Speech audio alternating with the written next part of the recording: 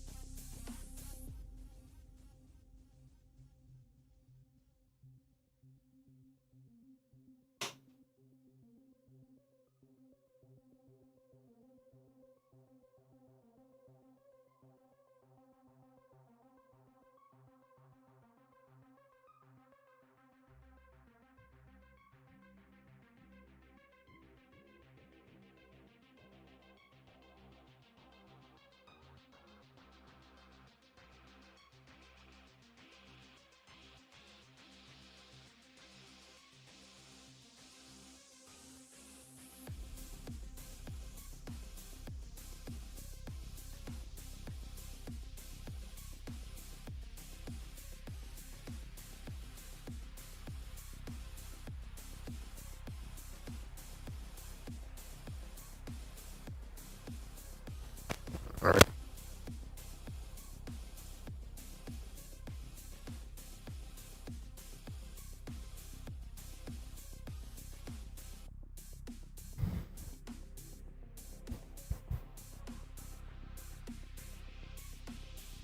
What?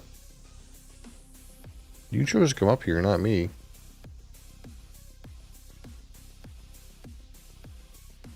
I'm not using you for content right now.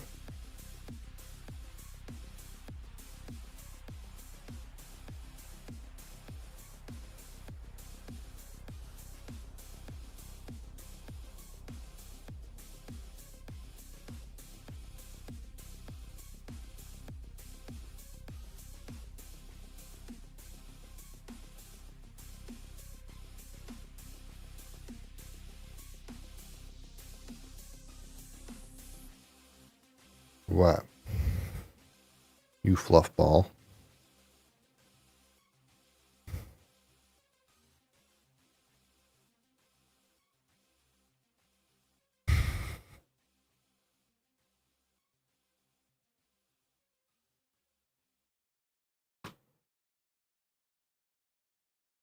We gotta get some of this caffeine in us, Moseley.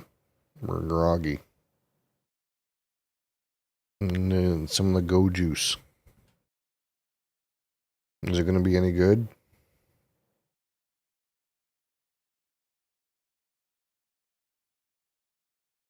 What you got on your chin? What did you get into?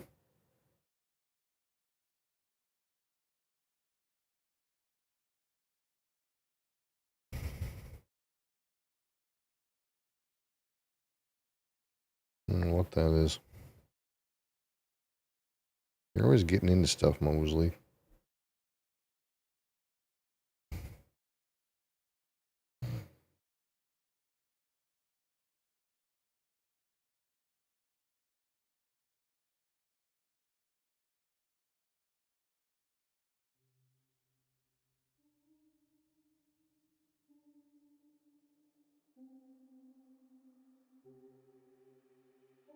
Alright, so today I found this thing. I think it was new, but I'm not sure.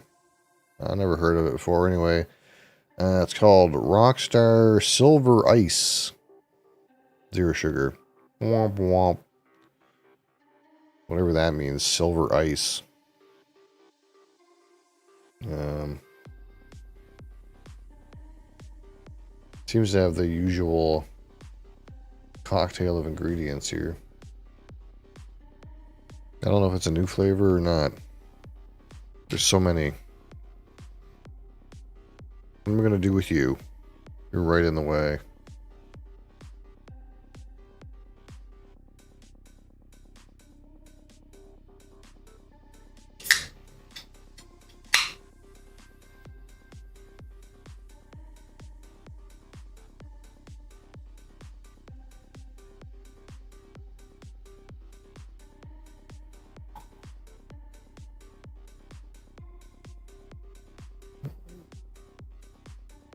Well, I guess that's about what we'd expect for a color on something called silver ice.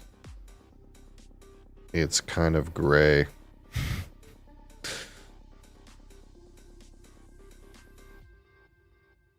Let's get some paperwork here, Moseley.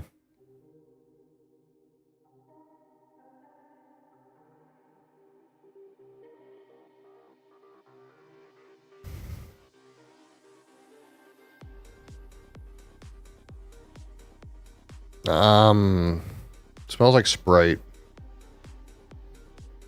Like lemon lime.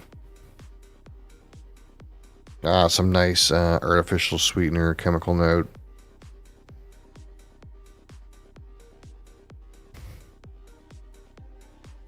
Can I get your opinion on this, sir? No?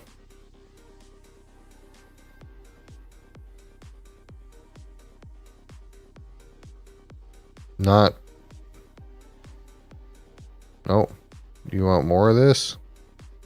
You can't drink it, but not revolted.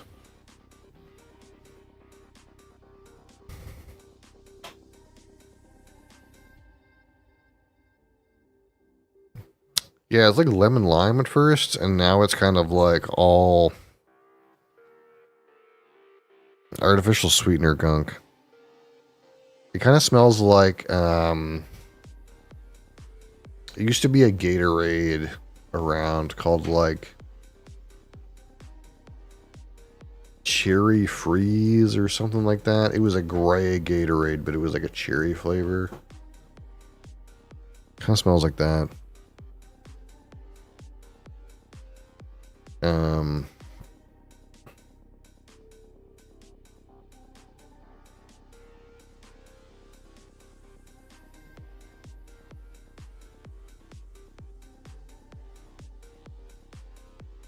Frost Glacier Cherry. Yeah, this thing.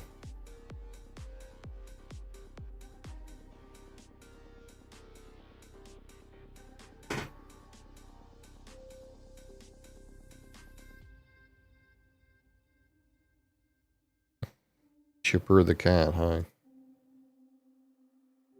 Yeah, it reminds me of this thing. Gatorade Glacier Cherry. Whatever the fuck that means.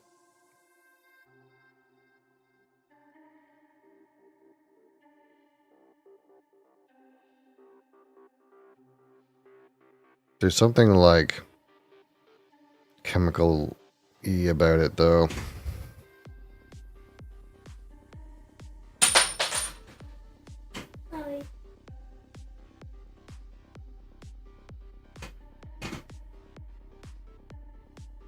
Alright, here we go. Let's try this Rockstar Silver Ice. Cheers.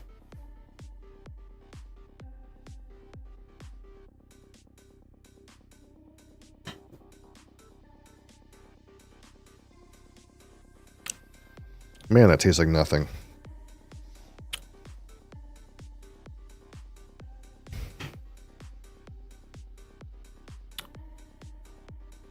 Straight up tastes like nothing. Hold on, let me get some water.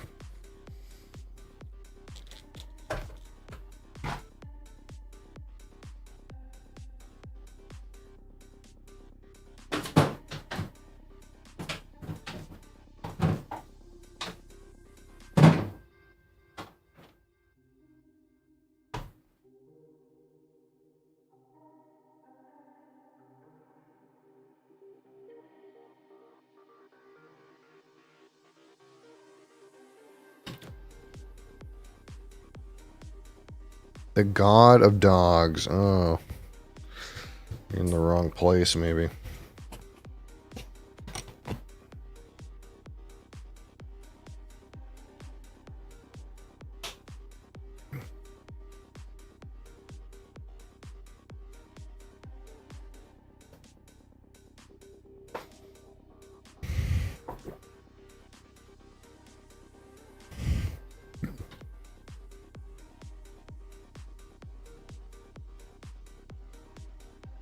Oh, it's everyone's devolving into chemical note. Oh yeah.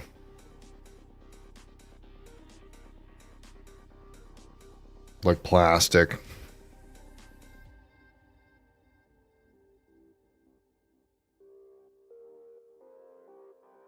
How would you rate the water? Oh, this one's pretty good. Where's the Fiji water?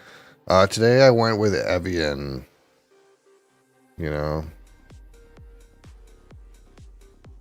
they're around the same price usually, but this one was on sale, so I figured I would go with the water from the French Alps instead of the South Pacific Islands. This one doesn't have the same great mouthfeel that you get from the silica from the artisan aquifer that comes from the Fiji Islands, but instead has a more luscious set of minerals in it. There's a higher parts per million, and the water tastes more authentic in that way. So a better flavor with the Evian, but a reduction in mouthfeel.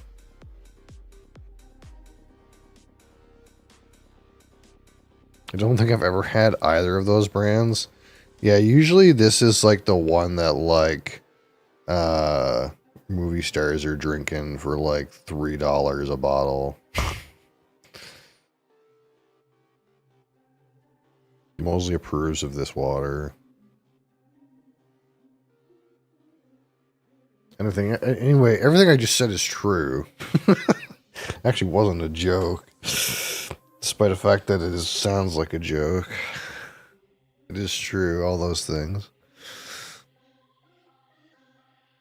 You're cheap ass when it comes to water? Yeah, the cheapest thing you can do is get it straight from the tap, but there's this weird thing that happens where, like,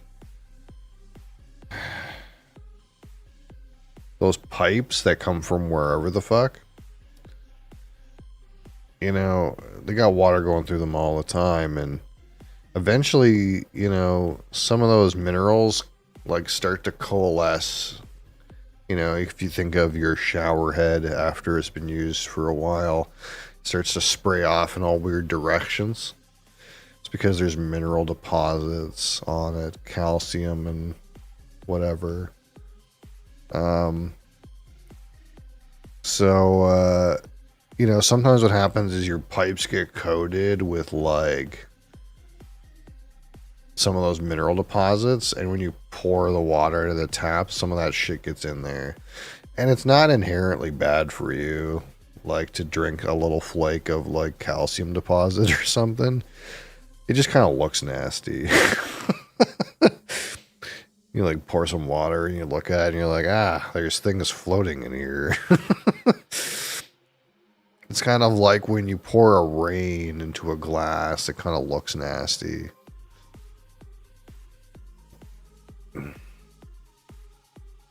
So you could use a water filter. That's probably like more economical than this.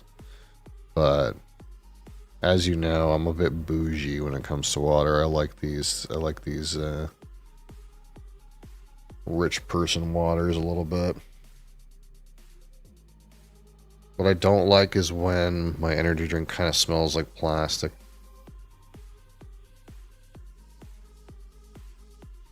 My fridge has a water filter. That's where I usually get my water. Yeah. The thing that with those is you gotta like replace them every once in a while, and it's another thing to remember. And there's just so many things to remember in life, and it's just adding another thing to have to fucking remember. Now, if you got one of those smart fridges that tells you like, hello, your water filter needs to be replaced, blah blah blah, I'll add it to your shopping list. And maybe it's not so bad, but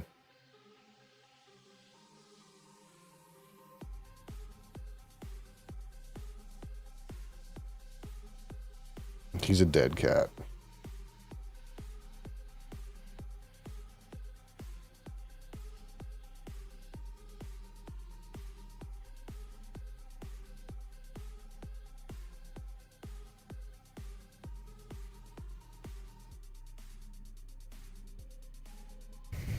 Oh, light comes on? Yeah, it's just the problem is the light comes on, and then you're like, ah, that's right, I need to replace the filter, and then you have to remember to buy it or whatever. I guess maybe if you like have like a fucking Costco sized pack of filters, but then you're like investing money in a product, and I mean, it's just so many problems.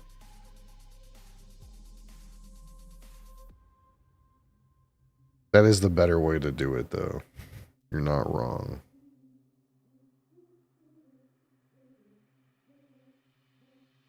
First world problems, absolutely. All of my problems are first world problems.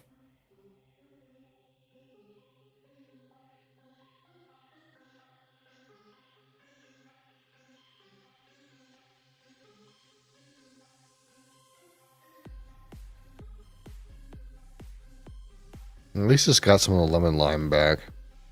Still kind of plasticky, though. It's kind of a nasty chemical, like a kind of like dirty feet kind of creeping in. It's not good.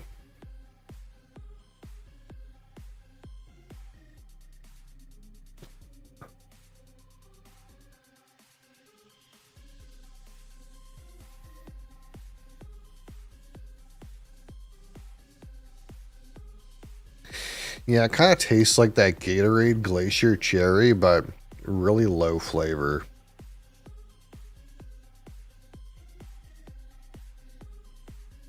I think there's a cherry note to it, and there's like maybe like a lemon lime note. Um, but they're kind of brief and not terribly, how would you say, distinct.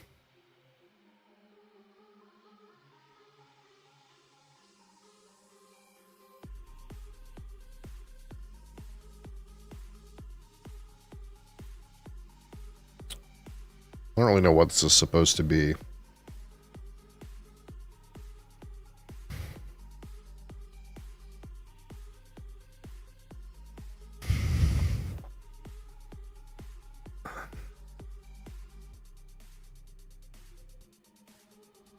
At least you don't get it on the finish. Finish is actually not too terrible.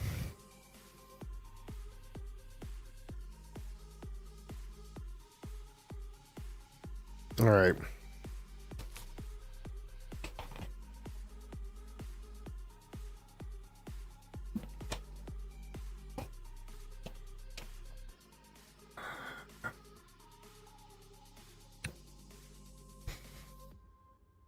So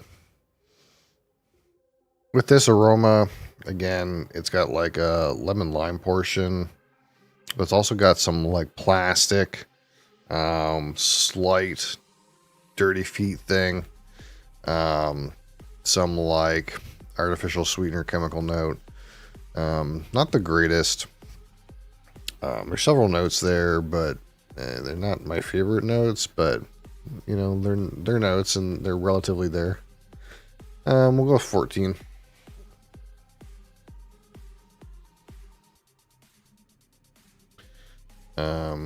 Palette at a 25.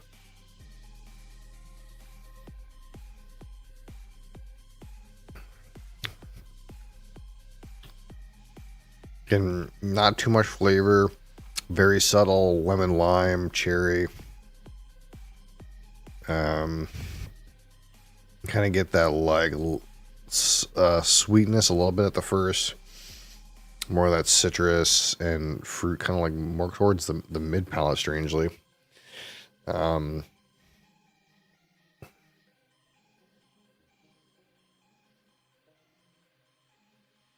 Really low. It's like a really low good. It's like 13.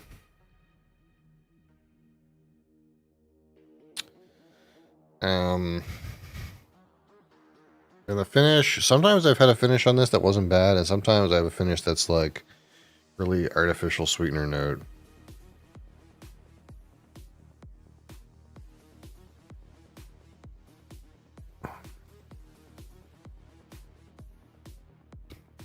It's like you do get the most cherry, I think, on the finish. You do get some citrus. But the artificial sweetener note is also there. Give it a 12, I guess. I anticipated it being higher, but the artificial sweetener note is too present for me. Texture out of 10. This one feels overcarbonated, probably to try to give it some substance.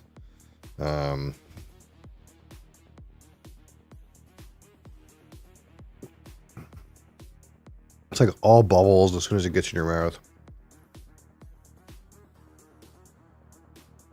Not great. 3. All right. My personal subjective opinion of this Rockstar Silver Ice, 0 sugar. I don't know what this is supposed to be. It kind of tastes slightly like Sprite and cherry. But it has enough artificial sweetener that you get some of that plasticky, latexy, aspartame kind of note. And the like cherry and Sprite notes are like not strong enough to really make up for that. It doesn't really taste like very much, to be honest.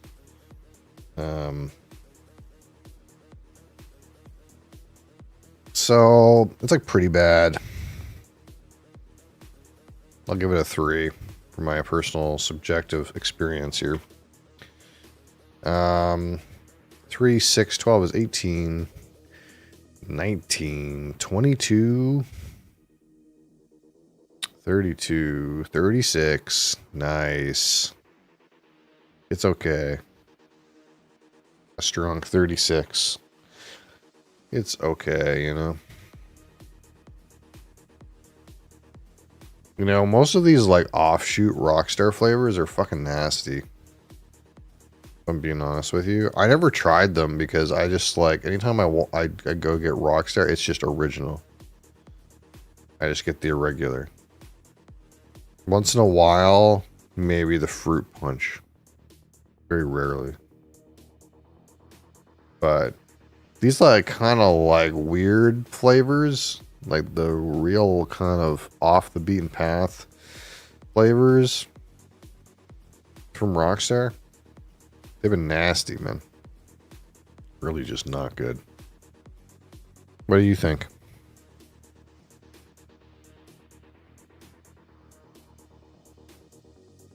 What's that face? Falling asleep.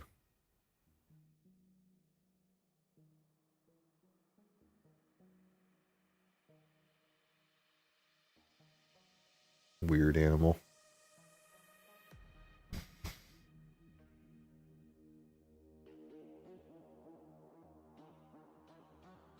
So for you guys that weren't here on my random Saturday midnight stream, I did open the Ardbeg. Mostly thanks to our friend Cap. But yeah, we did actually meet the goal for this. So thank you guys for your support. Anyone who wasn't here, you're all part of that 20 number, all of you. So I appreciate you. So I guess we'll do 30. I'll have to find a new bottle for 30. That's probably what we'll do next. We'll set the new goal around 30. The hell is that, Moseley? It's like a booger.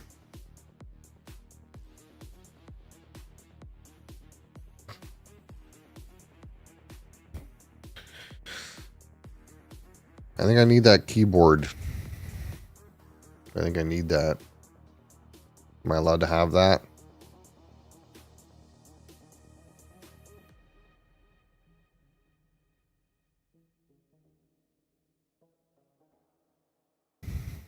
can tell you're a male cat. You're so dirty.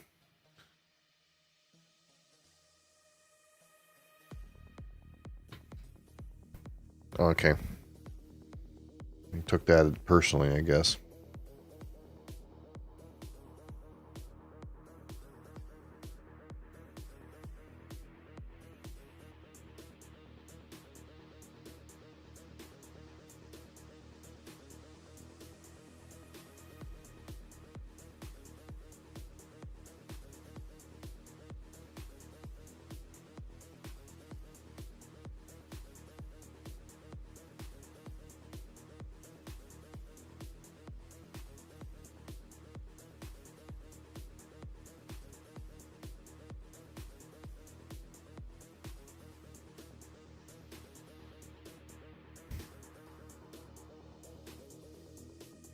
So they released Dinogenics.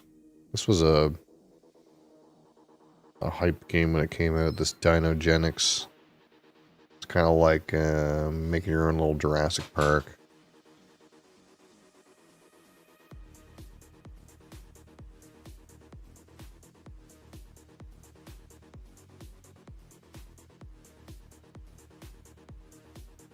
I'm still holding out hope that they'll release Brass in here. I bet they'll release on the last day if they're going to do it. It's been in development for a while.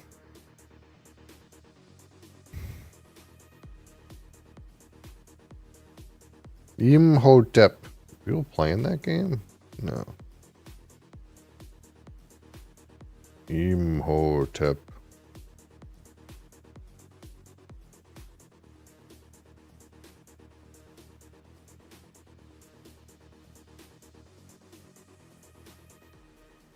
Imhotep. Moseley.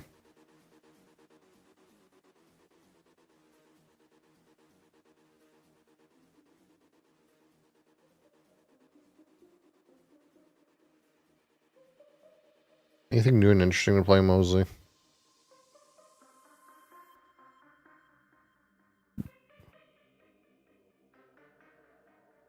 Let's sort these by popularity.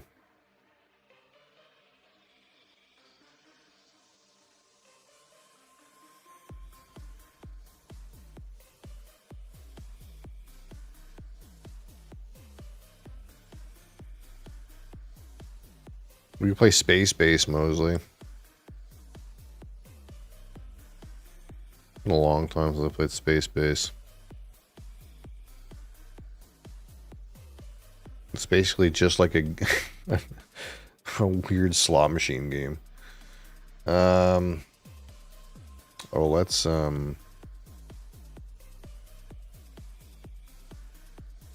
adjust our categories here.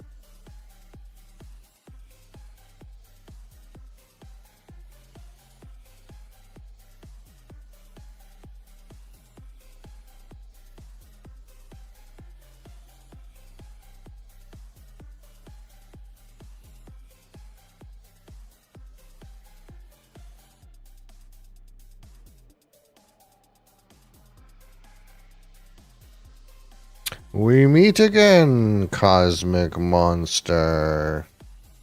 We meet again.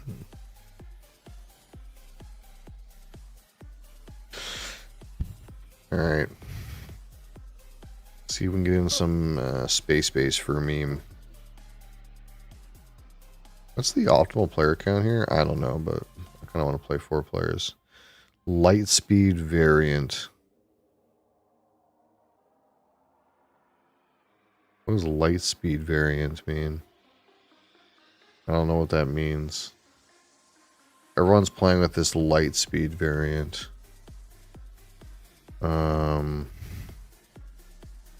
need to find out what that means first.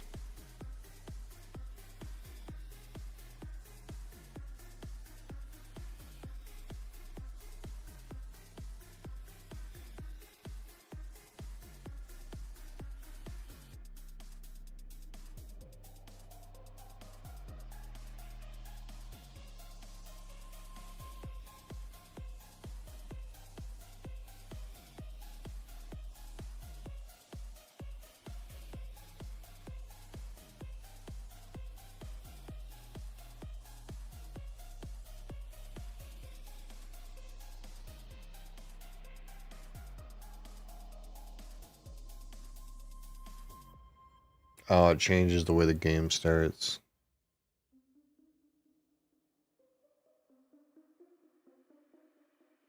So it's like less random.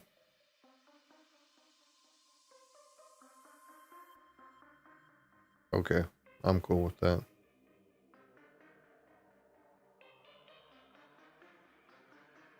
Apparently no one likes this Gordon card.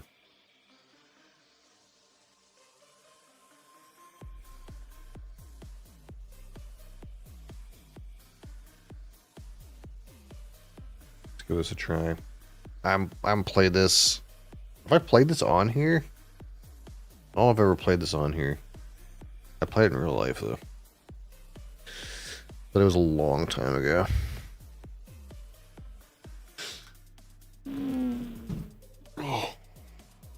Oh, here's another cat. Hi, other cat.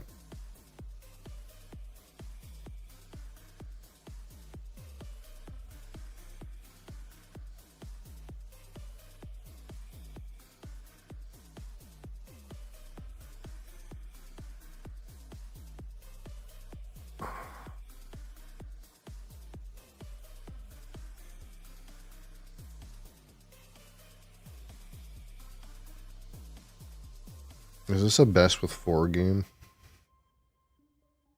3-4.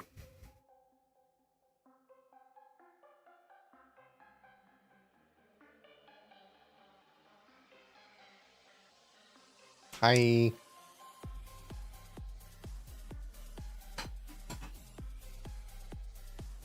Feed the spawn. Just throw some bread at him like he's in prison.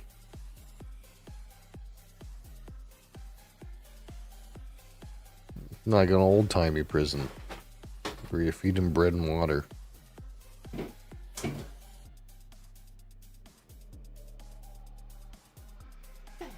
What?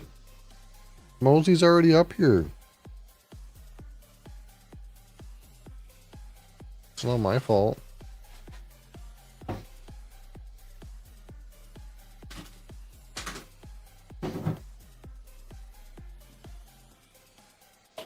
Select up to $15 on starting cards. Oh man, I kind of forget how this game works.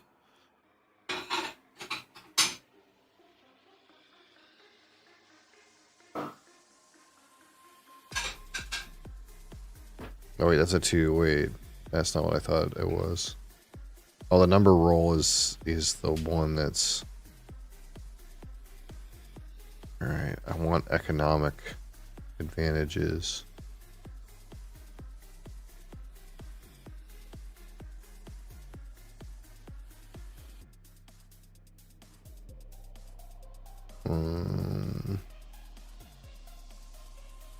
So this is...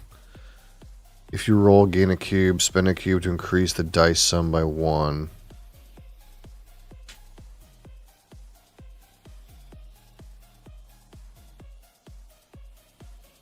And then the opposite one that's... Let's get this in here.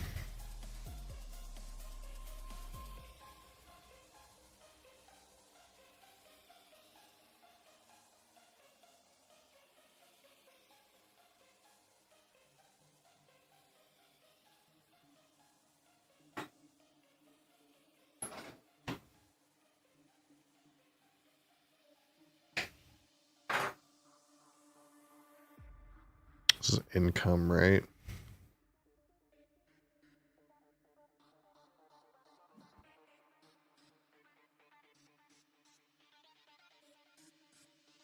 I kind of don't want to overrate income. Point.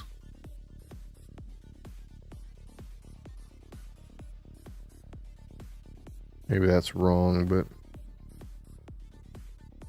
I don't know what I'm doing.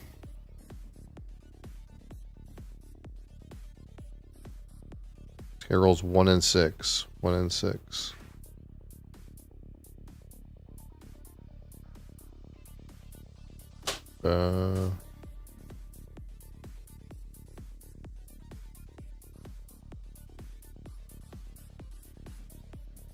Gain. Okay, so I just pick one. I can take 6. This is my die. 6 or 4. 2 and 4. 6. So I get a cube. I'm gonna buy something for 5. Really wish I could get something on 7. Let's just take this.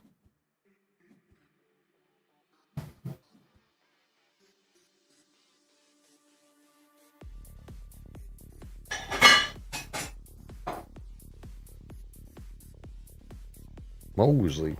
I'm getting spooked.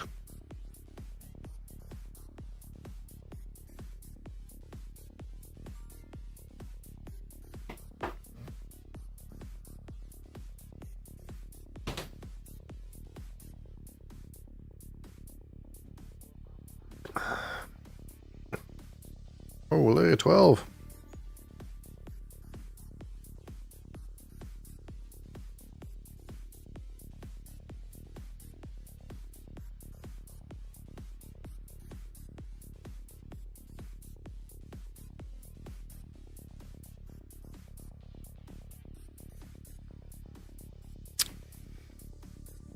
Apparently my child had a nightmare of a Duolingo.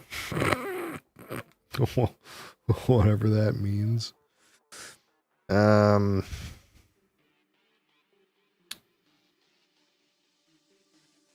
I activate this, I can increase the dice sum by 1, so I can get a 10. That doesn't make any difference. I'll get an income. I got $7. Oh, hey, it's pretty good.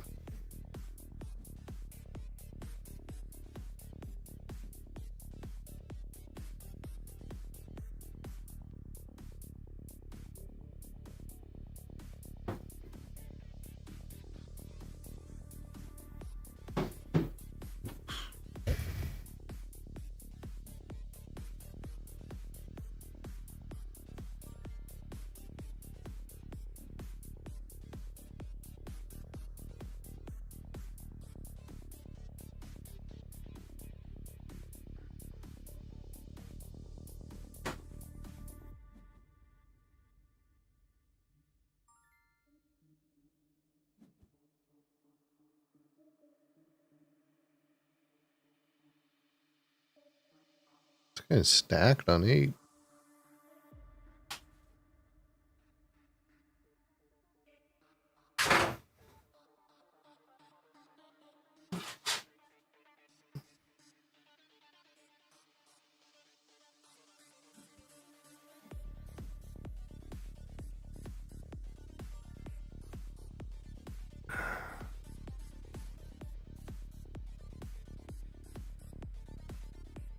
Let's see.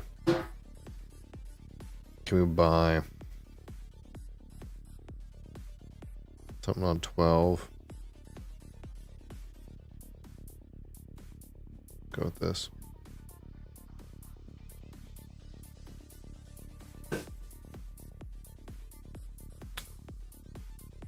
Seven is 2, and this is, yeah, that's making a difference.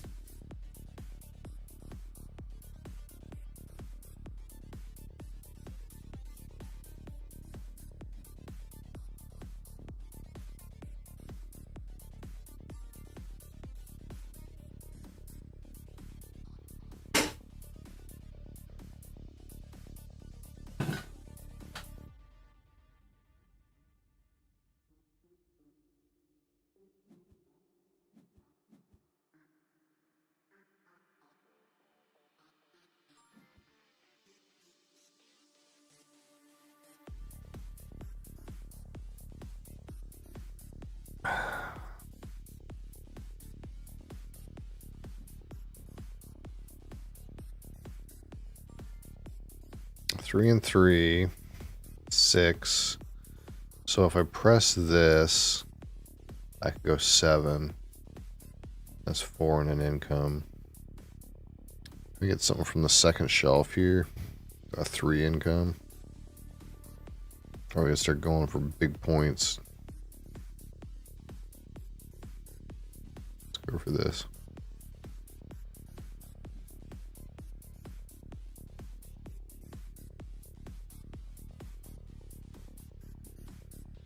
Silverberg class command tug. Spend 2 cubes to swap all your number 2 and number 11 cards. Hey, can you not?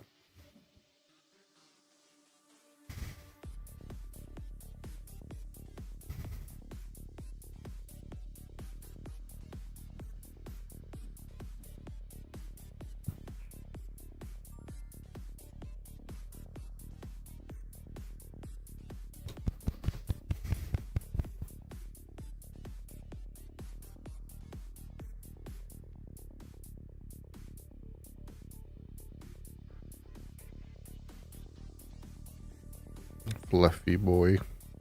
I'm friggin' sleeping, dude. Sleep.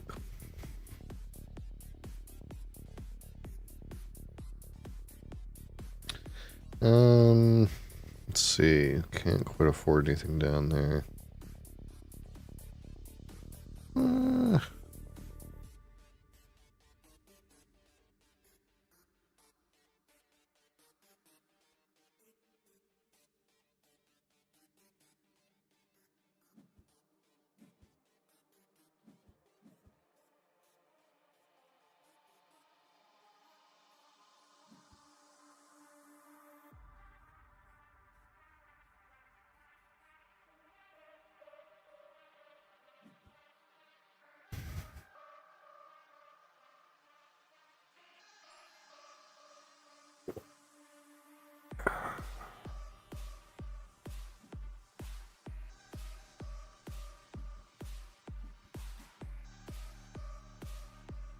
That guy's got 13 points.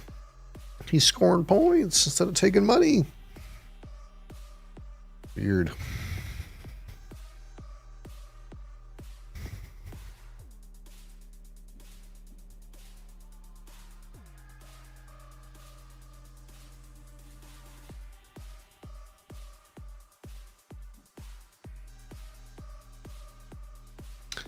Like $10.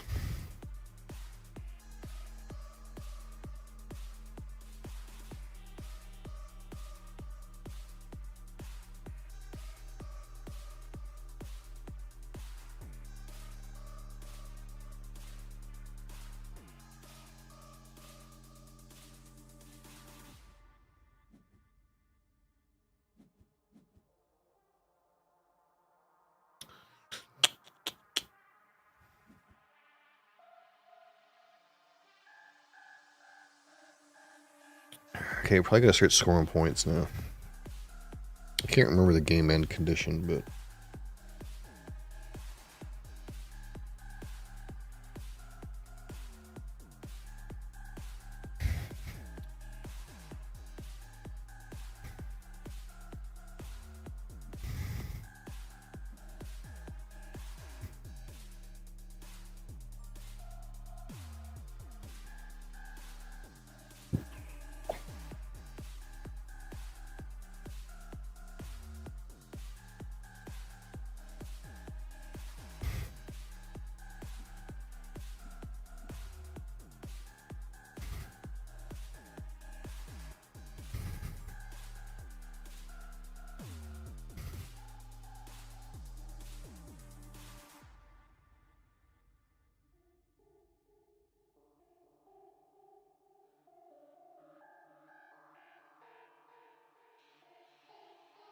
what options do we have down here on 3?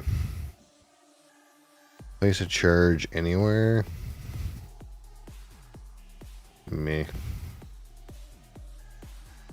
$20.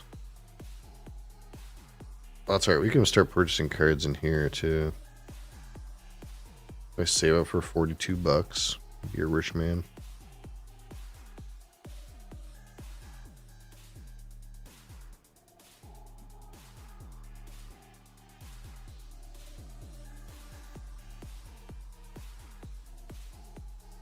I don't know how that other guy scored.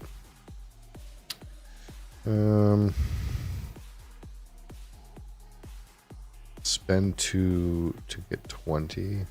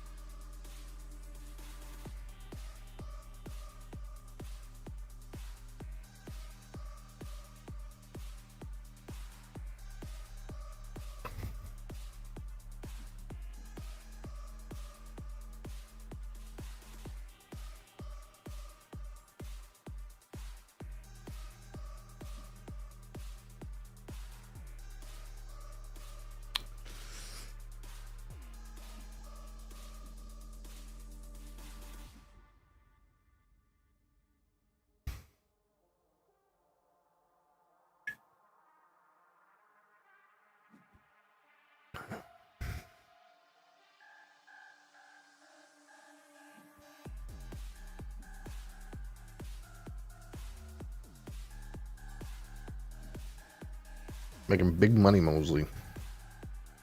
Big money. Oh. At least this game doesn't take much brain power. I think this game has expansions that help it take brain power, but I think they're not on this client.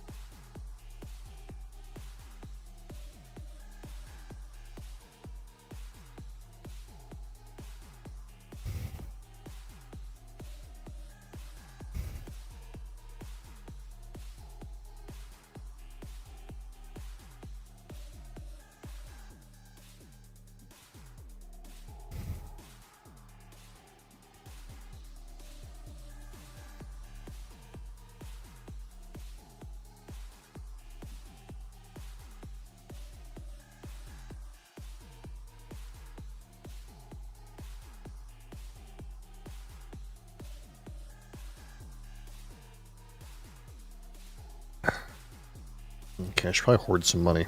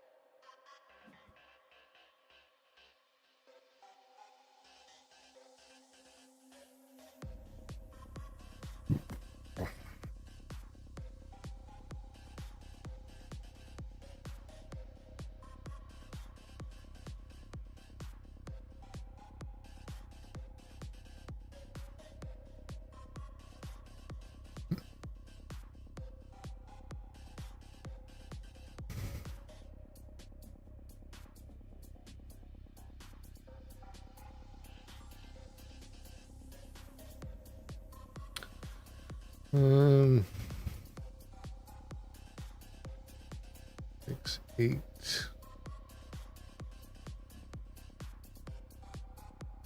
Buy something cheap like this.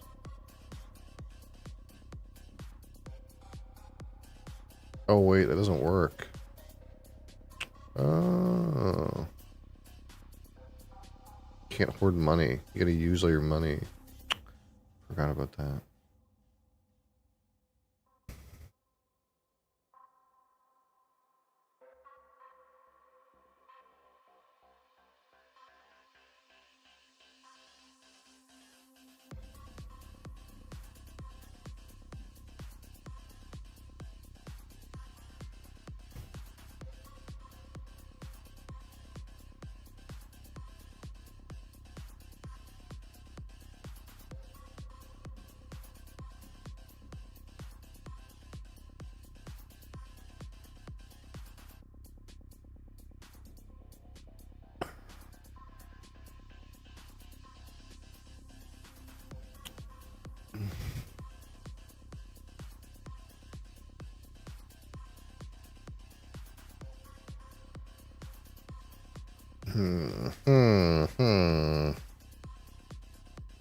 Well then. Here, I need to roll a 2. There we go.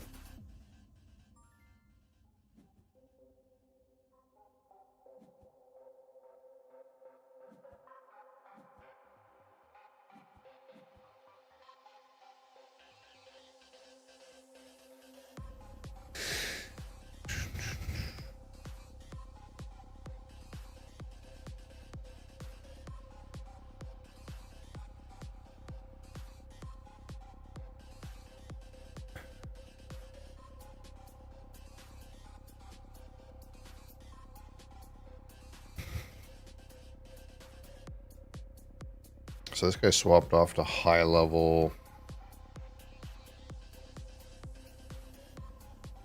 No, he just bought points. Okay. This guy bought points, and this guy's got points in his high level ships. This guy's got points in his middle ships.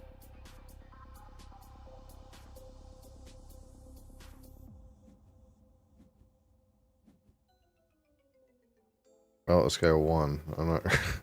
Is it first to 40? How does it work? How is endgame triggered in this game? Apparently, this guy won the game.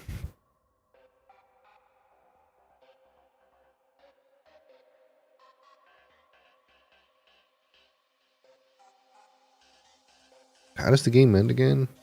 40 points. Oh, it's a race to 40. Oh. Okay.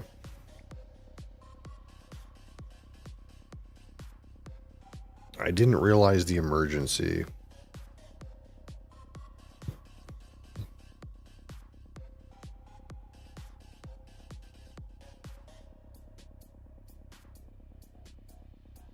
Let's try that again, Mo's butt. You sleepy cat.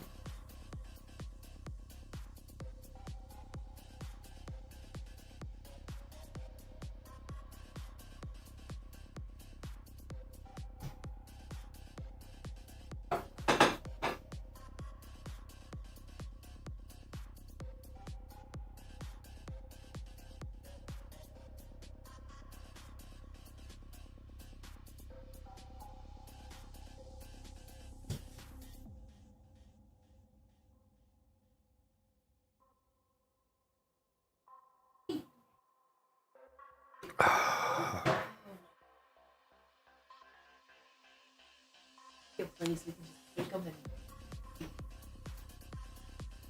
You open up the I need to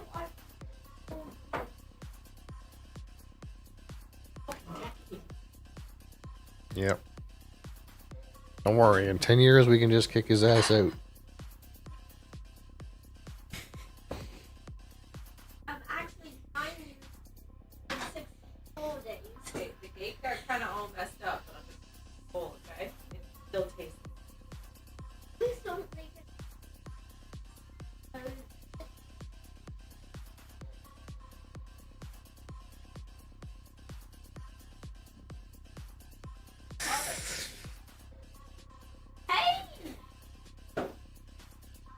Hey.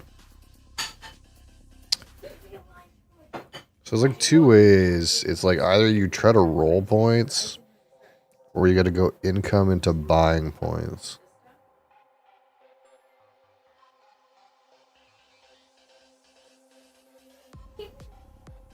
What if we're points rollers? Maybe I'll try to be points rollers.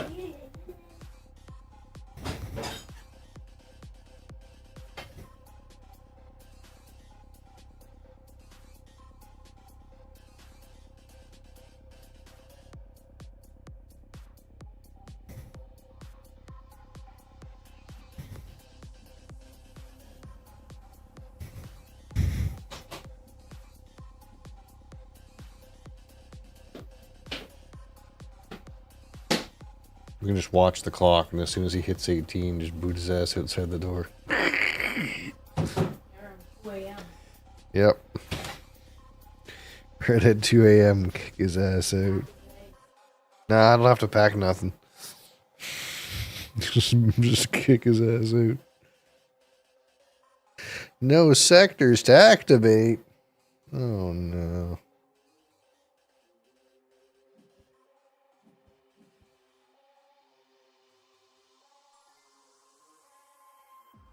Two and 3 and 5. I guess it's 2 and 3. Ooh, I can afford a better card.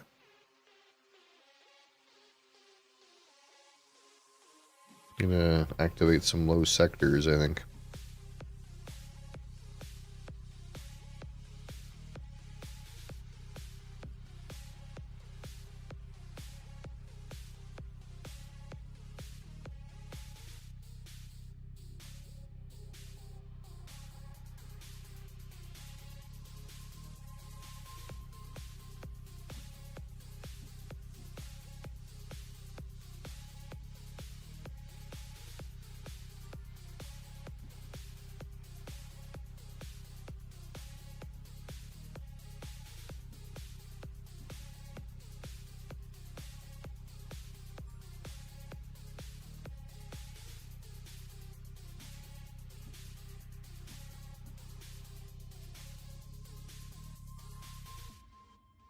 One and 5.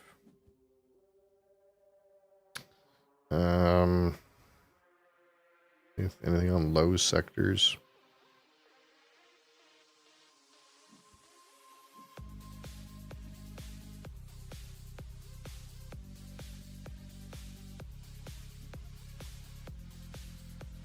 Crass is high.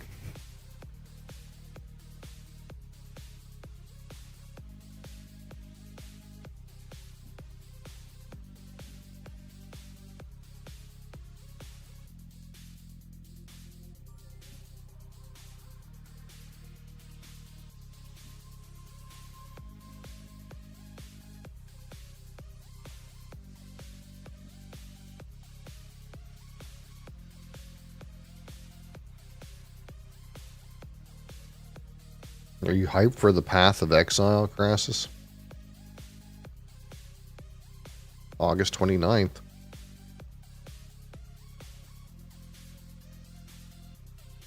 Not hyped for anything. Womp womp womp. Our raid's going that bad, eh?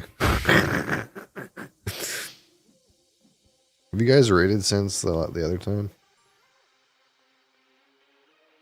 Ooh, 4 points. Give it to me, baby.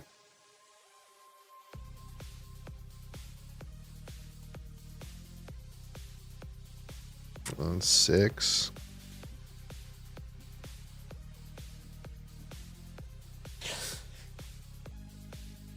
One of our healers wasn't even pressing their main heal. I watched I was watching your guys' raid on the first day. I don't know if you guys raided again since then,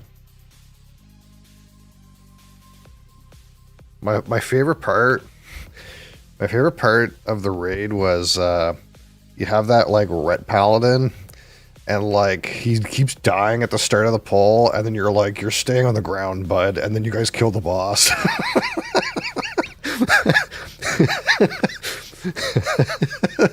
We don't need this guy. He can just stay there.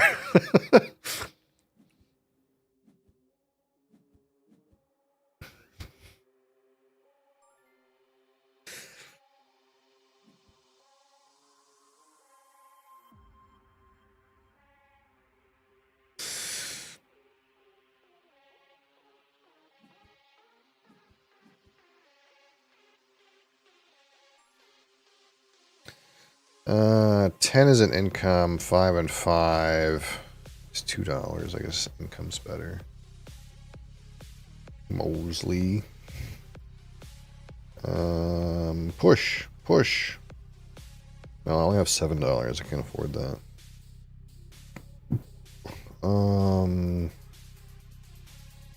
10.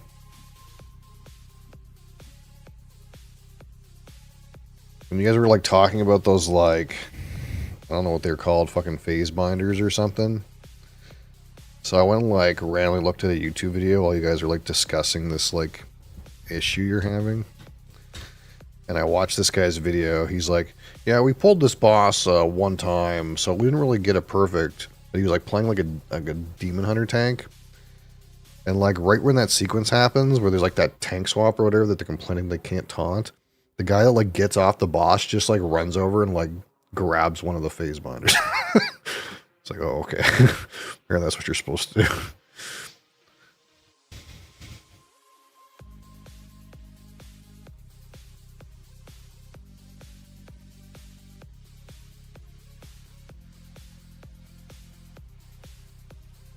I don't know what guild this guy was from, but he was like, yeah, we just pulled this boss one time and killed it.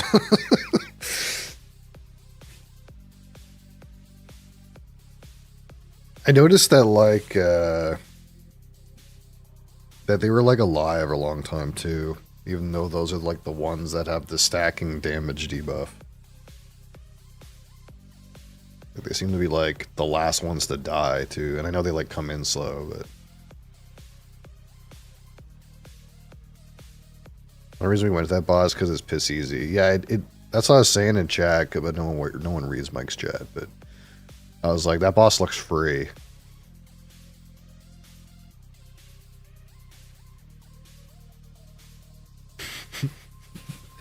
Players with brain damage, unlucky. So you're saying the master recruiter didn't recruit, the an all-star team? Is that what you're saying?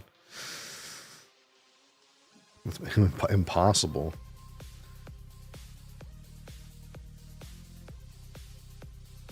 I can spend 13. I go for the fat ship. This is where we're at.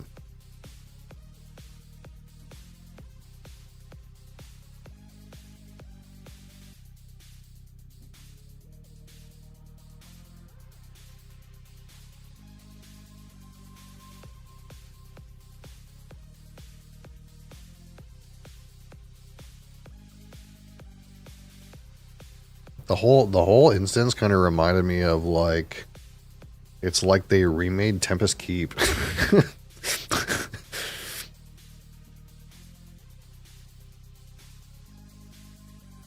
I guess you can only think of so many new things, Yeah, it's another arcane instance with the curator.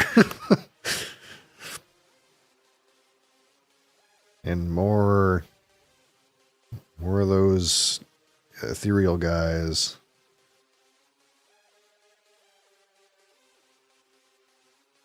The menagerie is for guests only.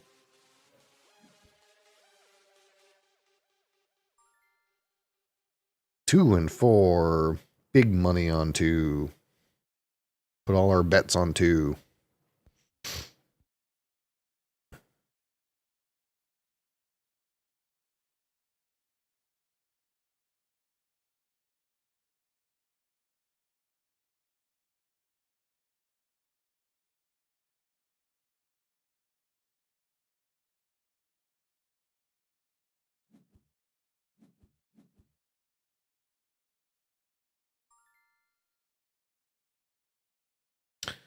One and five.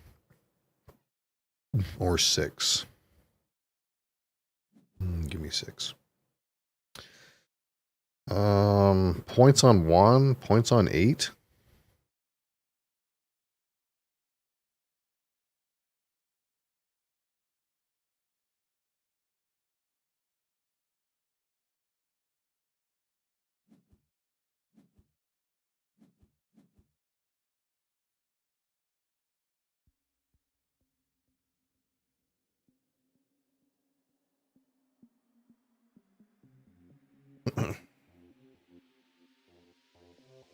Two and 6, 8. But yeah, it did seem like a threat issue. That being said, I don't know like what classes or I don't know anything about the classes these days. Back when I was playing that game, if you had a Death Knight press Blood Boil, okay, the thing was stuck to you forever.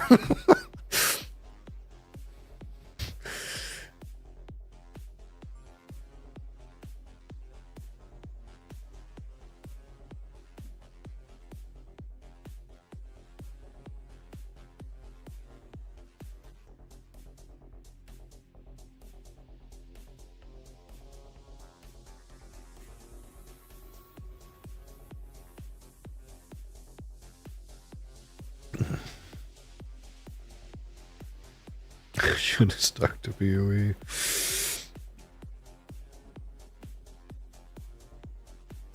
I'm mildly surprised, you know. I am really mildly surprised that they somehow roped you into that. Like, not only did they rope you into playing, but somehow apparently you're in charge again. And how did you end up in that fucking shit situation again?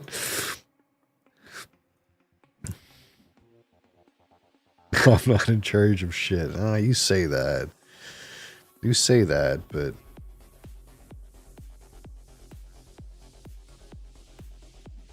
you and I both know that the person that yaps in raid is the person in charge, really. As soon as that guy quits, no one else wants to play.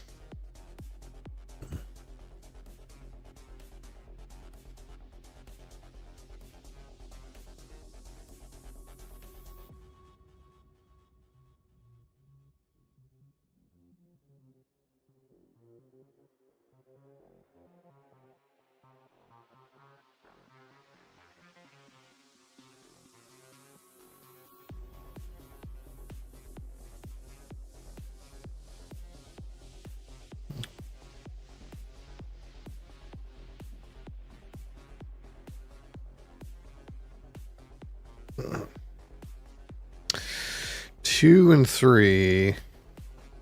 Peg for 20. Yeah. One of the pegs for 20 seems good.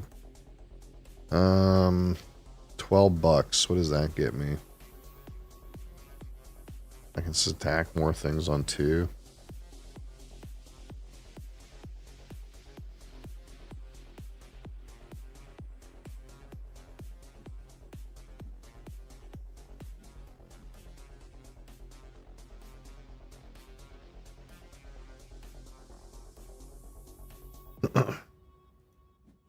I just wish the game like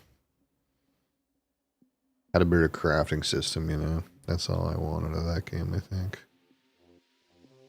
There's just I'm just 0% interested in any of that like Mythic Plus and raids and stuff like that.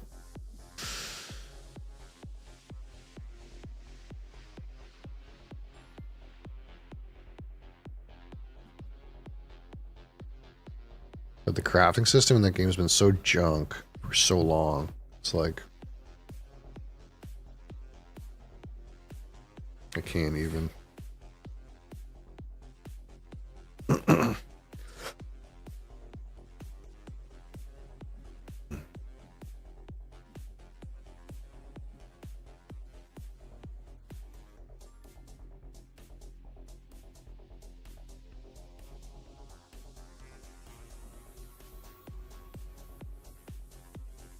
I just want to like log in and fuck around with items and have them be worth money and have money be worth something. But that's like too much to ask, I think. It's like the game's engineered so that you don't really need to grind anymore. 2 points or 2 points and $1. Well, I have 11. Can't quite get something real good. I guess I could push big number out.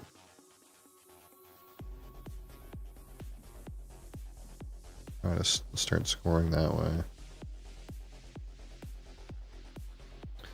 2 or 2.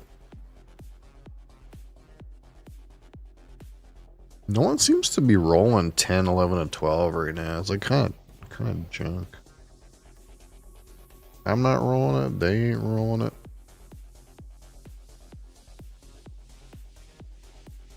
Oh, I forgot to do my daily Can't Stop Arena. I'll have to do that.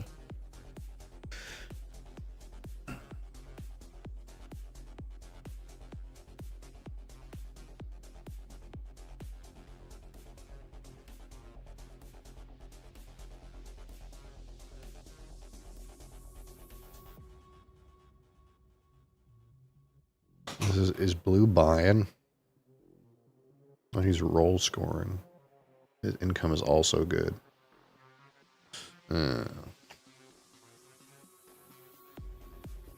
Blue's definitely got the stuff, I think. Although yellow's got a lot of stuff too. In the 6, 7, 8 mark.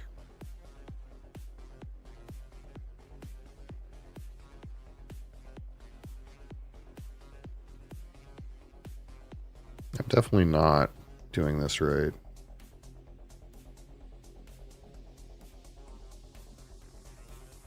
Two and 2.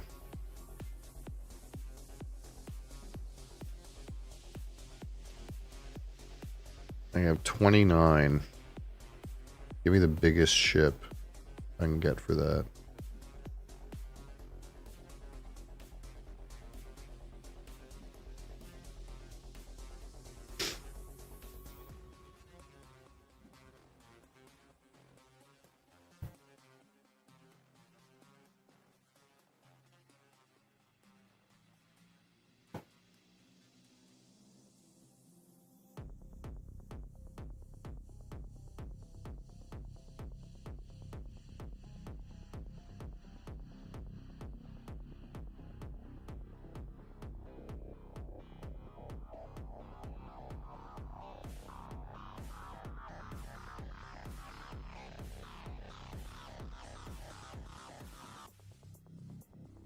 Is buying all the low end rockets.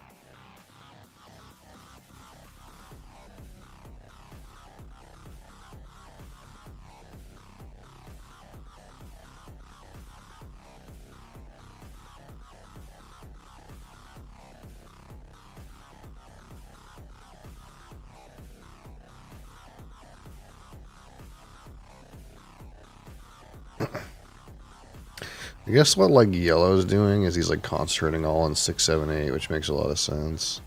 Just trying to ignore the other numbers. Whereas I'm kind of like spread out and I'm like choosing between like small numbers and combined numbers a lot.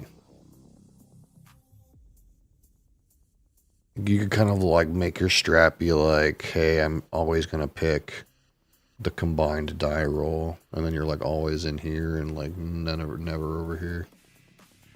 So you just like ignore these numbers.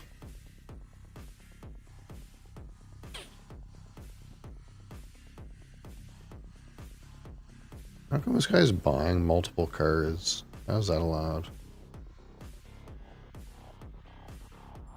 You buy one card from every row? Is that how it works? Am I dumb? I think I'm just dumb, maybe.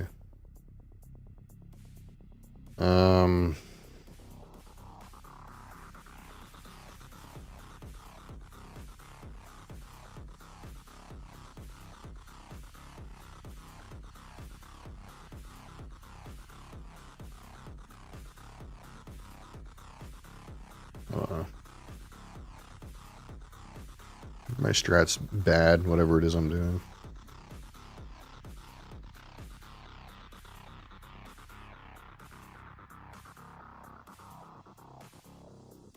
I'm sort of winning, but I'm sort of not.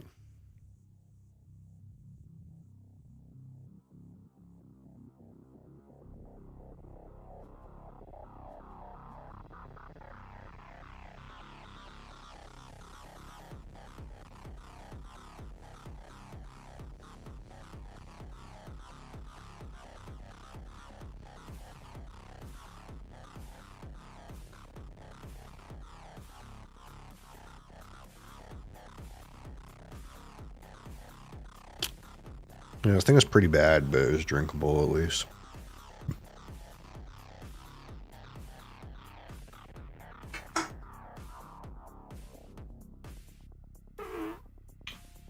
Oh.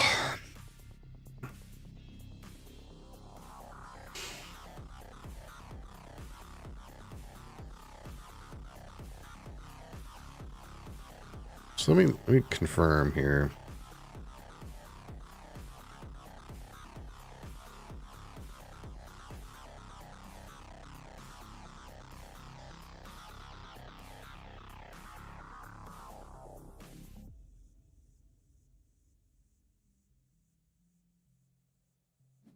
The player can choose to skip this purchase, saving their credits for a future turn.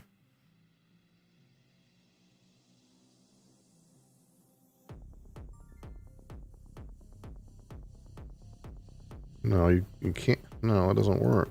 What?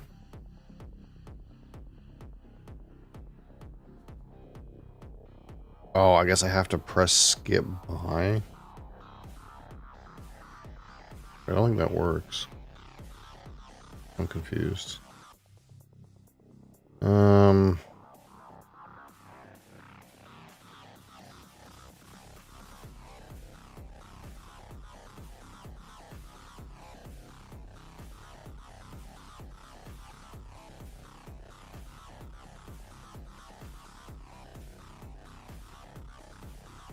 guess you can save up.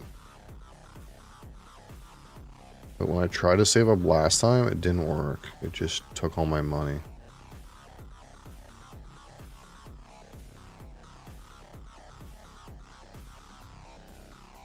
Also, I'm not sure how these guys bought multiple cards. Do they have cards that let them buy multiple cards? Okay, maybe that's what it is.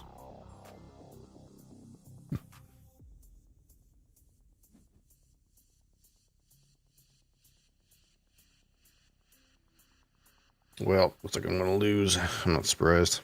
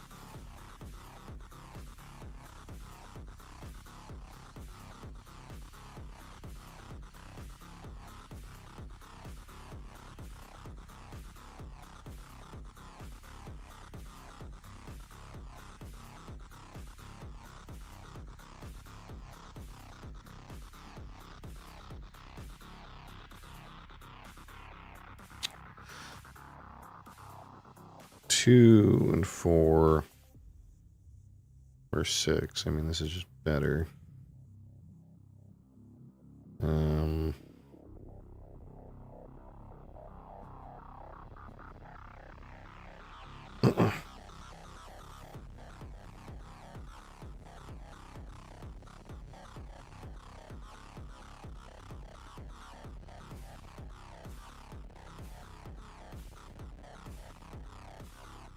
Yeah, it kind of seems like you want to focus on like the bottom half of the board or the top half of the board. It's like you always want to take the combined number, in which case you like do this. Or you always want to take a double number, in which case you want to like focus on like less than 6. Clearly I suck at that. That game. I'll have to sort that out, you know. Figure out what's going wrong there.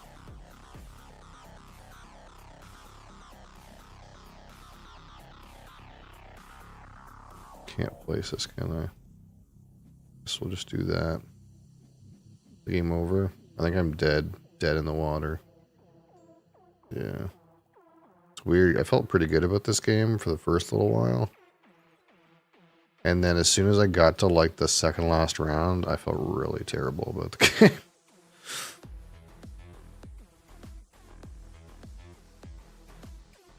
These guys who are good at Berg, they're good at Berg, man. They're really good. Okay. What happened here? I need 3 food, and I'll get 3 food by beer kegging. I'm gonna pay 2 green. What am I gonna be planting?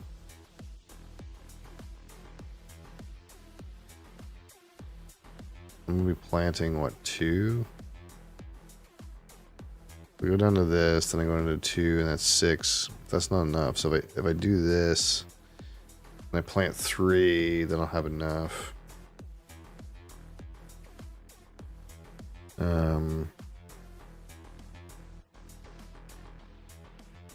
I lose a point either way. Let's just click this one.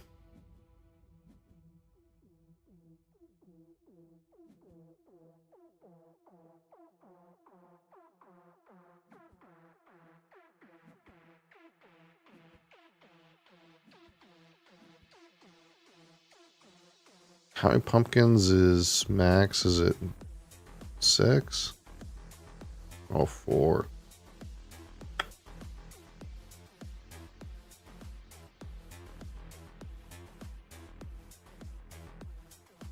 I guess I could have ate a pumpkin.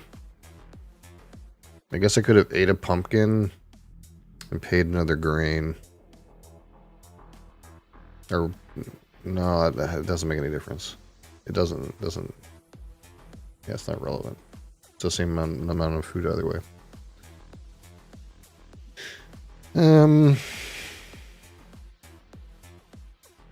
Okay. In here, I have a green card. Bread is empty. I could like go for this thing, I guess. Green is really shallow, randomly.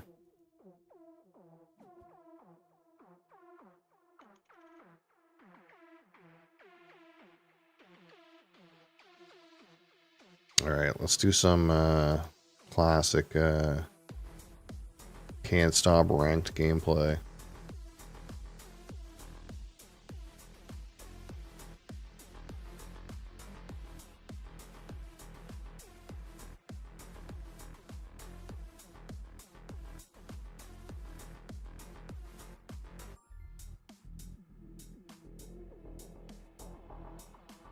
Blockos, an elite gamer. See how elite he is.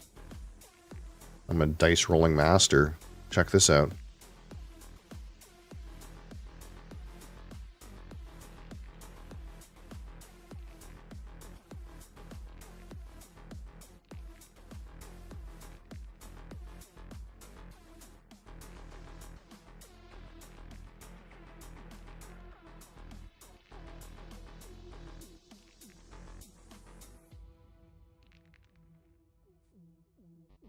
Ooh.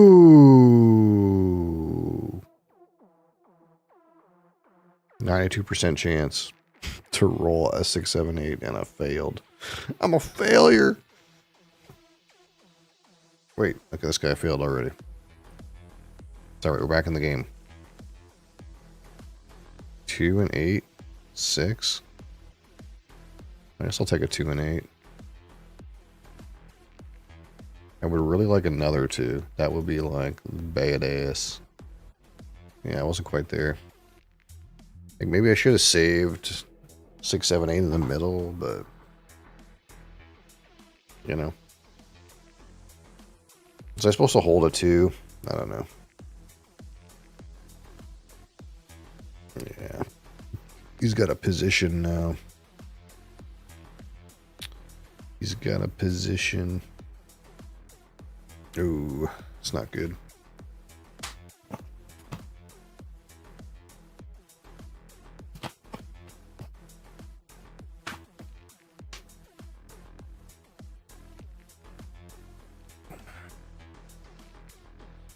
I had control of the middle and I just threw it away, dude.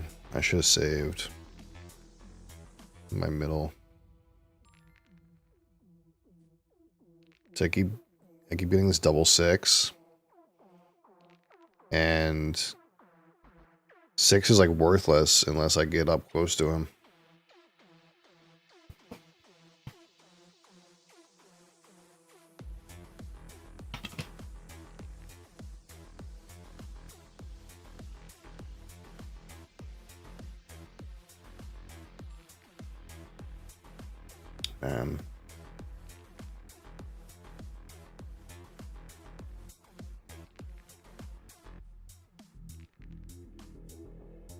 Again, it's this thing that like 6 is worthless unless I get up close to him. Because he's so close. So progress on 6, if I stop below him, it's like just, it's not worth anything. I can't seem to keep, neither of us can seem to keep pegs on the board.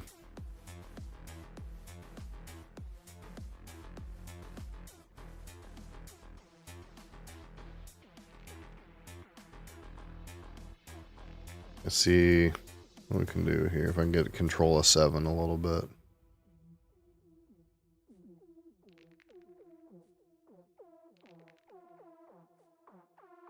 It's not quite enough. It's still not quite enough. That's probably enough. So at least I have control of 7 somewhat.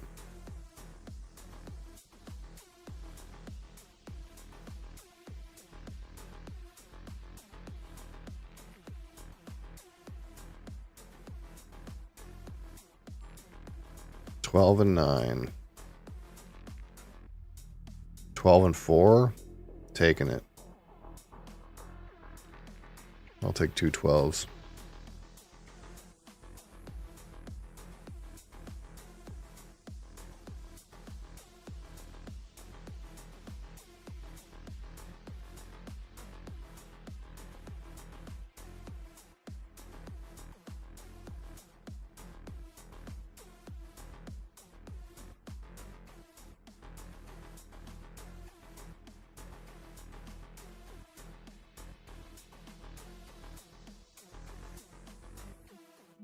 Oh yes, yeah, right, like pretty much right after you left.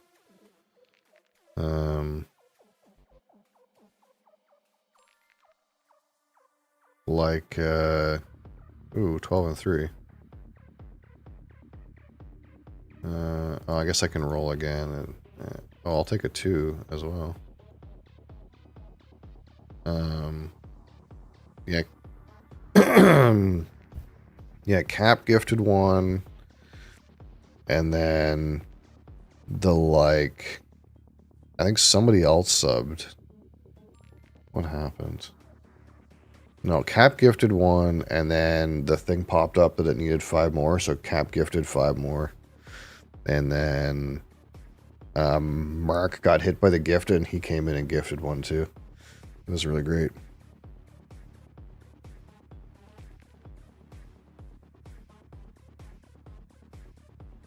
Uh, 7, 2. I guess I can take 7.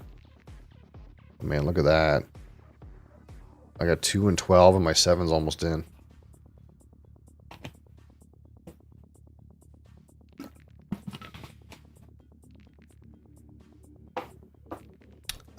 So again, it's a port it's a port barrel, so kind of what we know a little bit about port barrel whiskeys in our personal experience is that they kind of take a little bit of time to develop. Like the neck pour is never really like the best. So I kind of went into it with that open mind. And it's kind of somewhat like that. Like it doesn't have good game. It doesn't have like the like plum jam thing that you like kind of want to expect from a port cask. Um that being said, like it's not like port finished. It's like some amount of first fill ex bourbon and some amount of port pipe blended together. I don't know the exact mix. So there wasn't a lot of like big plum jam things going on. I kind of left it a while and tried to get some of that, and it didn't really like a show at all. So I don't know if that's going to develop, but when you go look at the notes, not very many people mention it being very like got red fruits in it. Um, and kind of like the Ardbeg Spectacular, it's kind of like really Ardbeg still. Like it's still like 75% of the notes are like classic Ardbeg notes. Like it smells and tastes like Ardbeg.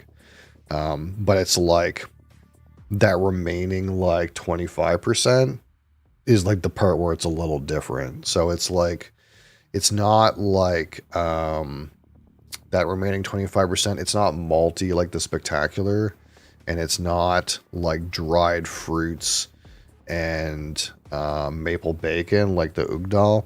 It's kind of like there's an underlying like kind of dark syrupy note, and the finish is very chocolatey. It's the most chocolatey Ardbeg I've ever had. Like chocolate would be like, if you want the defining note that makes it different than other Ardbegs, it's a chocolate note. There's way more chocolate on the finish than maybe any other whiskey I've ever had. Like a lot of times you say, "Wow, there's chocolate on the finish," but usually it's like almost like a bitter baker's chocolate, or really dark chocolate, high cocoa chocolate. But like the Spectacular was way closer to like the milk chocolate realm, I think, than any whiskey I've ever had. So that's kind of like the thing it had going for it that was a little different. Um, I don't know if it'll develop a red fruit note, but it's kind of like a little bit as expected, you know, like it was like it was actually most like Ardbeg 10. It was very fresh. It was very minty. And then like it had like a chocolatey thing about it. So but at the end of the day, it was still like 75% like typical Ardbeg notes where it was like, you know, peaty and grassy and smoky and sea spray and that sort of thing. So yeah, I set a new goal for for 30. I'll have to find another bottle for that. I don't know. Um, I don't want to make it the cask strength lore, even though that would be a good one to do, because I know people want to know about that one, and I don't want it to like spew on for another 6 months before we try that. But I'll have to find something. I'll find something.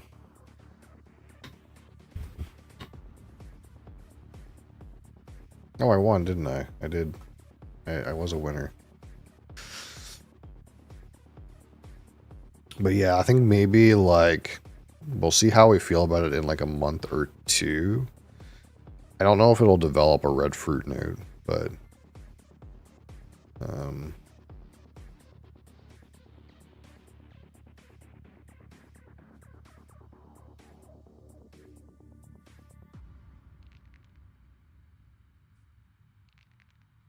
in some ways I was kind of like hoping, expecting to get that like really port kind of part to it. Um, and in other ways was kind of like Not surprised that it wasn't exactly like that. And then it was still mostly like kind of Ardbeg.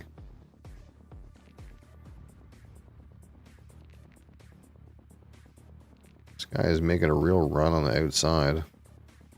Keeps rolling low. Unbelievable. Unbelievable. Okay, we gotta take control of the center here. Just kidding. There's a 92% chance I roll a 6, 7, 8 and I fucked up. Somehow. Did not roll a 6, 7, 8. 4, 5, 3, and 6. See, like, this guy is on all these numbers. I guess he's not on 6. 6 and 8. Like, I don't really want anything to do with 3. Like, I got lucky over there.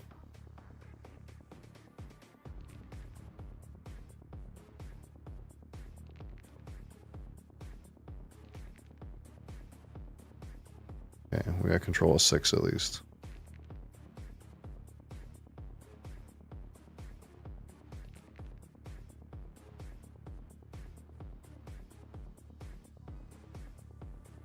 Yeah, see, that's why we didn't want anything to do with 3. 7 and 9, 10 and 6, 11 and 5. If I can get the 7 and 9 up there, we'll be in good shape. I think. We'll have control of some good columns.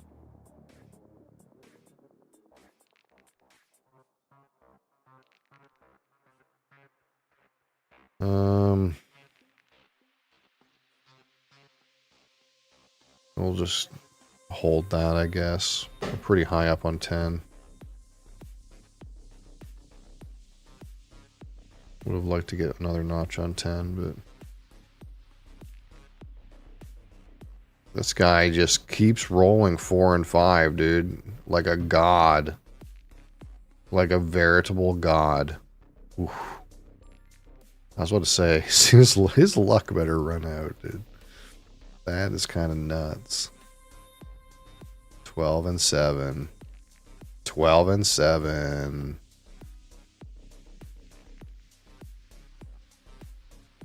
I feel pretty good, but this guy's been really hot on the low numbers.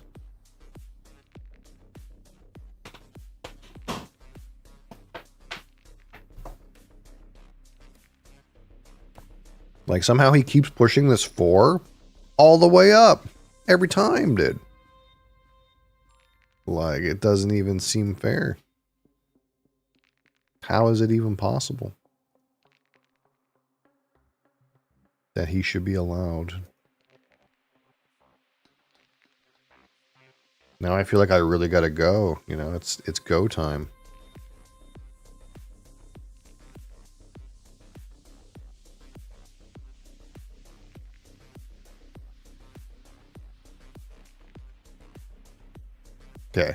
Okay. So he's got to push all the way in.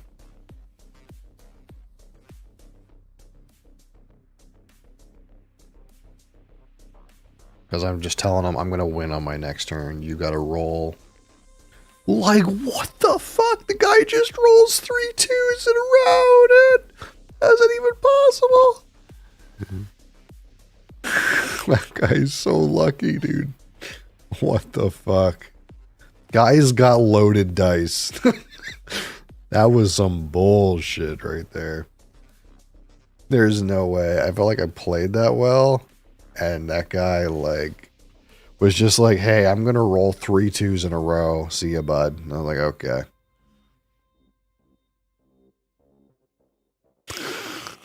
Some fucking bullshit.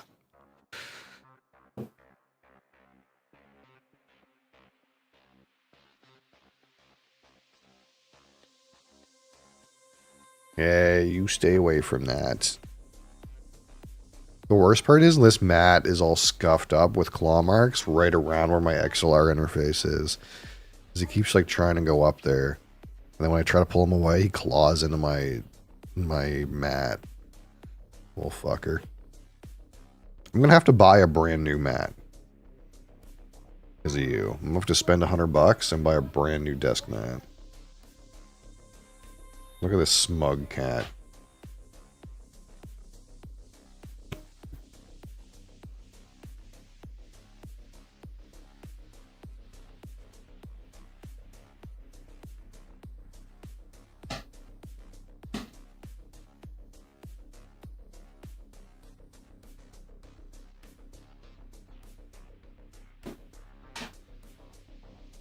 Or Lightspeed, no Gordon. Go.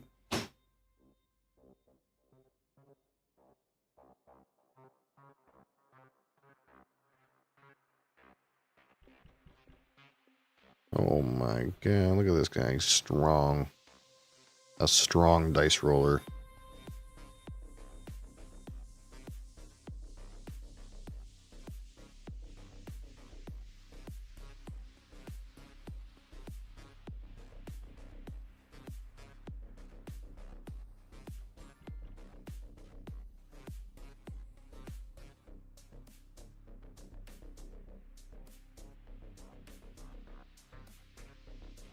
Okay, so let's try to focus on this idea that, like, we either want all the high numbers or all the low numbers. What do I have in my opener? A bunch of low numbers? 4s and 5s and stuff. Like, the lower the better, probably, right? But it doesn't really make any difference. Like, let's try to hound the low numbers. We don't want anything over 6. Like, boom, boom, boom.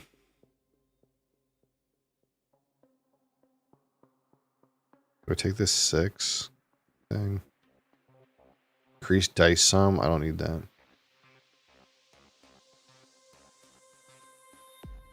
Reset. 1, 2, 3, 4. I guess I can go like this instead.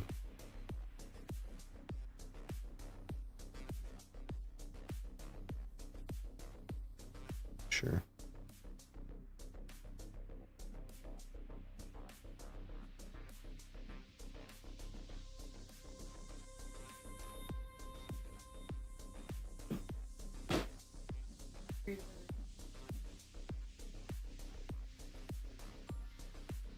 Oh.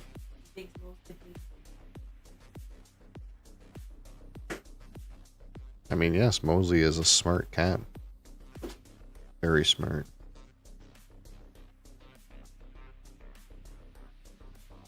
Corners them into measurement. Classic.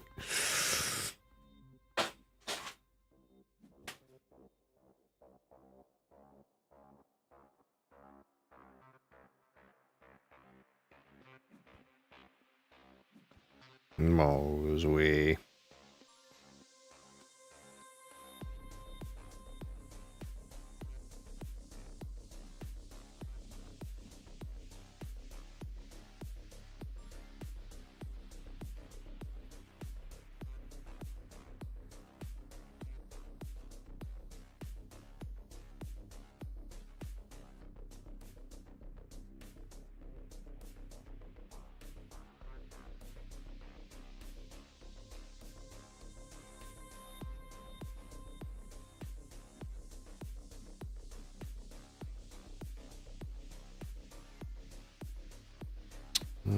Two and 4. Got 7 bones. We want low numbered cards like this thing.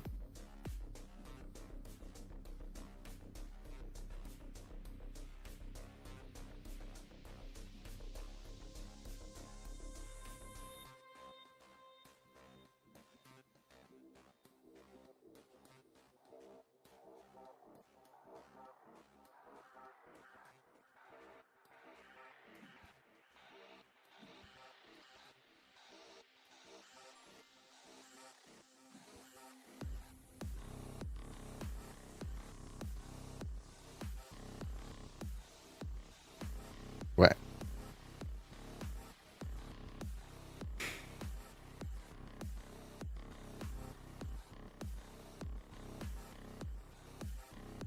You lazy. You lazy cat.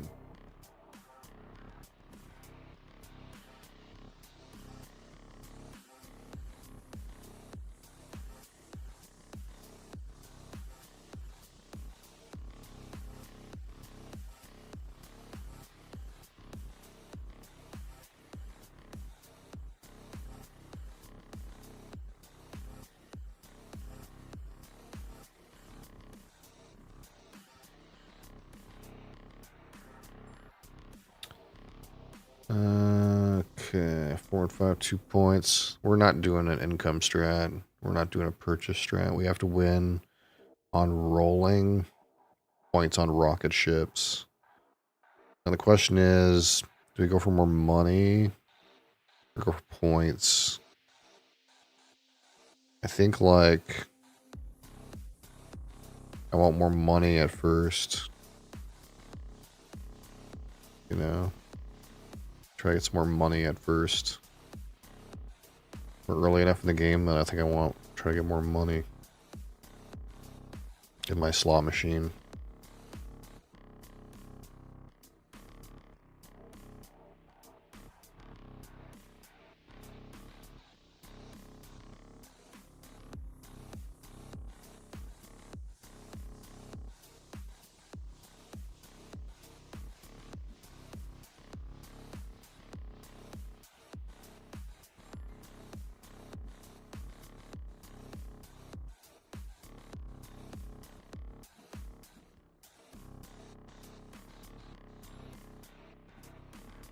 I definitely need 7 on 3. I'm losing some money. But there's nothing on 3 on the board except for this 14 cost. 0.3.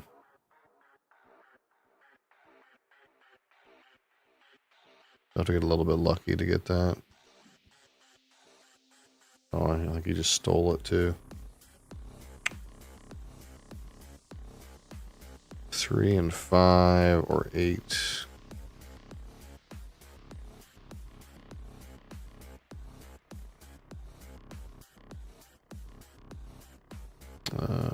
Reset turn. Take 3 and 5 instead.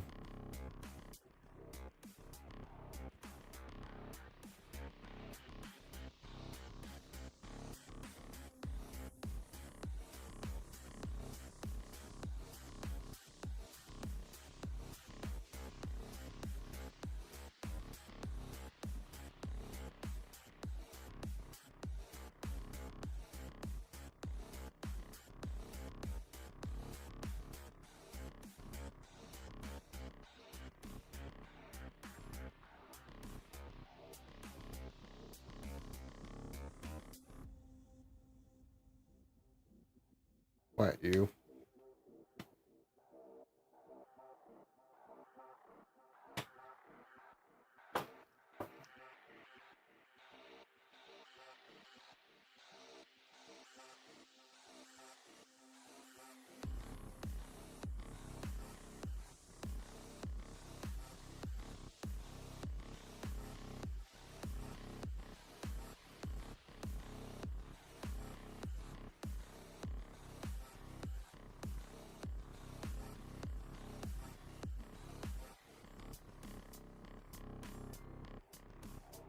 One and 4, 5. I guess it's 5.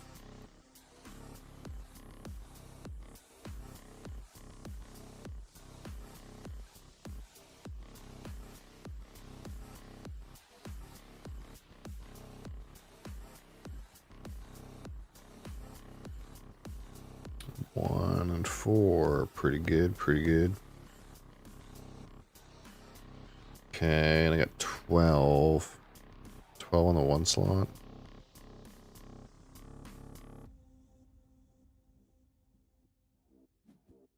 Boom.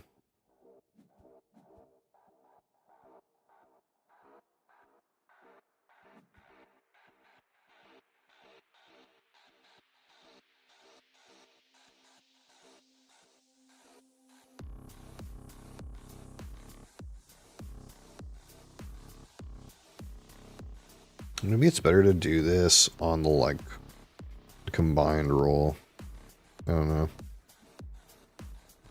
It seems like income's really strong and it's only available on the big ships.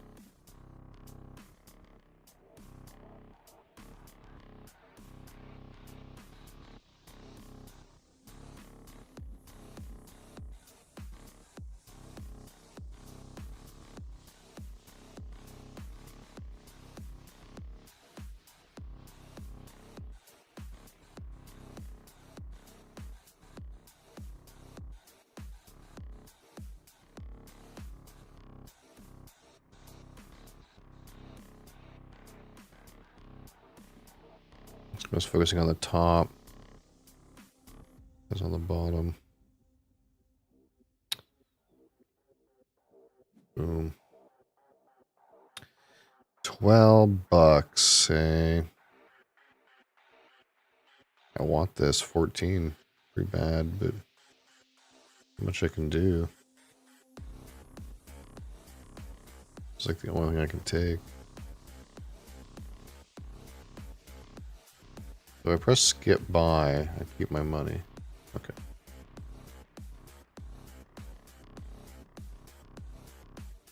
I guess I could buy a big point card. No reason why I couldn't.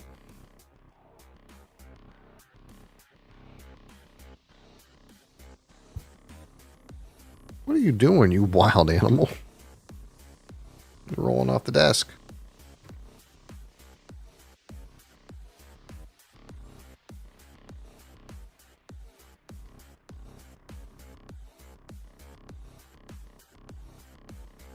You're rolling off the desk, Moseley. Boom, boom, boom, boom, boom. Oh, you're trying to get into the keyboard. I know you. You little demon.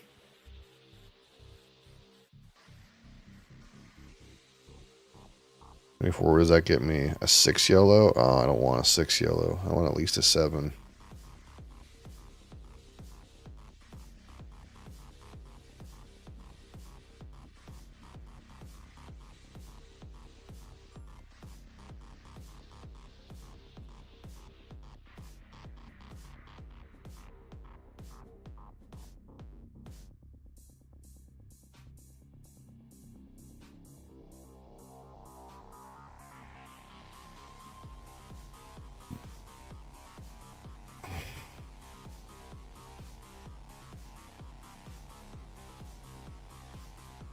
It's like nobody wants these higher numbers.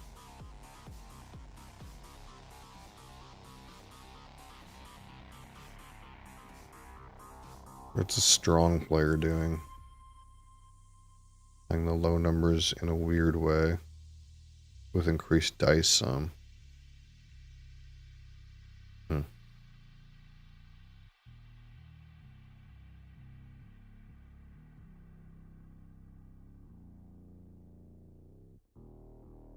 This guy's doing kind of what I was trying to do. I just did it better or something.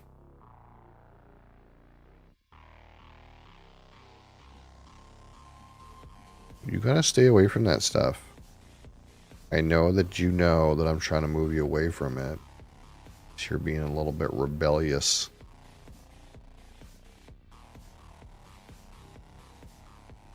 Yeah, see the ship I want's gone now. I guess someone else took it. Here it is here. Are you, sir? Are you under the influence?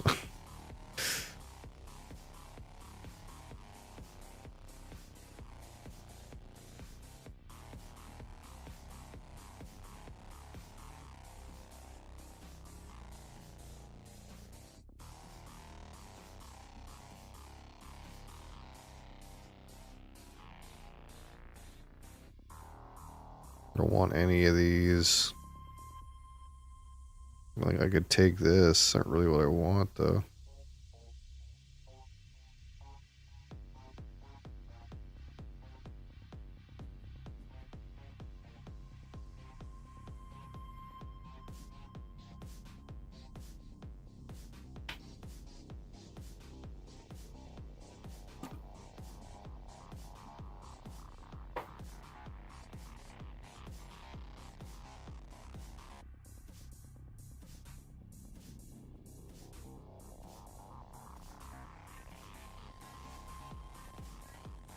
So I'd really like to hit 30. I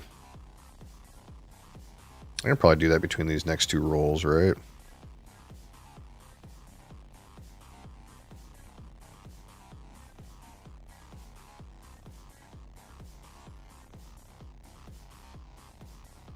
Yeah, 31.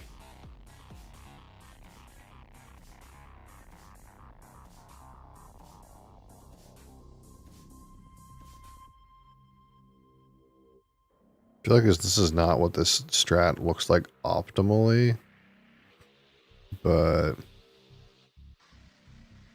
it's like going okay. Like kind of despite that.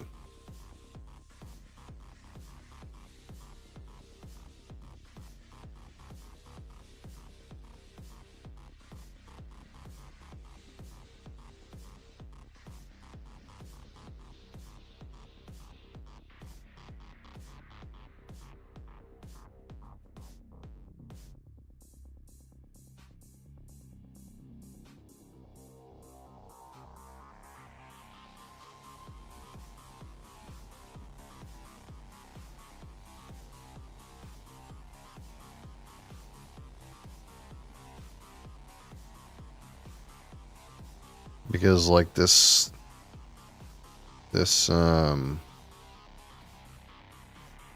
mean, this guy weirdly did some weird things with my ships too.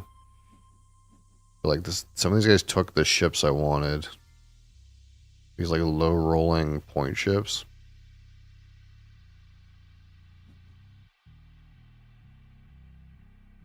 So instead I just have like a bunch of low rolling money generating ships with no income. Which is like really consistent, but it's going to make it hard to score much more than this. I only need 11 points to make 40, but it's going to mean getting at least 36. And I didn't really roll very well this time. I mean, I can take 1 and 1 and be at 16, but that's not quite it. Like the other side of the coin is there's like no ships in here that I even want. Because,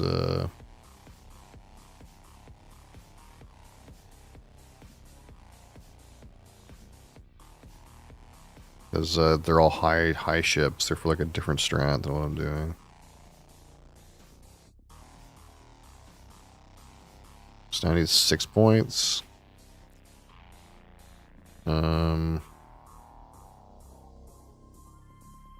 I can definitely do it in like 2 rounds. But Moogie's is right hot on my trail here. This guy's scoring just by rolling. I don't really have that much of an option.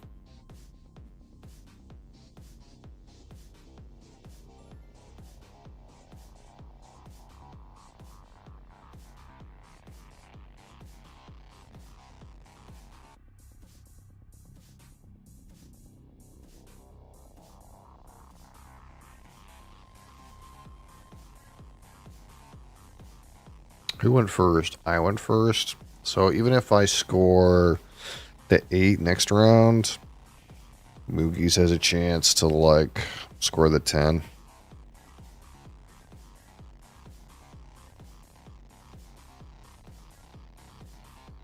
Or whatever.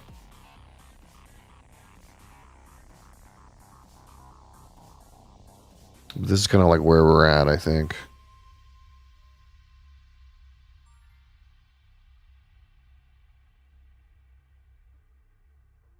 We just take the 17, press skip by.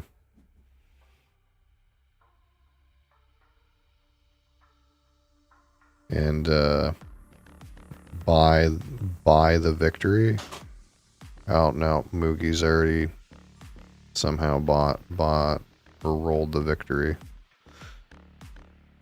He bought the 8 or something. He bought the 8 and rolled his rocket ships. Yeah. Kind of felt like me and this Moogie's guy were kind of doing the same thing, but he like stole all the ships I wanted. So it's probably like a pretty good strat, but maybe he had a better start than me on it. Or maybe he just happened to get access to the better ships for it. I don't know.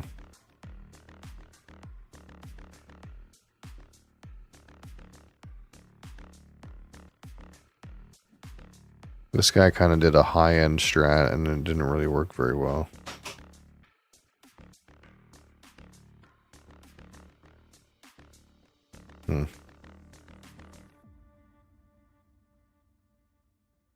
Me go sub. You go sub right now? Submarine sandwich?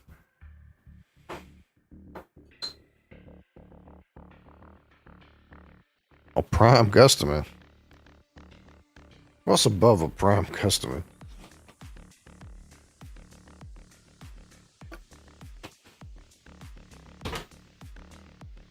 Moseley is a prime customer. Look at this cat. Any Arc Nova enjoyers in the chat? No. That guy looks lazy. He's got prime real estate to be lazy, though.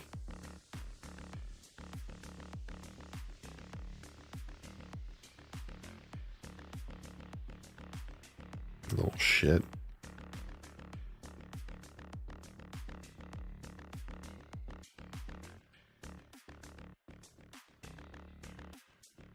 At least he's being lazy and not reckless.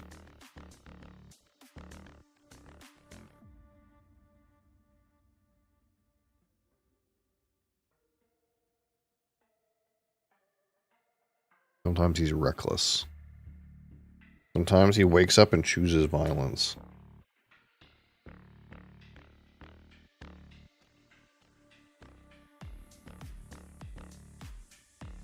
Oh, wrong button. Come on. Where's brass? Give me brass. We got 6 more boxes to get brass in.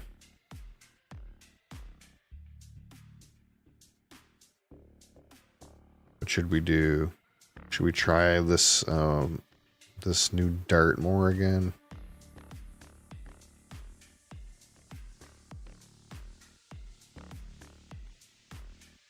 See if we got some players for that.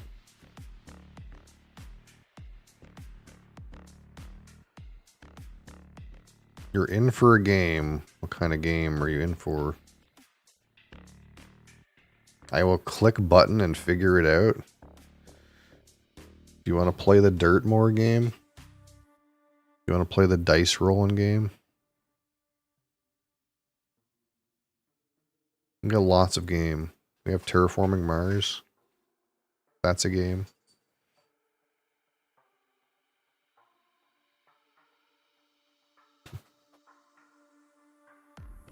We have easy game. We have hard game.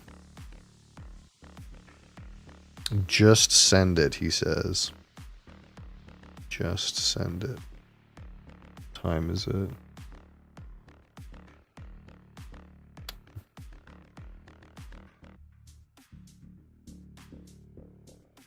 Let's see what game we have. Looked interesting but hard to understand. Yeah, there's multiple versions. This is the one that's out right now, and this is the one that's coming out soon. And this is kind of like very similar to this game with all expansions, except they changed some stuff. But it's also kind of like more gamey than this one. But the game's not complicated, no. Where to go? We can play this if you want. But yeah, basically all it is like you have a maximum 10 cards in your hand. And you just play cards to try to score points. That's pretty much the whole game. This is a turn base, so it's not moving.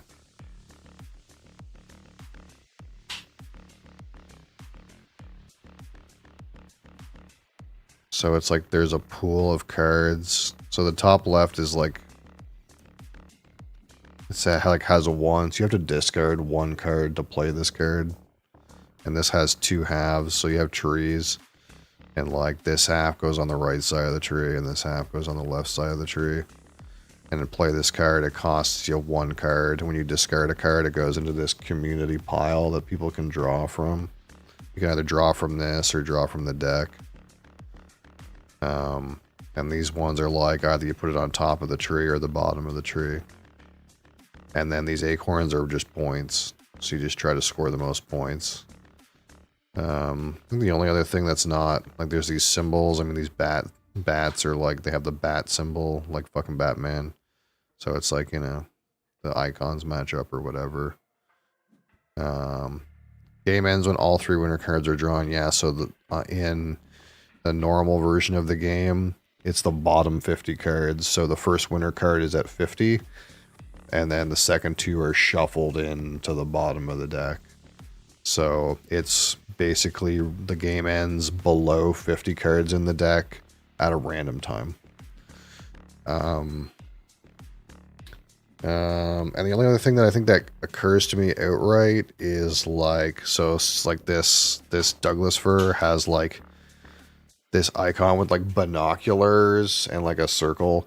So that binoculars card or thing means that in order to get the bonus, which is in this case that circle thing, which that circle thing just means take another turn.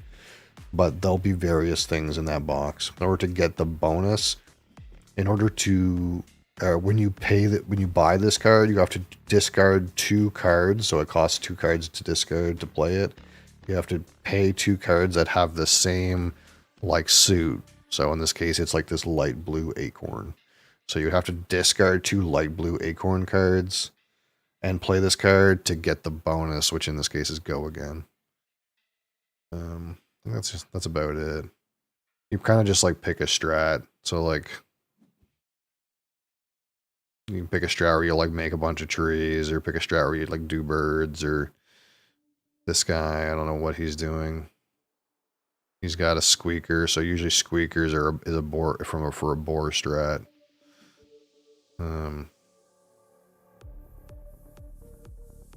There's like boars that like care about these squeakers. This guy's got like 1 of every tree, so there's like a 1 of every tree kind of strat, which is not very good. There's like a bunny strat, like you can put as many bunnies as you want on the same tree. So there's like bunnies and foxes, and that's like a strat. So you kind of like just, but there's all kinds of weird synergies too. You kind of just try to make a bunch of synergies work. These horse chestnuts score for every one you have, so you want to have a lot of the same tree if you do that. That's the idea.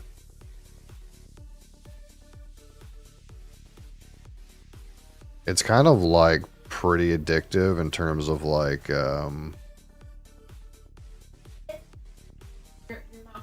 there's a lot of combos and stuff, and there's a lot of like weird interactions, and some things feel overpowered. Like it's got a little bit of that, like if you do something really well, it kind of feels broken. Like if you do the like bunny strat, you can do a thing, like basically how it works is like you can put as many bunnies into play as you want, but when you play a fox, you like draw cards equal to the number of bunnies that you have. So if you have like 6 bunnies, you like play a fox and like draw 6 cards, and it feels really stupid. There's another there's some other cards that are kind of really OP too. Like there's one that's like every time you play a tree, you draw a card, and some trees are like free, and some trees like cost 1 card but like draw you a card. So you're like playing a tree and drawing multiple cards, so it's like feels like you're just like churning cards really fast.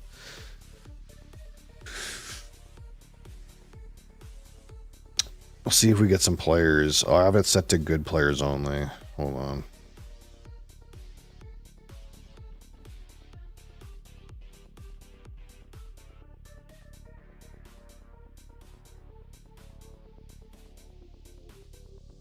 But I've been trying to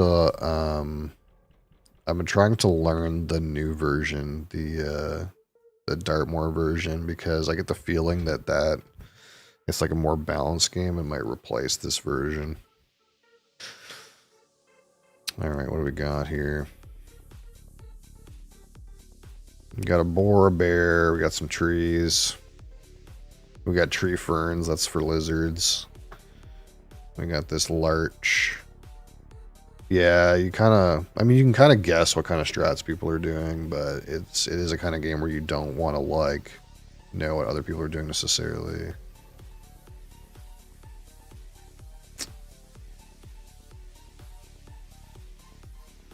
So we like sycamore in this version of the game. We like this tree. We like horse chestnut. So kind of what immediately occurs to me is I like these two trees. I like tree ferns. I have a wild boar if I want to do a hoof or squeaker thing. This card doesn't particularly put me in wanting to do anything in particular. Let's just rip cards from the top of the deck, see what happens. Marmot likes plants. We have a bunny, but that's like a lone bunny.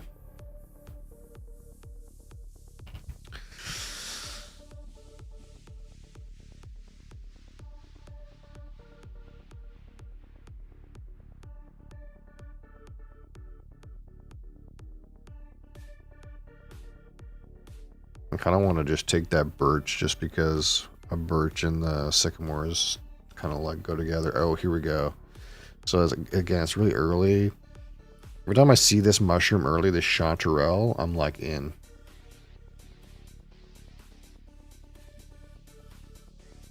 Because this is the one that lets you play a bunch of trees and rip cards for every tree you play. So we'll probably like play the horse chestnut and just lose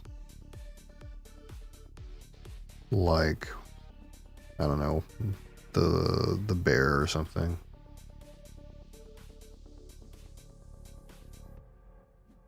Although there is always like the rose that really like horse chestnut. What we got down here? Brian's got some sycamores. That's unfortunate.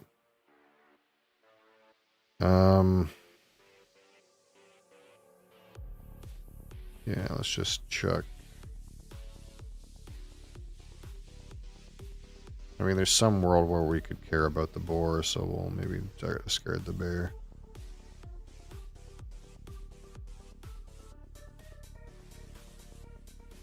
You're on my XLR, Moseley.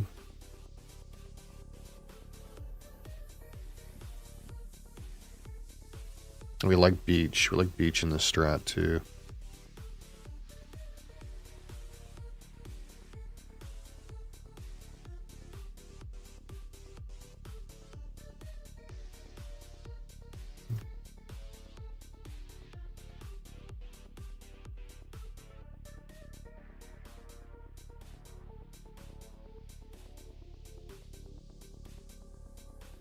There's a wolf. OP card. I don't have the deer for him. Probably whoever discarded it doesn't have the deer for him either. Oh no, he got flipped in. He got flipped in on a tree play. Hmm.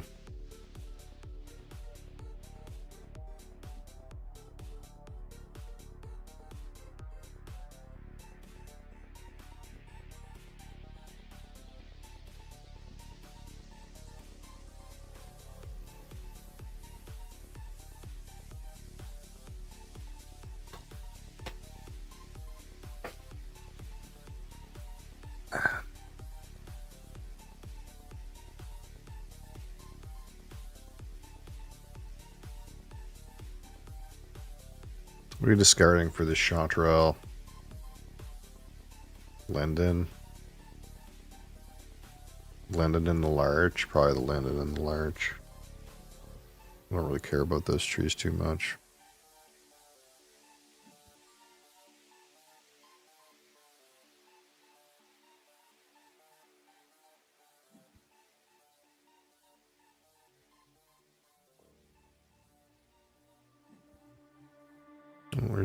there's two trees I like.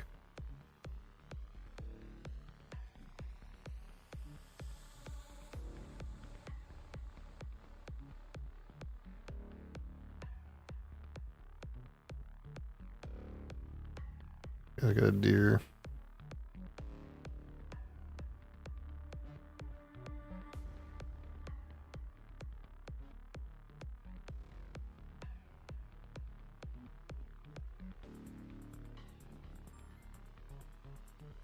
Pick the trees I like. And then we'll start kind of turboing here.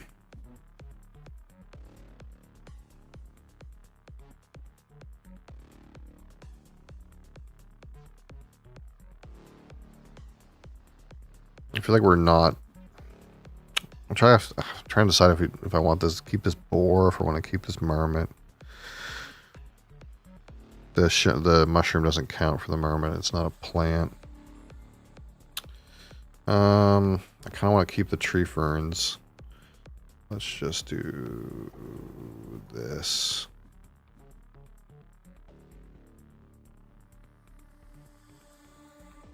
This only scores per gnat, but it scores on my tree ferns.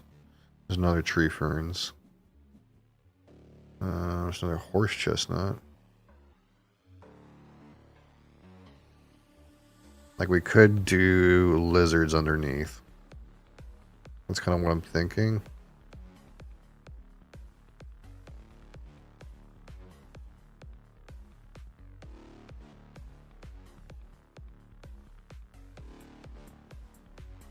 Oh, there they go.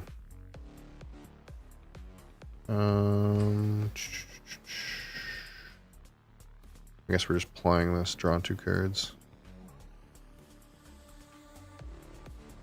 Pretty nice deer right there.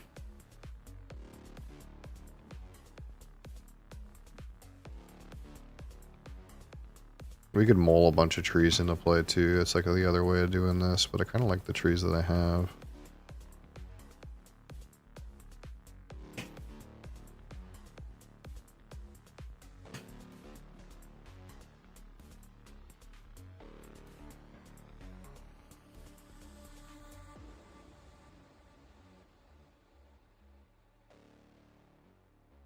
Anyone else have lizards? No. Kind of hoping to maybe clean up on lizards.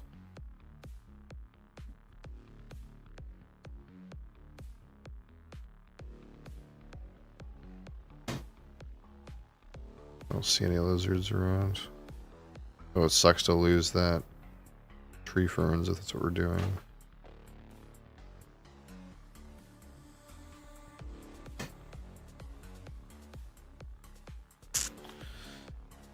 This guy's got a butterfly, so I kind of don't want to do a butterfly, but...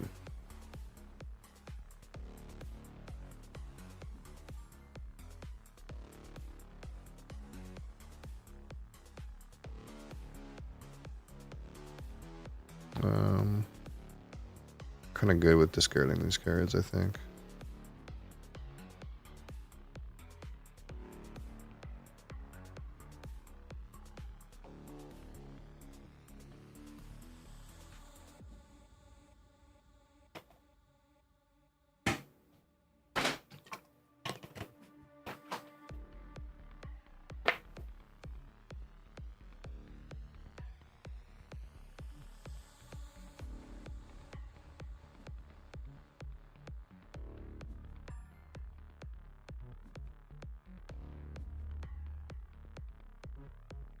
Animal mushroom. Get your Eurasian Jago again. This guy's got the butterflies.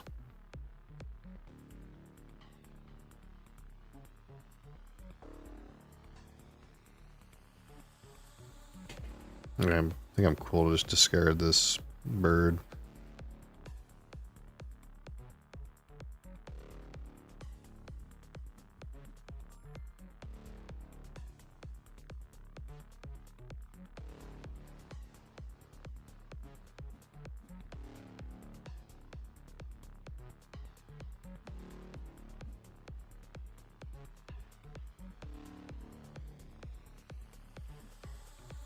It's blackthorn, but I don't really need that. I don't think I'm doing that.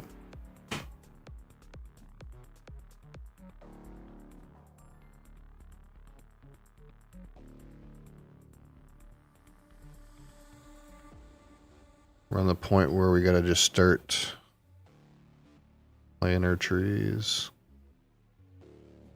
Work 2 cards, boom, boom.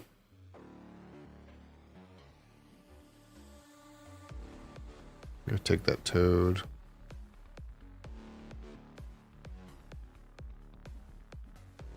Toad's gone.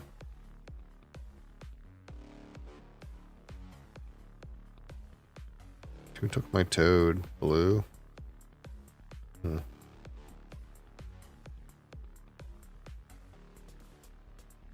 no, it's here.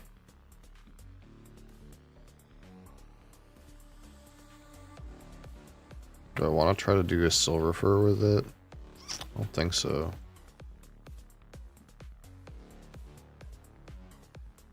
The toad just goes with the tree ferns.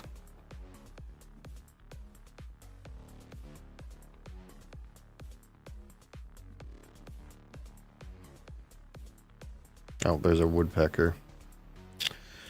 Shit, I got so much junk in my hand, man.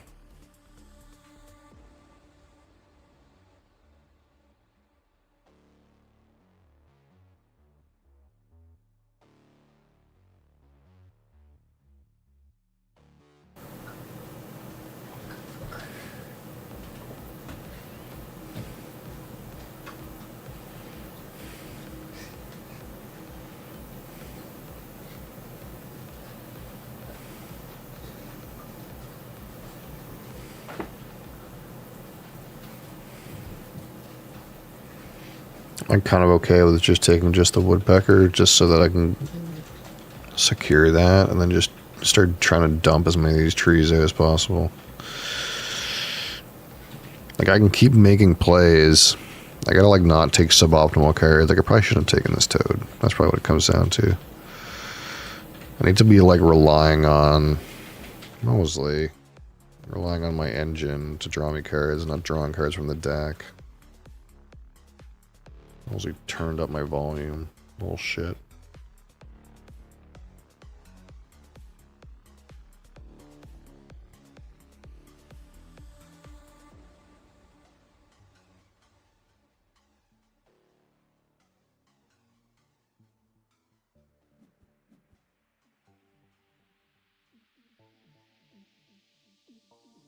Eurasian J, go again.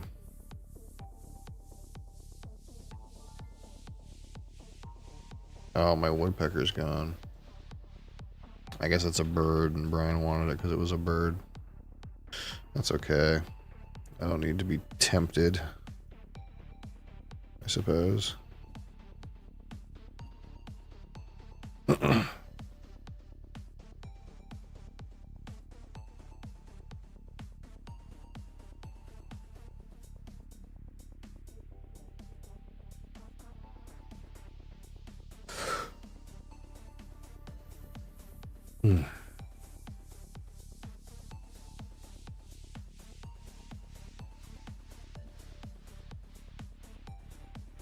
Professor Oak.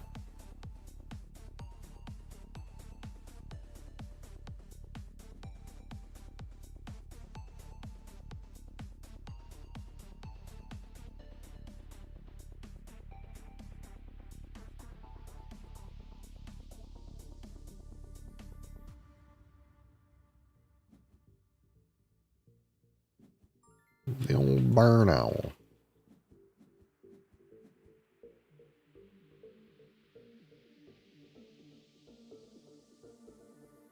Got another toad.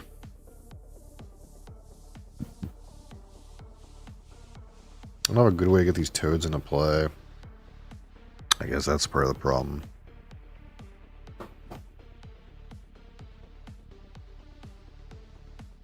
Like, what's the points together?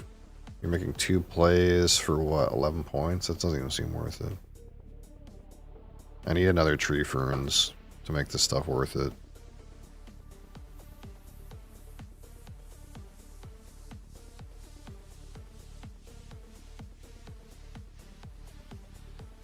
Does anyone have the... No one has the orange row.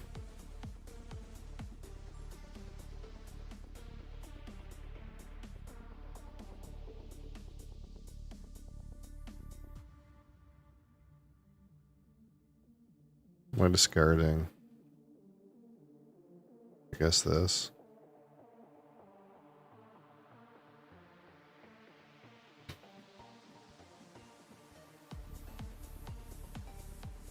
There's a red deer. It's not the orange row, but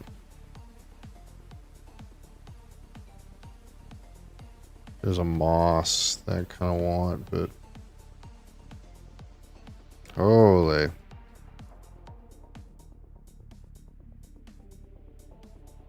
Yeah, this guy's got that wolf from forever ago. And he discarded lizards. It's kind of unfortunate. It's like this guy knew that lizards were sought after and hoarded them and then just dumped them all away when no one could get them. Unlucky.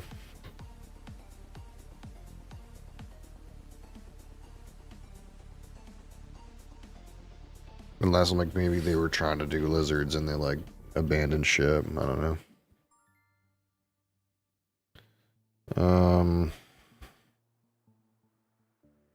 I can Douglas fir go again? No, I can't. I like ran out of trees to play. It's a tragedy.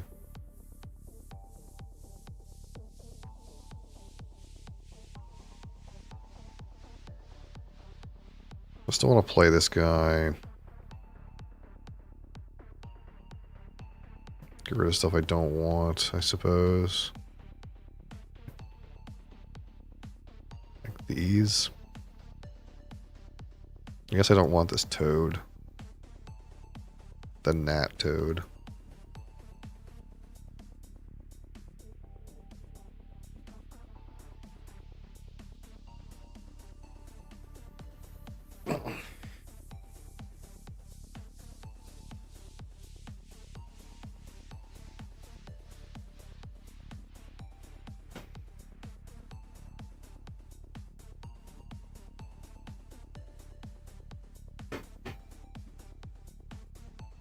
Oh, this is 6 points per, not 3.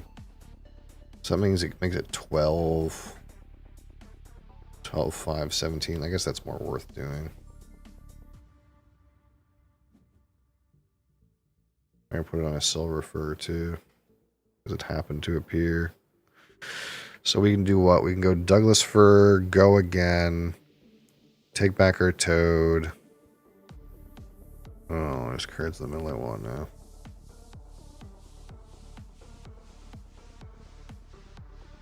I could not be there. There's a wolf too.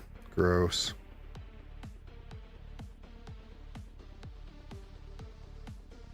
One, 2, 3, 4, 5, 6, 7.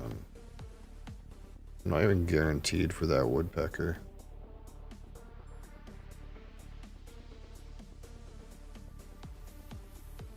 I took one horse chestnut. It's pretty rude.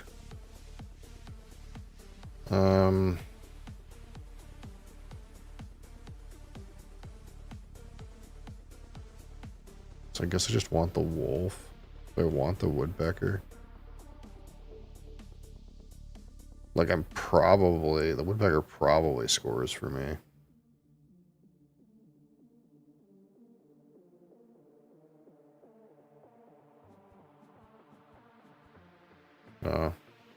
Whoopsie.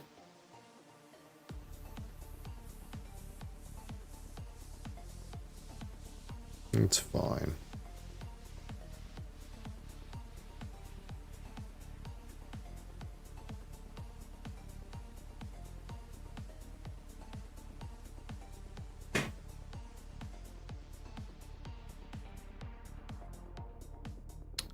Play paw symbol for free. There you go. I lost my toad and dumped the woodpecker, and the wolf, but it's alright. I kind of forgot that like playing the tree would trigger a card to go in the middle, and then that put it over 10. How good is this bison for me? 1, 2, 3, 4, 5, 6. It's at least 6 go again. Let's take that bison.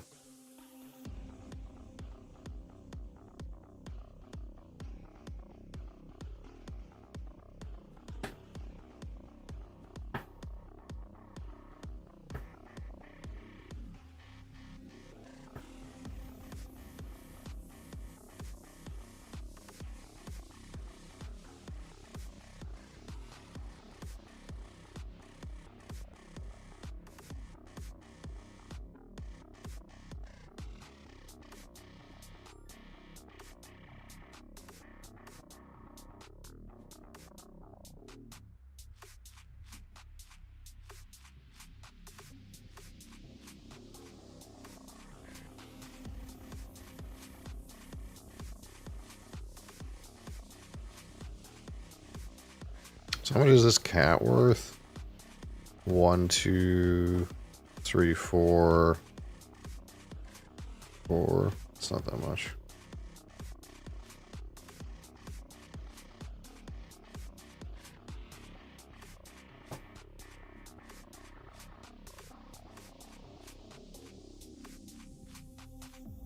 Mott Lovabees on my ass.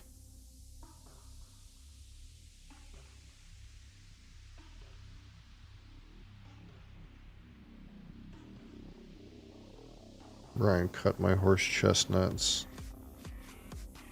Sad. I don't know where the orange row is.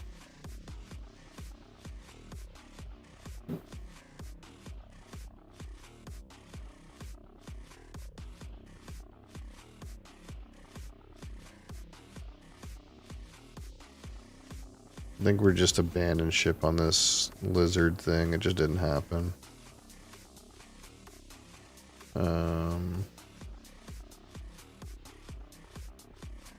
So let's just play this bison somewhere. Doesn't matter. Go again. Play this beach, discard this thing. Rip some cards. 8 different tree species. Oh, not there, I don't think. 1, 2, 3, 4, 5, 6. No.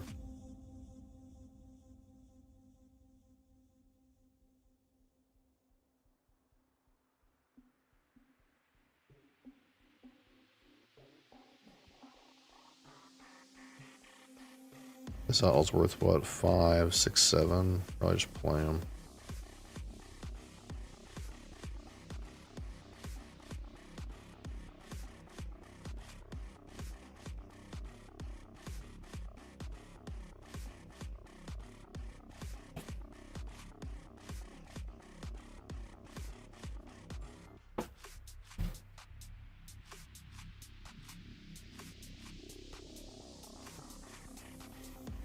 Oh, you gotta pay 2 cards.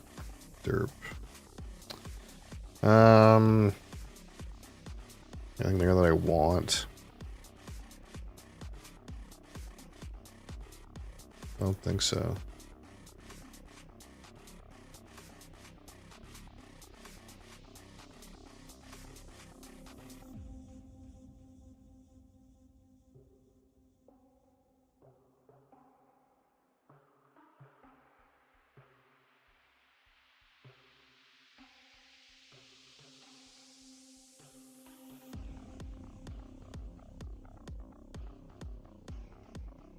I really need a beech tree.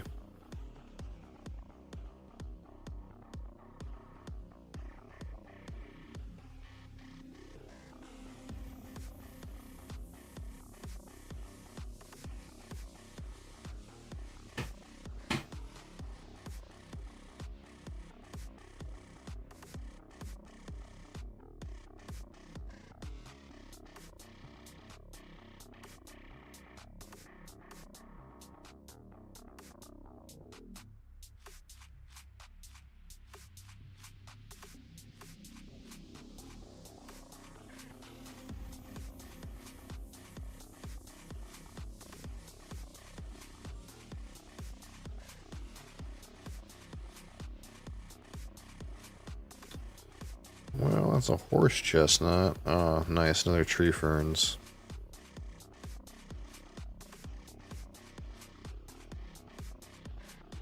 I guess Eurasian J, this Eurasian J is worth 6. So I guess we'll probably go like Eurasian J, go again, play the horse chestnut.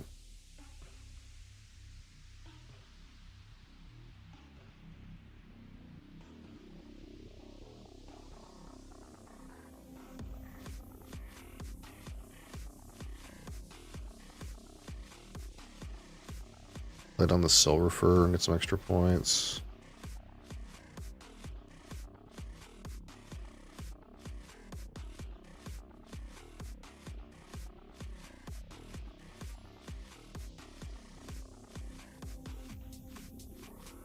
Well, need this card for sure.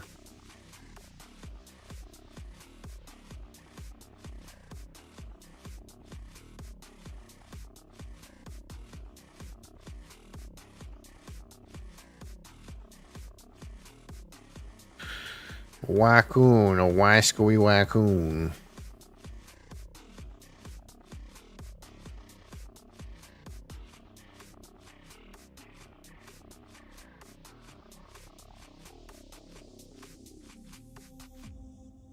What?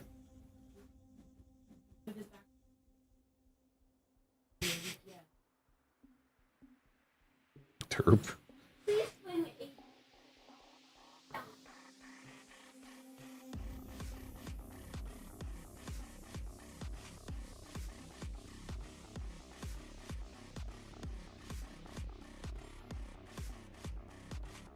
Alright, send an owl out. Rip some cards. Oh, fucking fox.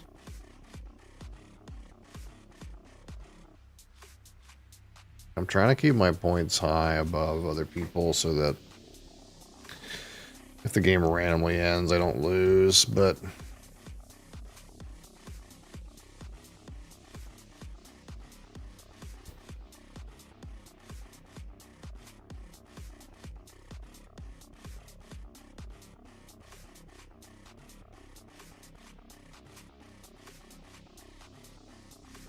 I really could use a beech tree.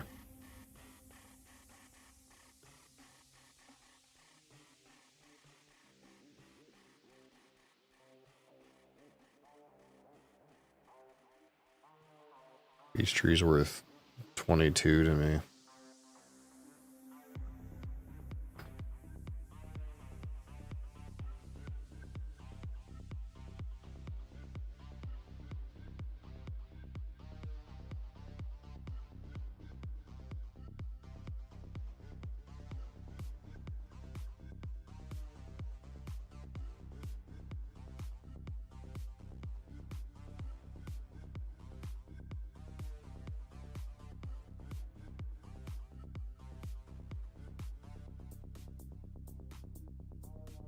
Still don't know where the orange row is.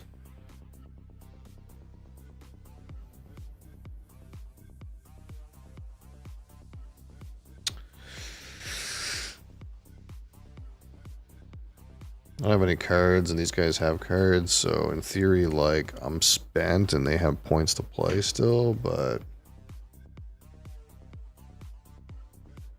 I wanted to get the cards I had out, and of course, if the game ends randomly, then I don't want to randomly lose. Although it seems like this, our friend from the Chechnya here, Chechnya, is timing out. No surprise, considering his reputation is not good, I suppose. Perhaps decided they were going to lose the game and quit. I don't know.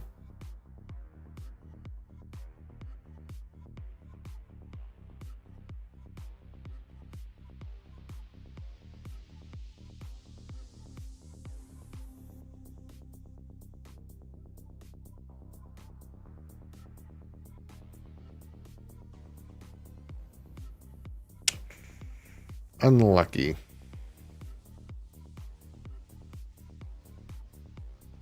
Classic.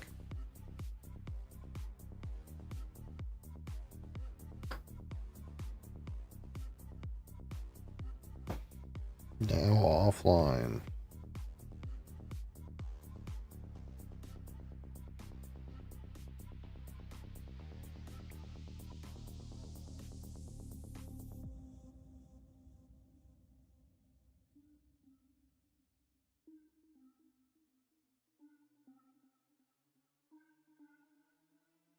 Womp womp.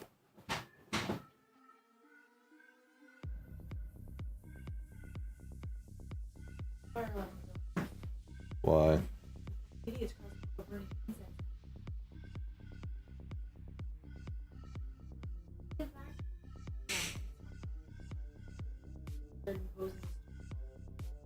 Stupidity tax. Well, I guess we'll kick this guy. It doesn't seem like he's coming back. He's got a bad reputation, so I feel like he's not coming back. I feel like it's well, I guess I lost. I'll quit.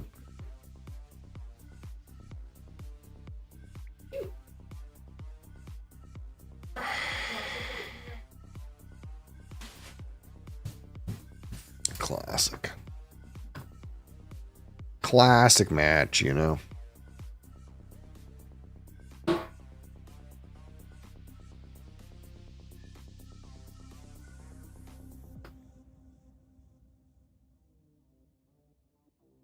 Now they have a very bad reputation. Holy.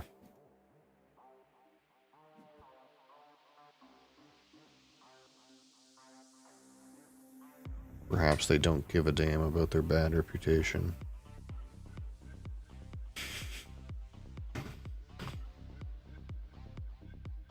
Does this guy lock me out of a fucking courtier action? That's fucking rude.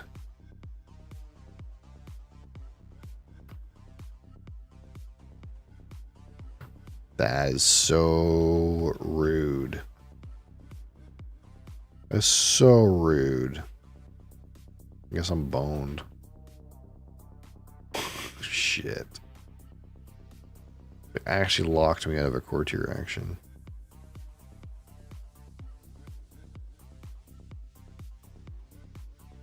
How rude. What can I do?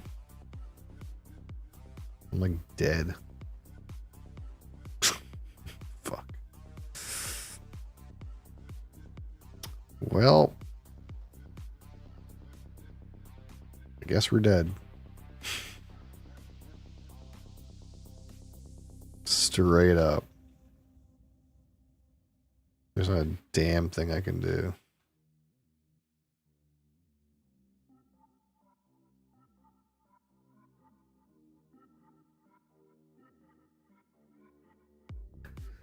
Well, you know, I guess we'll just place this here and lose the game. That will be what will happen.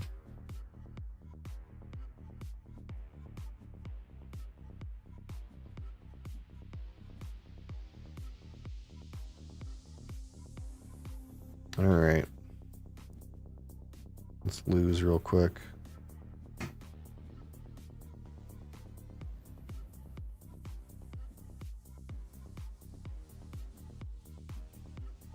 I think I needed that courtier action to have a chance.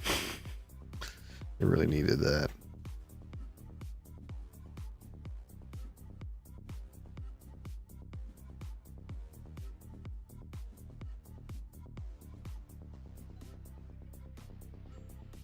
Yeah, that was really bad.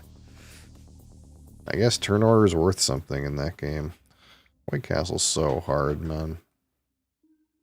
Such a hard game.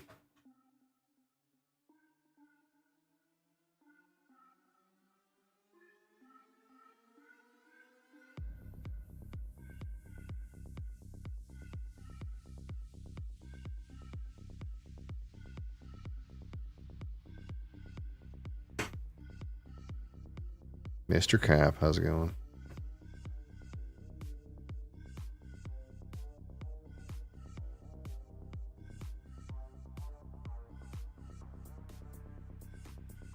Nice, he lost extra ELO. Good.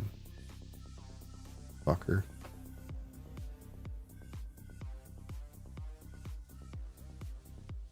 We'll see if Brian wants to go again.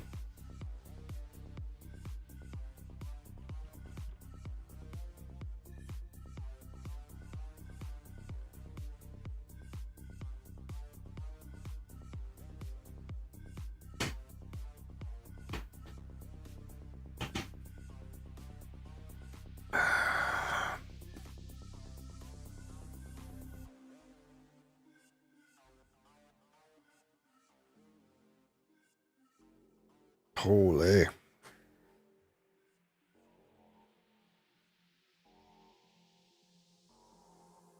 If not, we'll play like Space Base or something.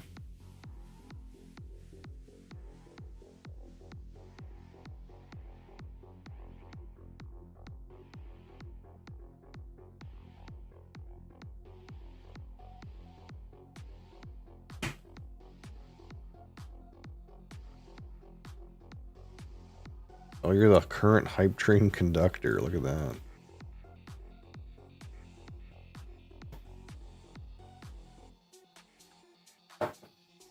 Hype train captain. Does that do something?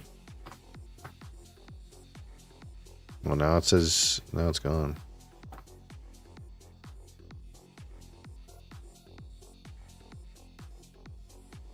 I think it just means you donated the most in the last hype train. I think that's what that means. I don't usually have that icon.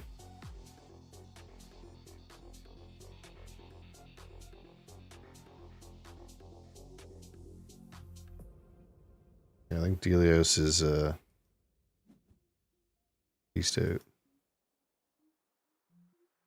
We'll do another slot machine game, and then we'll see if you can review a whiskey. Slot machine. Slot machine.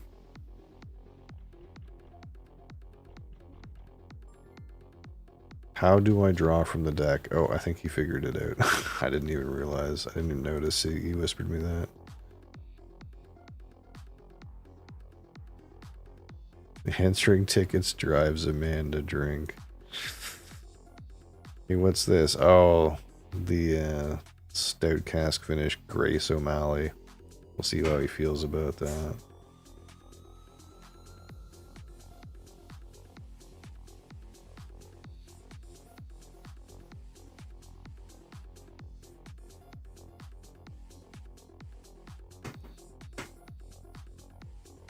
Oh shit. All right, should we try to do the low slot machine again, or the high slot machine? The cards I have basically are like in the middle.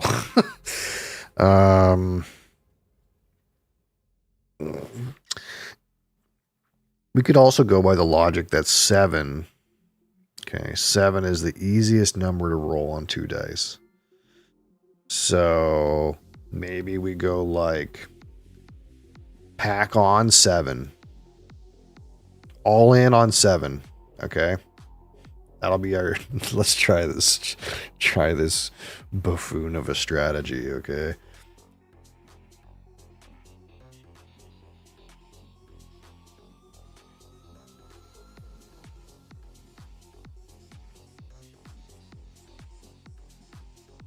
If we roll 7, it's goated. Or if they roll 7, I mean. 7. Boom. We got it. We'll use our can't stop strategy here.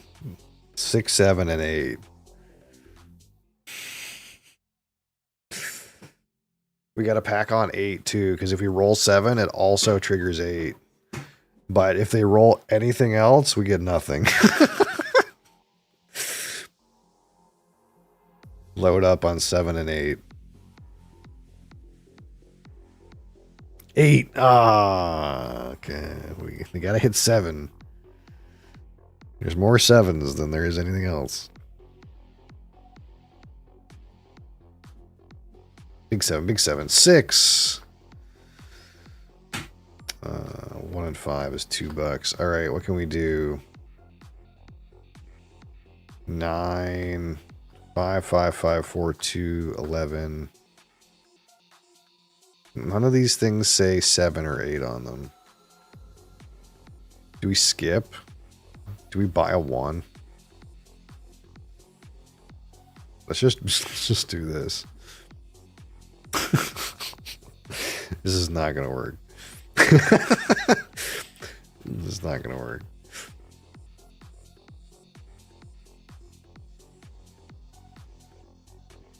They need to buy some cards so I can put some more cards on 7 and 8. 7! Yes! Perfect. We're in, dude.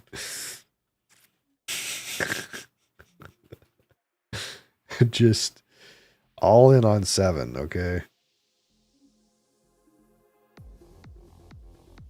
They gotta roll 7.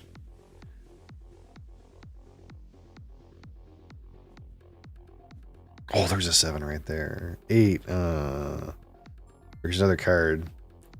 There's another card right here for 7. It only costs 2, but... Oh, there's another one. What does this do? Okay. What does this do? Swap your 4 and 9 cards. But I can spend 1 to buy 1 card and gain 2 points.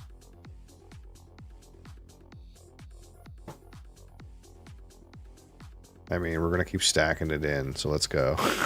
Let's go with this. All in on 7 and 8. But no 8s have appeared yet.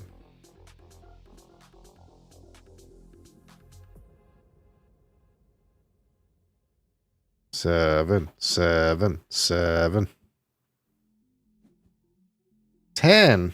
Oh no.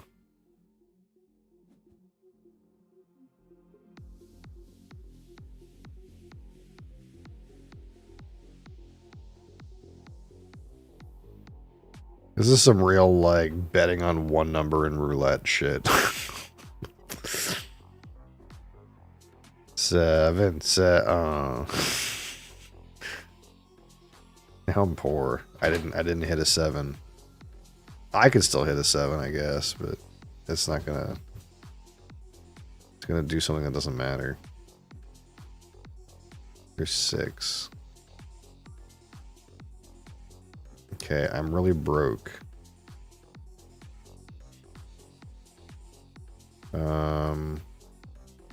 Someone took my cheap ass 7 card. Piece of shit. Skip by. Oh no. It was kind of working, but now it's not working.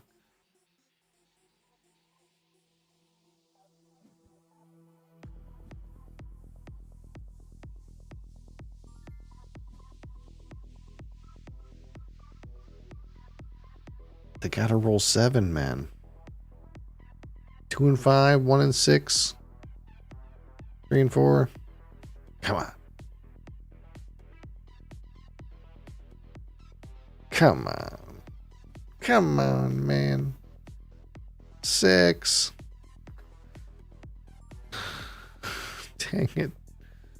It's a little all in. There's nothing there for me to get.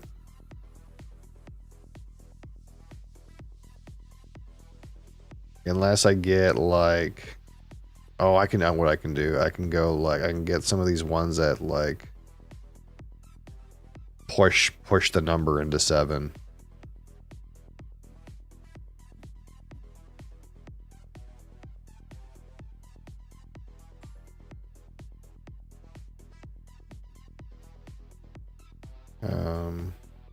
None of these are 8, right? No. So what I can do is like, if I take this thing,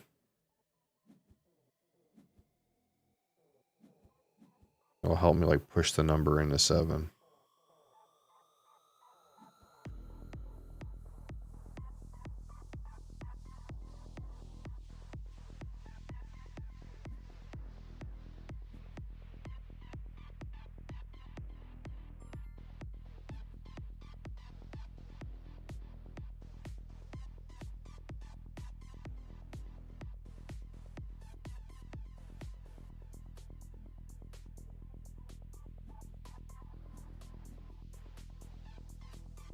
Yeah, they're really not rolling 7, are they? Unlucky.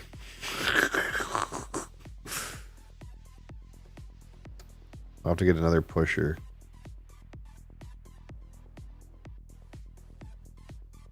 It really was working at first.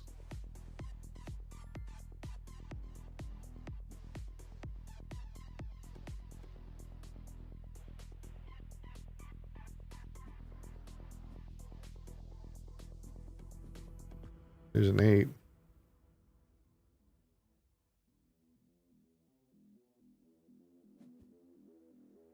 I can't believe it's gone this many rolls without anybody rolling a 7. What are the odds? What are the odds to roll 7 on 2 days?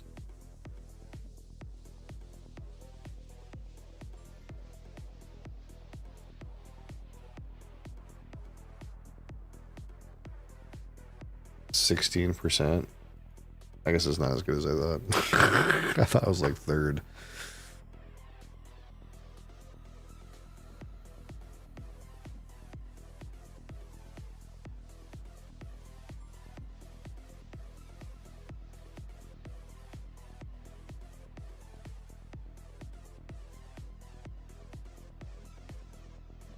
It would help if oh, there's a 7. But I kind of don't want to roll a 7.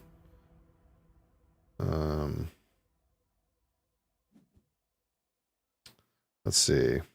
There was something here on 8, wasn't there? This thing.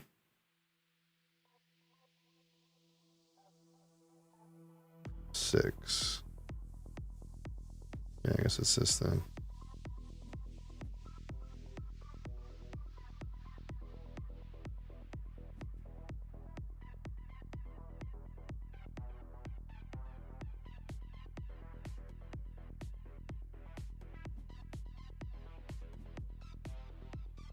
Six. Oh my god. It's actually crazy how little 7s are getting rolled.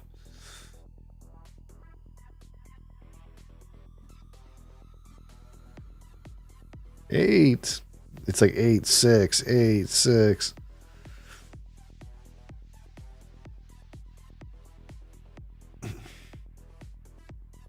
Fucking dice.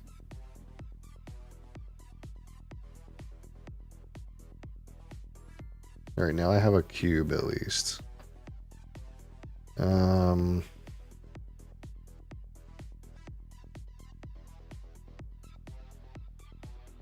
Nothing here. That's what I want.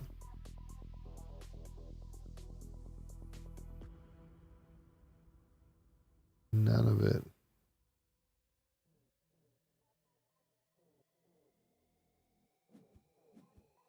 Seven. Jackpot. I get $12 at a point.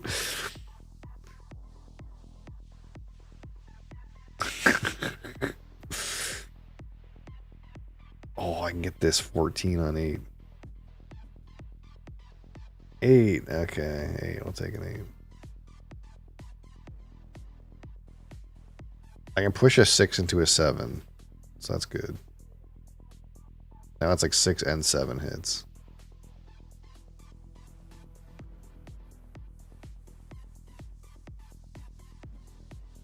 Six. See, now I can go make it a 7. Boom. Jackpot. I got $34. We're in, dude. 2 and 2. Load up my 4. And then what can we buy? We can buy 11 points. Boom. It's such a crude strategy.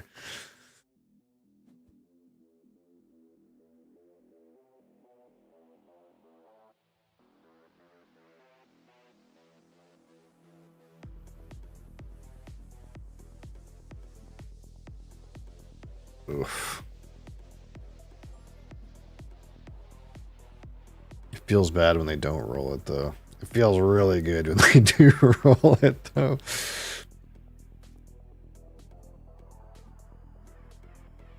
Eight. Not quite a.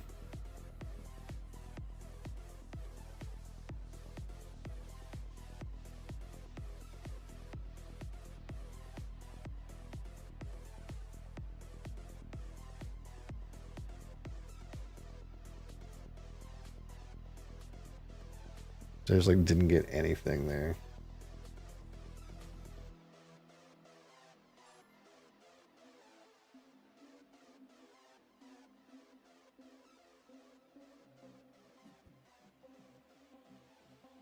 It's like that doesn't do anything for me.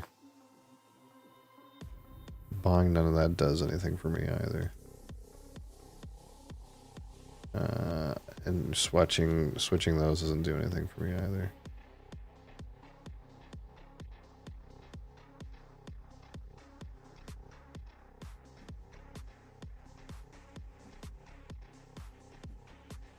Dang. I feel like I kind of got unlucky. There's so many 6s and 8s that got rolled. And of course, they rolled 6s like before I had my pusher online.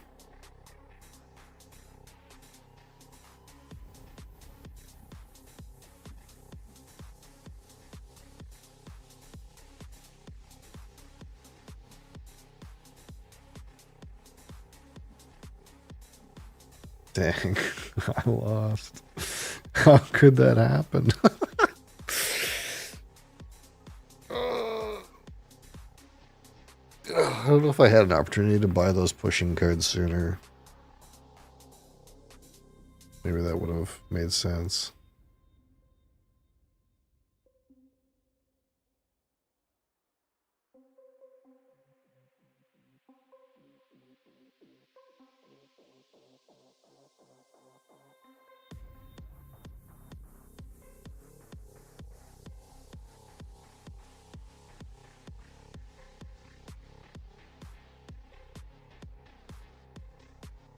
Maybe you can steal stars on a Bowser tile? No, that's a lie.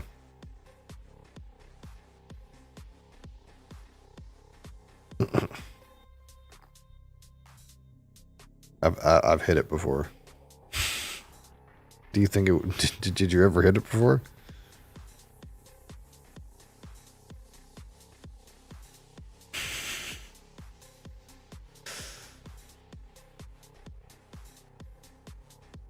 No. Yeah, we thought it was impossible. It depends, I guess. I'm assuming we're talking about Mario Party 2, but I don't know which Mario Party we're talking about. But I assumed it was impossible. So, like, there's that wheel that you spin when you land on Bowser. And one of them says 10,000 star gift or something like that. And we thought it was just impossible to hit that. But we hit it one time. And Bowser was just like, and then fucked off. That's all that happens.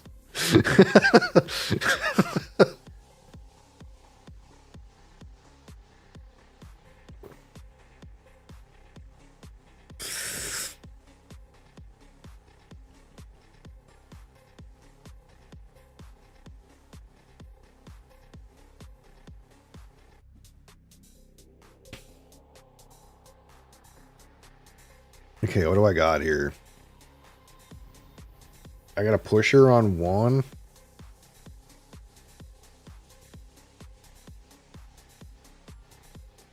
I got some high numbers. Random person, how's it going?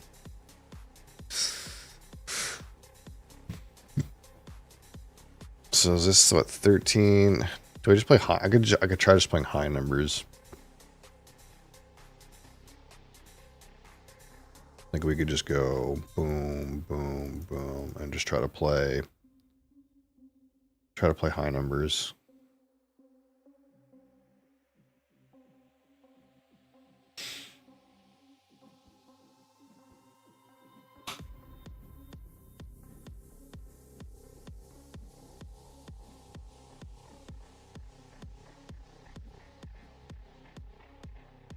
6. So if we're playing high numbers, what do I want? I'll probably want to push. I like buy one of these pushers. Rather than buy like a 7 and double. Just buy like a pushing one. Like this. Wait. This one's better, isn't it? Like this one's just more likely to happen.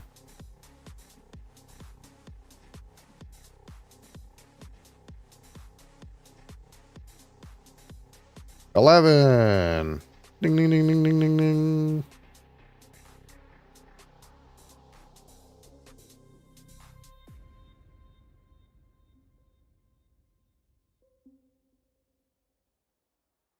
Big money, big money.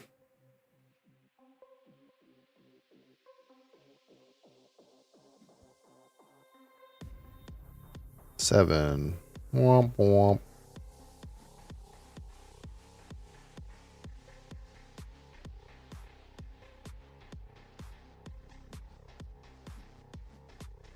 $7. Where the fuck were these 7s in the last game I just played?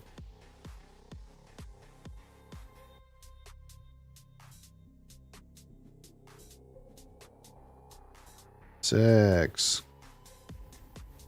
Okay, load that up, I guess.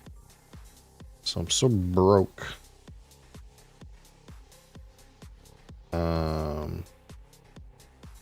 This one gets me the left or right. I mean, that's pretty good.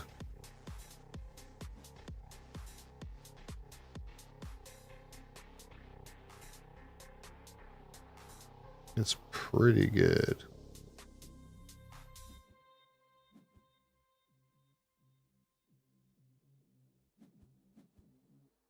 $6.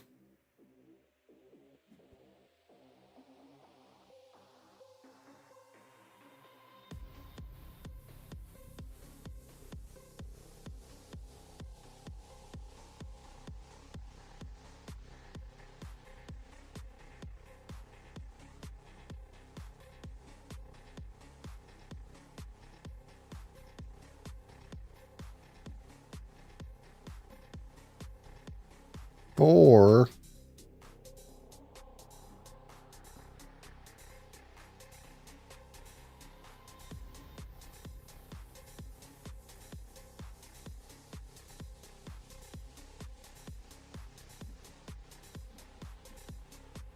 $7. Man, if I played that 7 strat in this game, I would have been fucking laughing my ass off. Instead, I'm getting boned in a different way. Goddamn dice rolling games. You would think they would, like, somewhat follow the laws of averages, but they never do.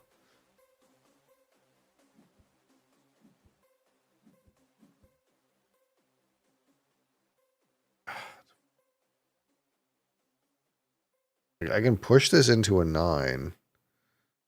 Is that worth it? Not really. Like, I want to push a 10 into an 11. That's really what I want to do.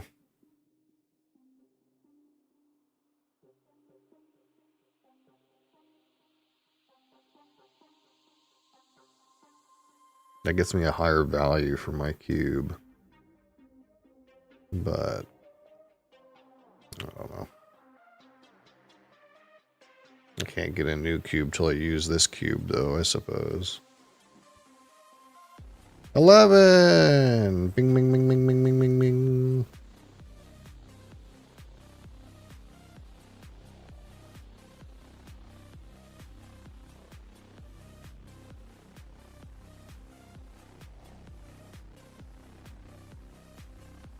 $8.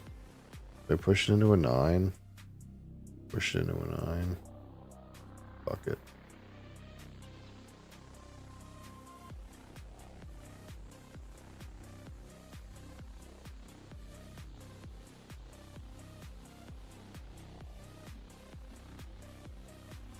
6. Well, I guess I can load this up again. Perfect. For 9, what can I get? A rocket ship on 12. Rocket ships on 10. We'll have to push an 11 up. This thing. That's only $4 though. Let's load up 10. And then maybe we'll just ignore 12.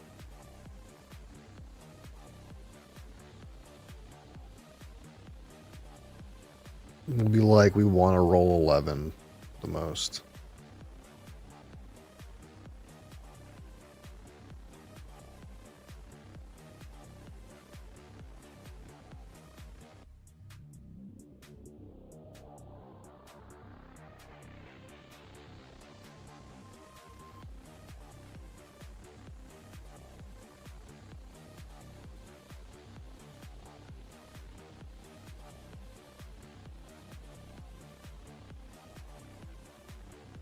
$12? Really? Crime and Netley.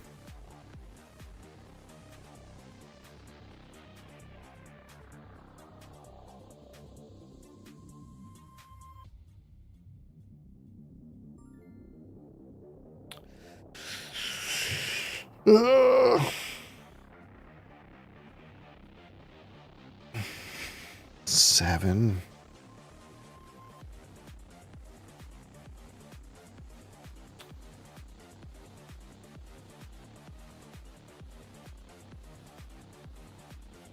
So I can do another pushing one, or I can just keep stacking them up, you know.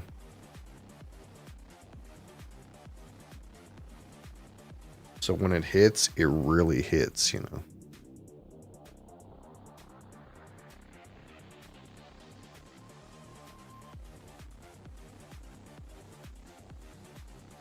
Doing this on a lower number was better, but the reward is like better on a higher number. But it's really not working. So much easier to make the lower numbers work.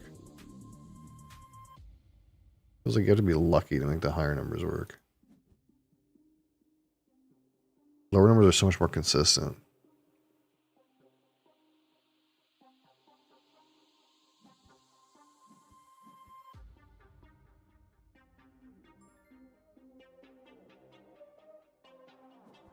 Because I just go a whole round without it hitting at all.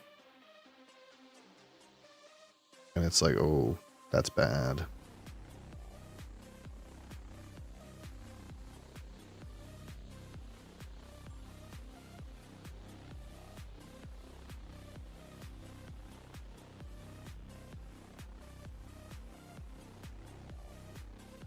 Like real bad.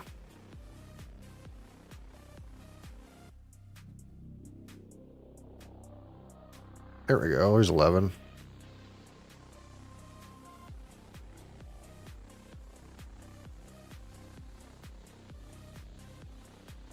All in 4 points. Pretty good.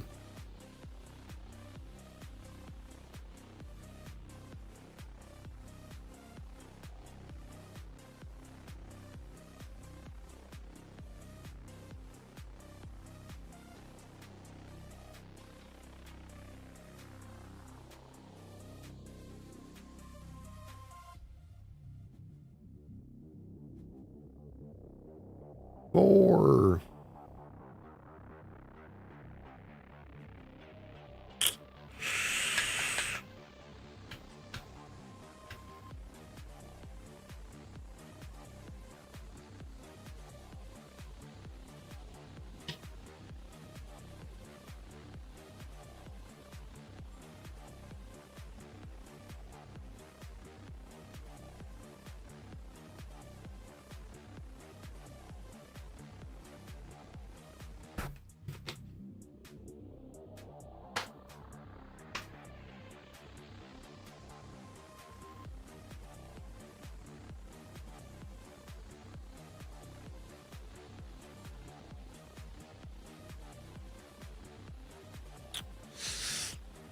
16. What can I do with that? I can stack something else on 11.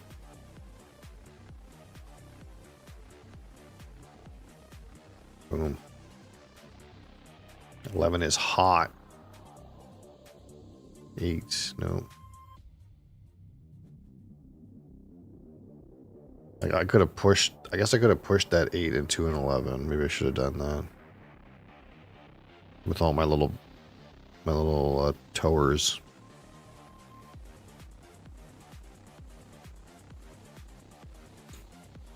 Yeah, maybe that was a mistake.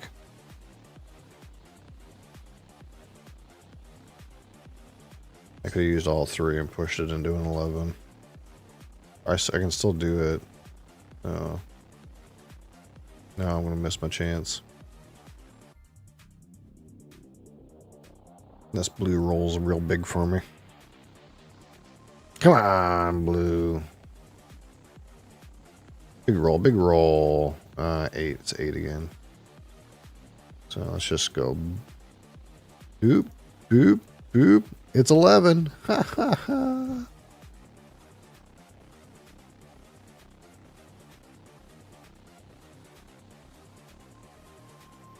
Where are you playing, child? What do I do with 15? 7.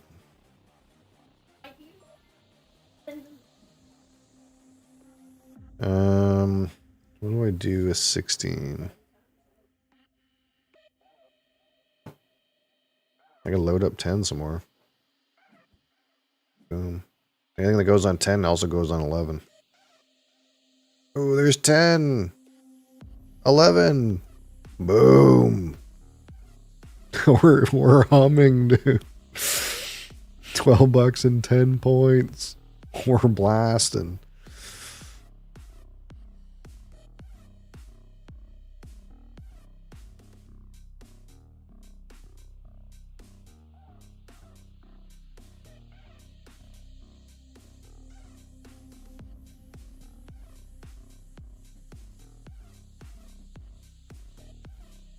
Six.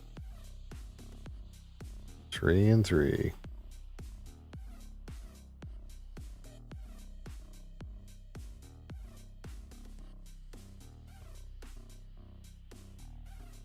Do I buy a settlement? So if I get another 11, I just win. Is that the strat?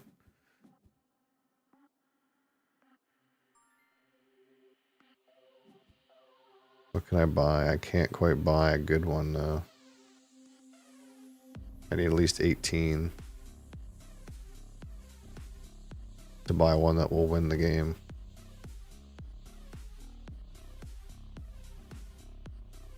Seven. Okay, well that's 19. So if I do this, then I just have to roll someone has to roll 11 and I win. I don't have any pusher cubes though. But if someone rolls 11, Curtis is really close though.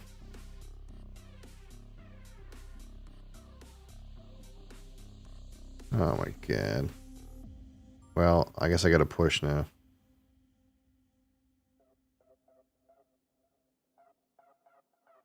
Come on, SDV. Show me a 10. Or an 11. 10 works too, though. 5? What the hell? Brother. That's such a dog roll. It's such a dog roll, brother. You know, $5. That's so terrible.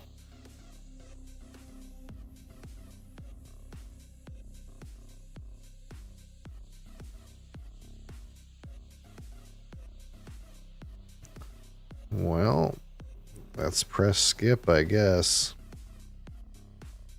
This guy Roll a 12.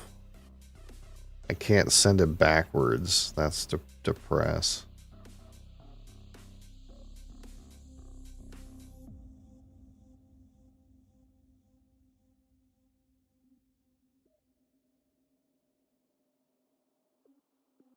Dang it, Curtis.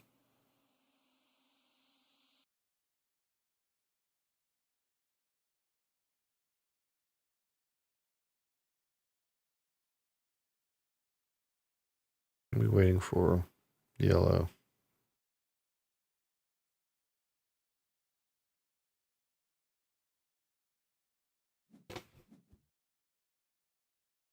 $10. 11. Ming, ming, ming, ming, ming, ming, ming, ming, ming, ming. Blue can still roll 11. Oh, that's the opposite of that. Dang it. I was close. It almost worked.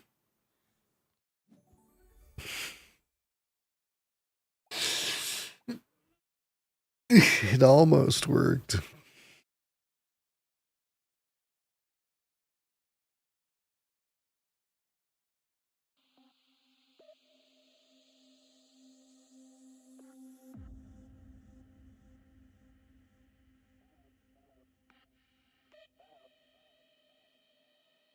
All right. Let's see if we can review a whiskey here.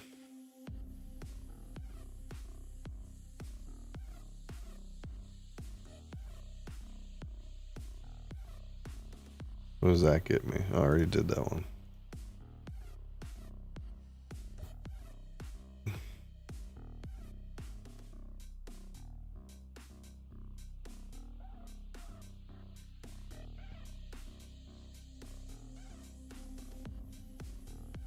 $93. Which one's that? I already did that one.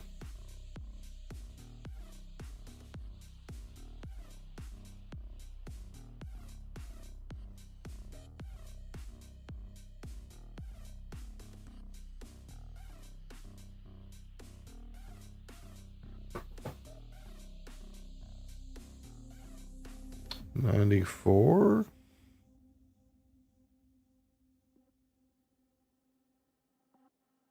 Have I ever rated plain Buffalo Trace? Just regular Buffalo? I don't think so. Well, I guess here we go. Just some plain ass bourbon whiskey.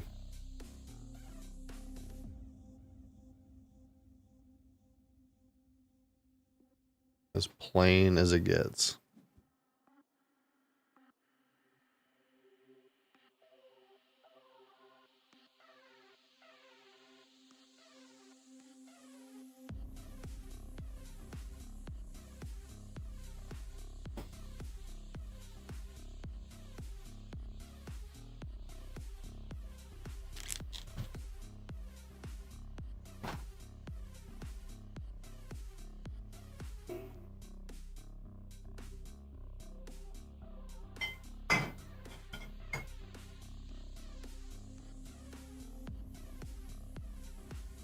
No, I make it that it's a choice so but I can make it nice. It's a la la la.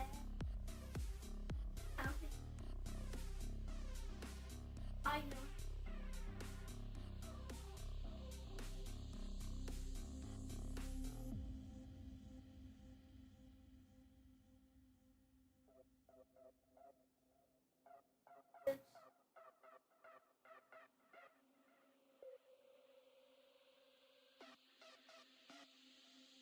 Um,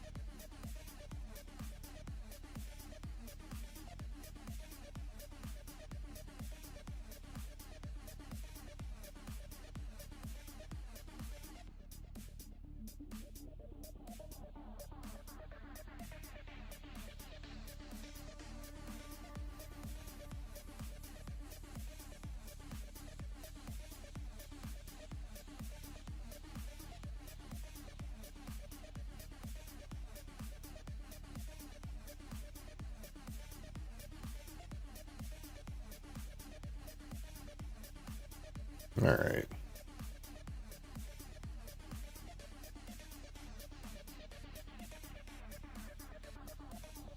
All right. Today, live review of a classic Kentucky straight bourbon whiskey. Buffalo Trace.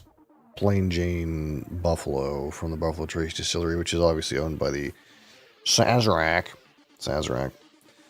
45% alcohol, 90 proof, chill filtered, yep. Roughly 7 to 9 years of age is what they tend to say. Who knows? It's non-age statement. It is straight bourbon whiskey, so it's at least 4 years old, but they tend to say 7 to 9 years, something like that. Mash bill number 1. So this is less than 10%, the less than 10% rye mash bill from Buffalo Trace. And it's their kind of just entry-level old product. I guess it's maybe higher quality than Benchmark, which is the same mash bill. I guess it's maybe a higher shelf than Benchmark. I don't know. But here we go. Plain Jane Buffalo here.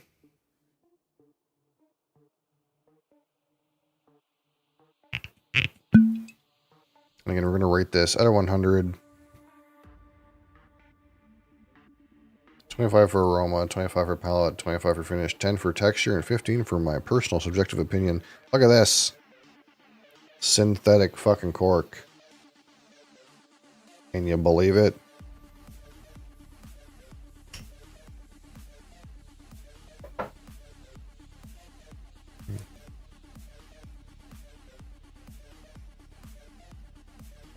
Go.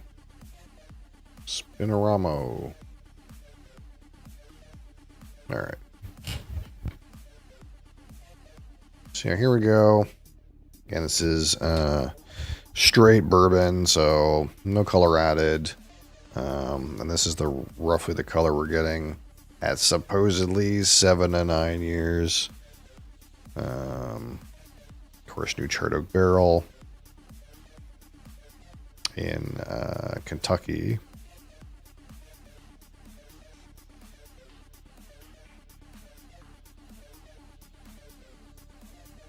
Now again, this is a a low. Let me make sure this is the low rye mash bill. I'm pretty sure it is the low rye mash bill. Boom. Mash bill number 1.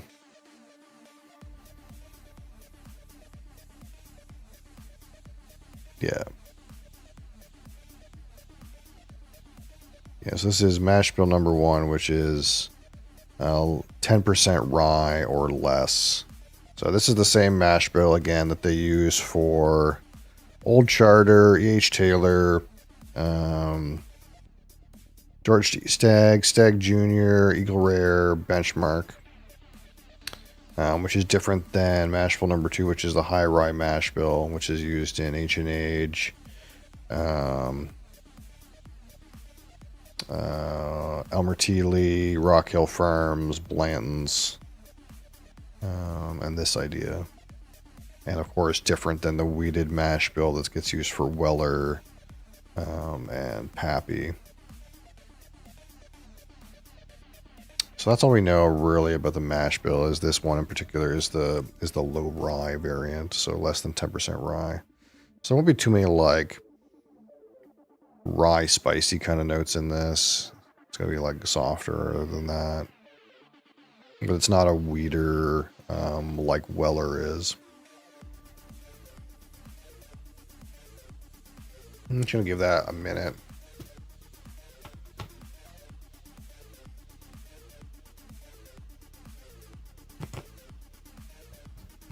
So the Buffalo Trace Distillery, of course, built in 1805 in Frankfort, Kentucky, and is considered to be the oldest operating bourbon distillery in the United States.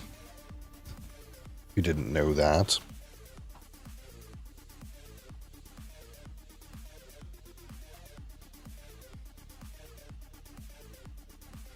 There's a little bit of cocoa kind of note coming off of that, so I'm going to give it a minute. Still. I don't know how to describe the ethanol note, but for me, there's like a note that kind of smells something like cocoa powder, which is ethanol. It's like not, it's just alcohol note. So I try to like get to the point where I'm not getting that anymore. I don't know if there's like a better way to describe it. For me, it kind of comes off as cocoa, like cocoa powder.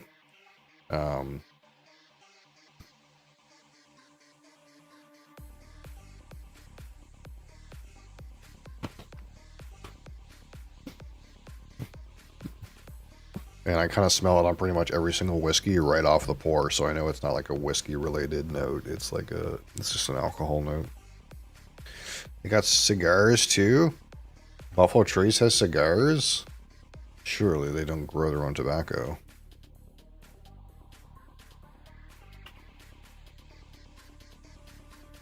Buffalo Trace cigars, huh?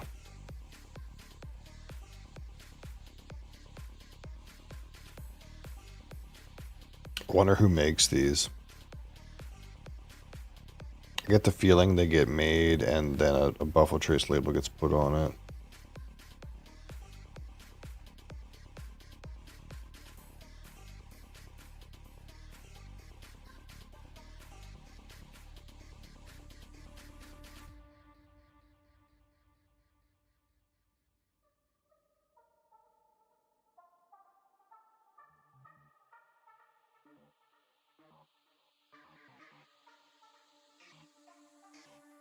I'm getting conflicting information.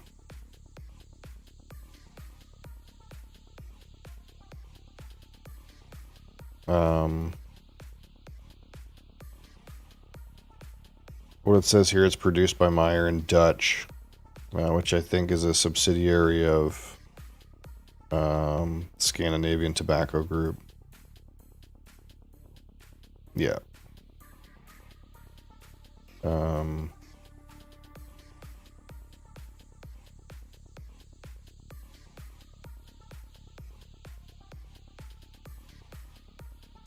So it's wrapped in Ecuadorian Sumatra leaf, and with Brazilian binder, Nicaraguan long fillers, But it comes from, if this is true, then it comes from Meyer and Dutch, which I don't know. They're kind of just a wholesaler, I thought.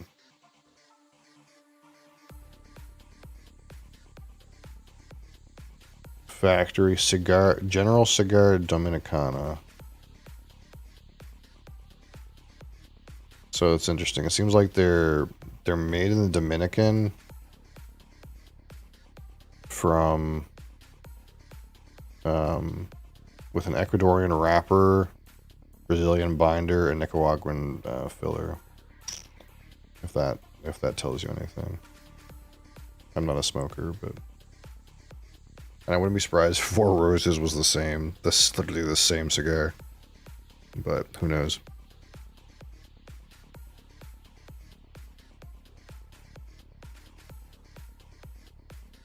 There's a good woodiness to this.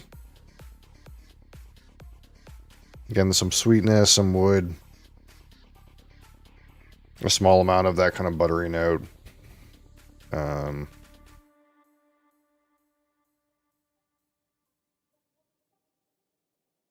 I'm getting a little bit of like table syrup.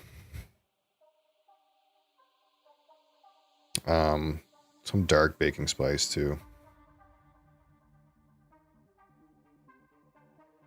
I'm not really getting like a red fruit note from it.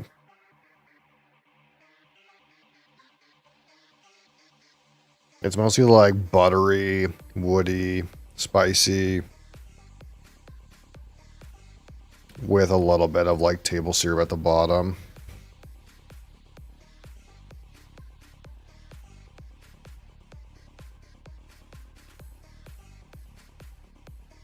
There's maybe just like a touch of like a herbal note, which is maybe a little bit surprising considering it's a low rye. But for me, there's still a little bit of like something you would call pine. Like a fresh cut pine or something like that. It's not as sharp as dill. But it's almost like maybe like the sort of woody note is a little bit herbal.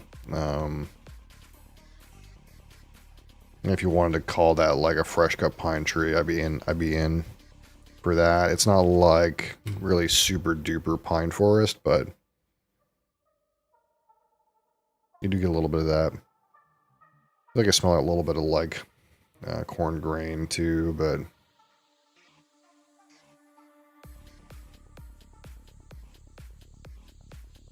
it's not the worst. It's bourbon flavors. All right, here we go. Buffalo Trace on the palate. Cheers.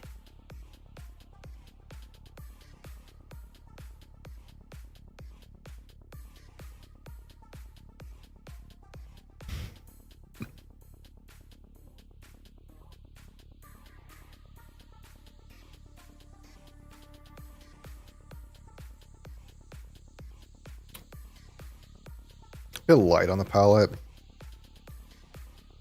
You get some of that spice and wood. A little bit of sweetness. It's a little bit thin for me though. Again, some dark spices and woodiness on the back end. Kind of missing that real like kind of like slightly salty popcorn note, which I tend to enjoy in bourbon. Kind of missing that a little bit here.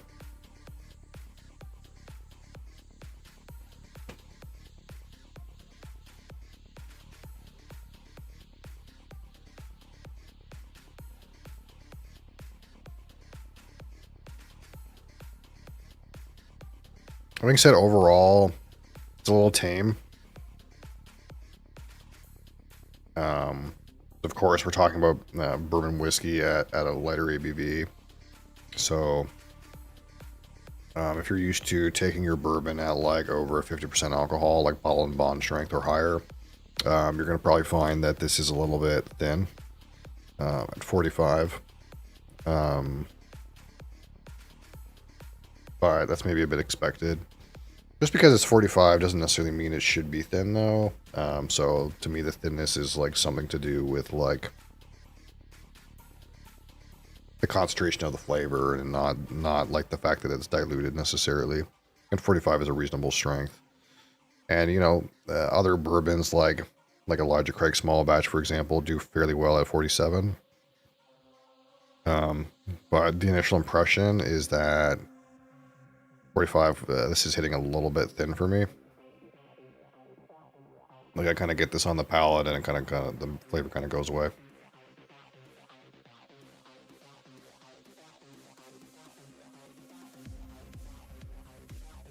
Again, mostly like bit of sweetness, wood, spice.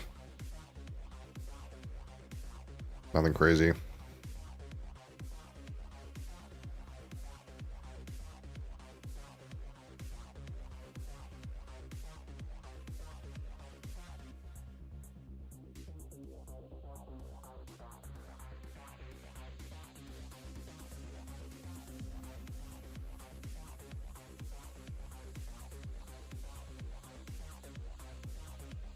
And again, kind of similar on the palate, like bit of sweetness, wood, spice. Don't have like a fruit flavor there. Doesn't really dip into, again, a low rye mash bill. Doesn't really dip into like any of those advanced complex flavors like licorice or anything. A little bit thin on the palate. You get into the finish, you get some more spices. Again, sweetness is present. More oaky. If you want to go with like a coffee at the end, that's probably fair. It's kind of like what you'd expect from a bourbon. Maybe a little bit tame in terms of like if you really like a bitey bourbon, really like your bourbon aggressive, you know, really get a slap out of it. This is not going to slap you around. It's like pretty tame, pretty drinkable.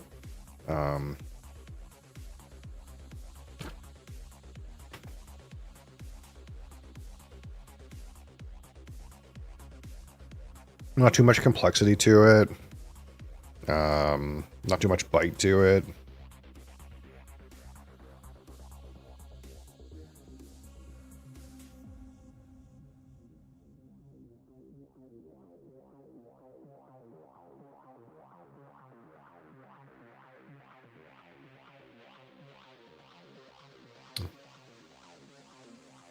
Again, just sweet. A little bit of that cut pine.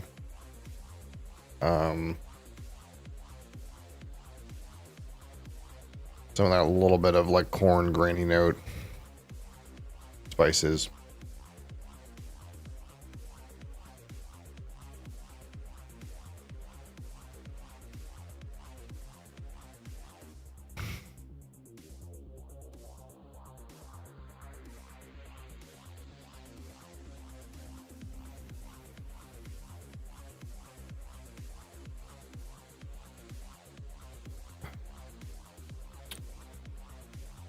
Like really missing for me is like a cherry fruit, or like a more robust sweetness with layers like you kind of get from, say, Michter's Small Batch, or like even a Woodford Double Oaked. Like if it had like layered sweetnesses. I don't really get that. I kind of just get the woody note, the spicy note. There's a little bit of a sweet note, and then you kind of get like more of the oakiness and maybe darker notes if you want to go coffee or like unsweetened chocolate on the finish. Sure. Definitely missing like a fruity character at all, like that, like a cherry or anything. It's pretty like, as you'd expect, you know, fine bourbon sort of tier.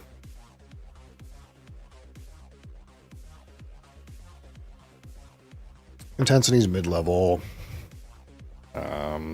Maybe more intense than a really smooth drinking blended scotch or something like that. But For a bourbon, it's very tame. All right, so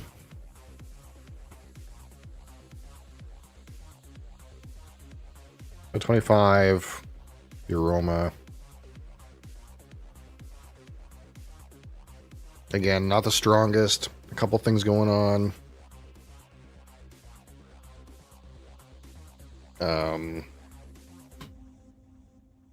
Intensity is really like dropped off some, at least at this point. I don't see aroma. We're gonna go 12. It's just not the best. Palette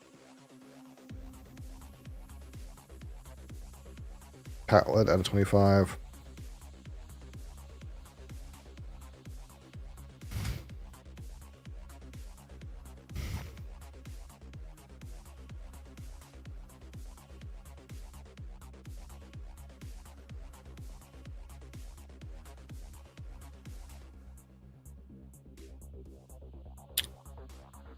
Sweet, spicy, woody, a little bit thin. Nothing to write home about.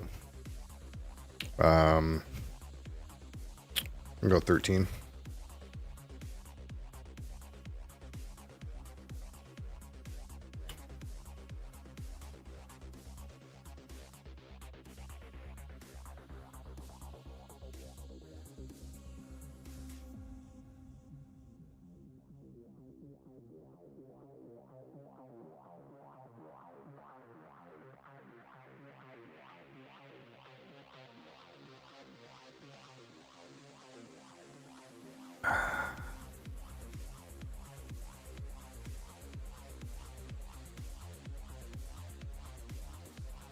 And again, finish at 25.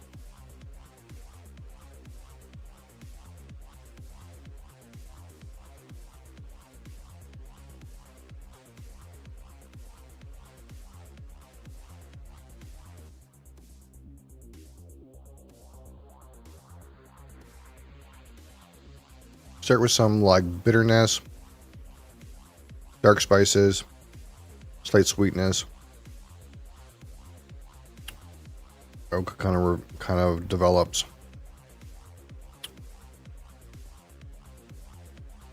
And then like at the back, which like the length's like medium, it's like fine, like it's not short or anything. In the back of the finish, you kind of get like a darker thing if you want to go coffee or like bitter chocolate or something like that.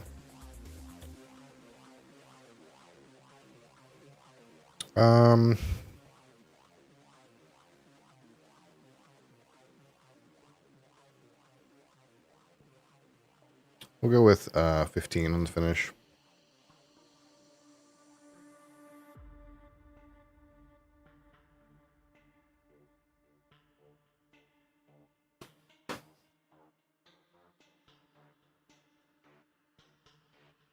So texture, I guess texture out of 10, which is not the worst, but it's a little bit thin on flavor. Actual mouth feels maybe not so bad. It's like okay, you know.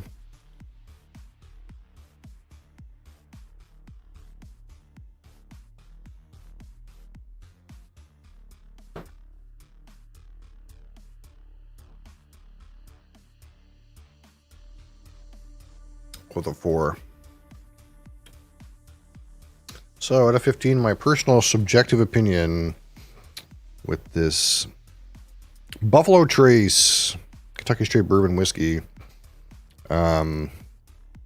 It's a pretty standard, like above 40 ABV, typical bourbon sort of offering. Drinks kind of pretty, a little bit low in intensity.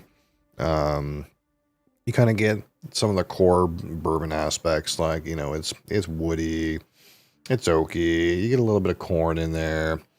You get some spices in there. Missing that, like, you might expect from a bourbon. Any kind of, like, real presence of rye-related herbal spice notes or rye at all. Or like red fruit, like if you want to try to find like cherry in this, good luck. It's kind of missing some of the highs, but has most of the lows. That being said, there's nothing like complicated on the palate. Like you don't really get, chocolates and leathers and tobacco. These aren't things that really land for this bottle for me.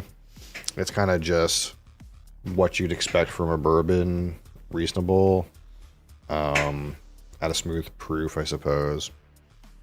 So like that, it really is not really doing anything exciting. It's not trash, it's just fine.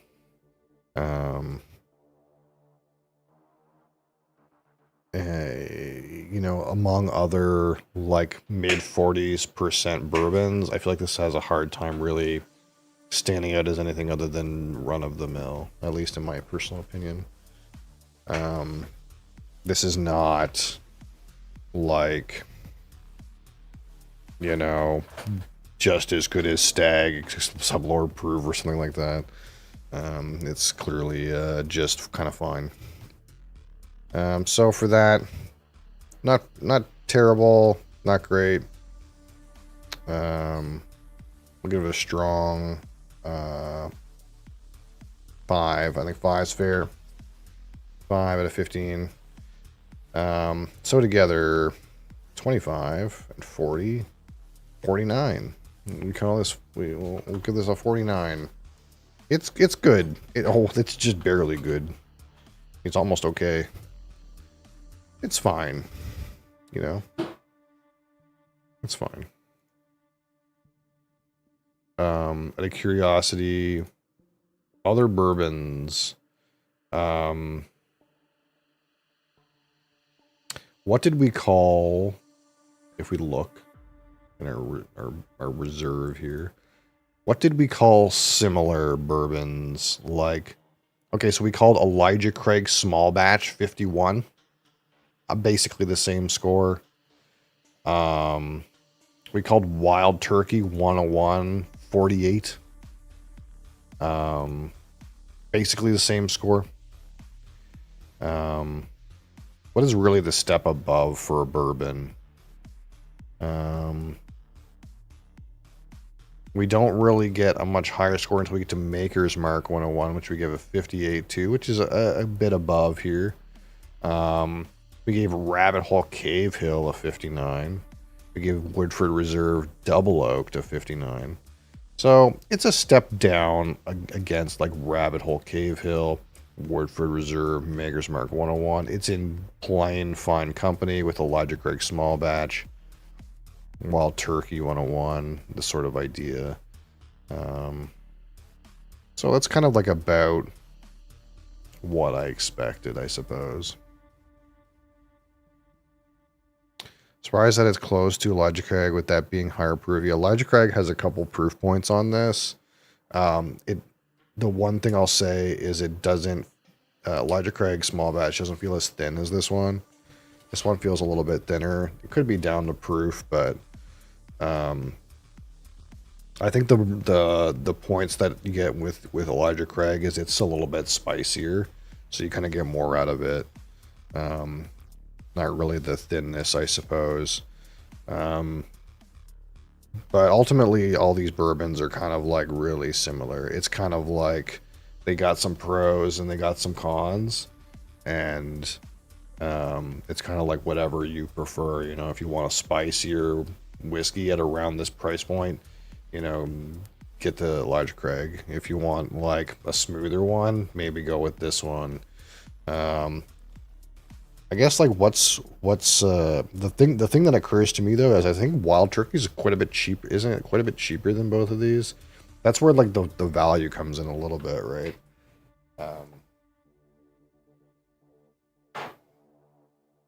This is not like, again, this is not the turkey of yesteryear that was like insanely good value, but like the reality of the situation is all these bourbons are like similar in age, similar in barrel, similar in proof. This one's maybe like younger and less quality, but it's got a higher proof to it, right? So it's like, we're really like splitting hairs here to say much of a difference between these. The reality of the situation is they're very similar. So the one thing that turkey I feel like always has the advantage of is this always seems to be cheaper. Like in my market, this is like 45 bucks. Actually, I think this is also 45 bucks. And I think a larger Craig small batch is like 58 bucks. Depends on your market, I guess. I guess these are about the same price now that I think about it in my market. I think this might be 42. And this is like 45. And then a larger Craig small batch is like 58, I think. So it's a slightly better whiskey, I suppose, but you're paying a little bit more, I suppose. But also, again, it's something to do with your personal preference, right? If you like a spicier whiskey at that price point, it's probably spicier than this. I don't know about the wild turkey though, because that's the thing about wild turkeys. They always say it's got a spicy kick. It's mighty and bold, but how much of that is just ABV, right? I'll see, like, yeah, in your market, if like Elijah Craig is cheaper than these, then it's like, you know, it's regional differences, right?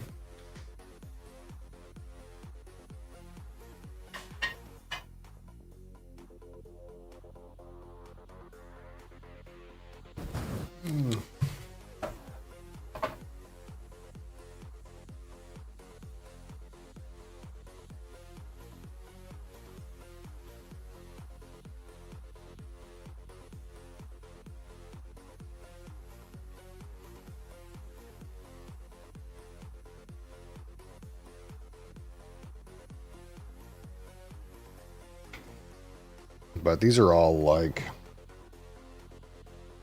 again, I don't look at my other ratings when I do ratings, so I feel like that makes it the most honest. Like, when I was rating the Buffalo, I didn't really remember what I rated this other shit. But it kind of somehow all ends up around the same place, right? And probably realistically, if we like AB these things, there's going to be some differences, but they're probably not going to stand out like super duper against each other. The one thing the turkey always has, it's always, again, we're not using the like shitty turkey, like the 81 turkey. It's always the 101.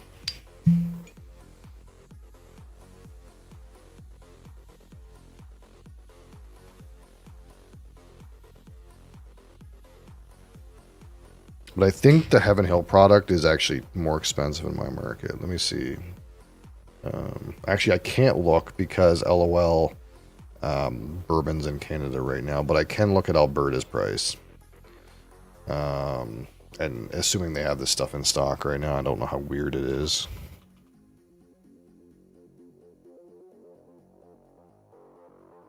Pretty sure most of the bourbon I own is YouTube videos where they say best bourbon for under $60. Yeah, so on BSW right now, this is $46 Canadian. Again, this is before taxes.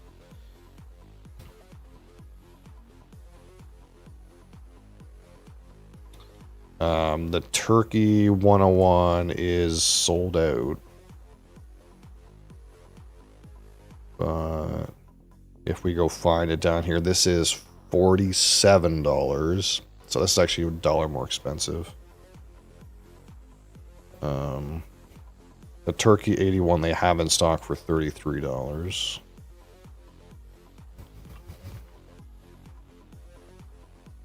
And the Elijah small batch is $47. So actually, if we go to Alberta's pricing right now, these are the exact same price. And this is $1 cheaper. So these are basically all the same price. I did rate this one 51. So this one is 49. And I think this one is 48. So it's like, they're all like the same price. And this one is like the highest rating by like a hair, you know? And so really what it comes down to is like, well, which flavor profile do you sort of prefer, right?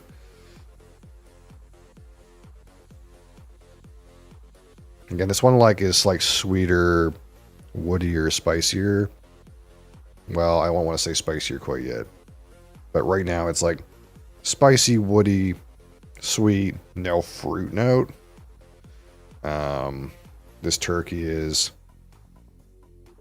way more rye on this. You get like way more of a like rye thing.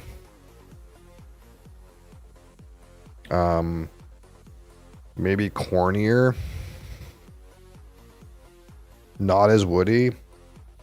Not as sweet. Okay, so like if I like head to head these, like this is like the woody sweet one, and this is like the spicy one. And this one is like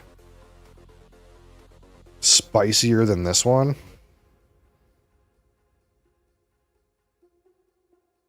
Actually kind of close to the turkey. This one kind of feels like bready for some reason. These are really similar. Right now, these two are nosing really similar. Like they're both spicier and breadier than that one.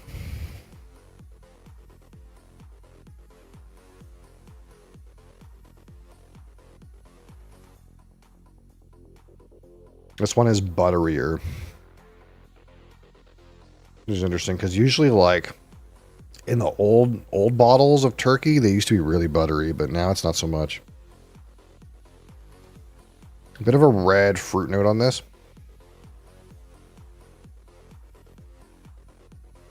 Really similar. On nosing, really, to be honest. This one is clearly like woodier and sweeter. And these two are clearly spicier, but their levels of spiciness are kind of comparable. This one seems like got maybe a tingle of fruit in it, and it kind of seems like a little grainier. But this also has that. This one kind of has more of like that weird butteriness, that like slightly saltiness, at least on the outset.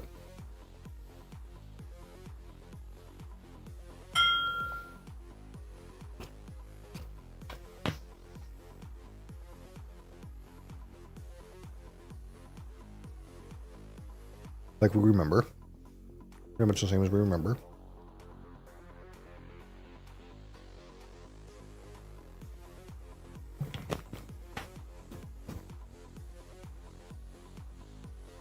Alright.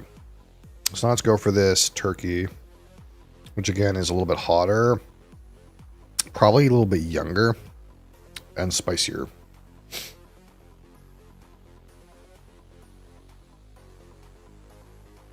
This might be less spicy than the Craig, to be honest. It's like kind of a little...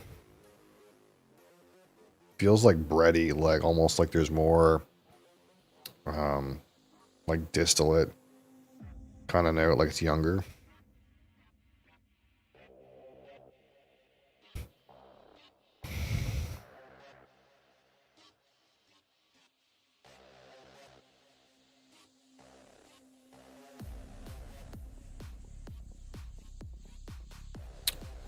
This one somehow, despite being higher proof, this is thinner on the palate to me, but way more explosive on the finish.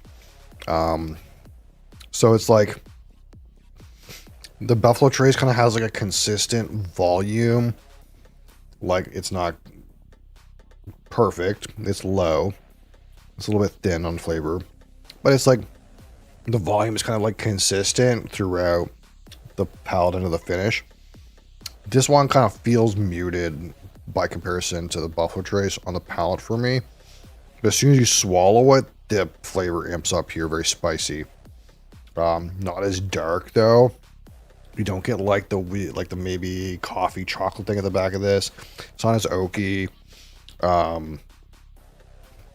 It's like more like spicy on the finish.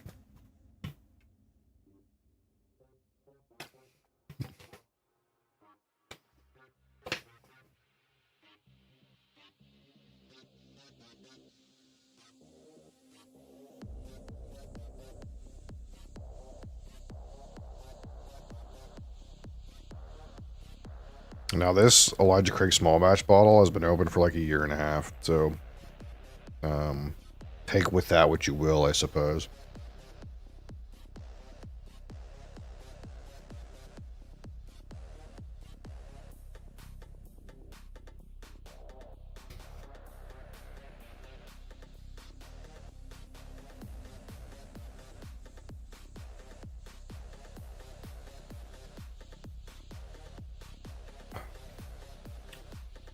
Sweeter than the turkey, spicier than the buffalo, maybe sweeter than the buffalo too. Finish isn't as loud as the turkey. It's woodier than the turkey, but not as woody as the buffalo.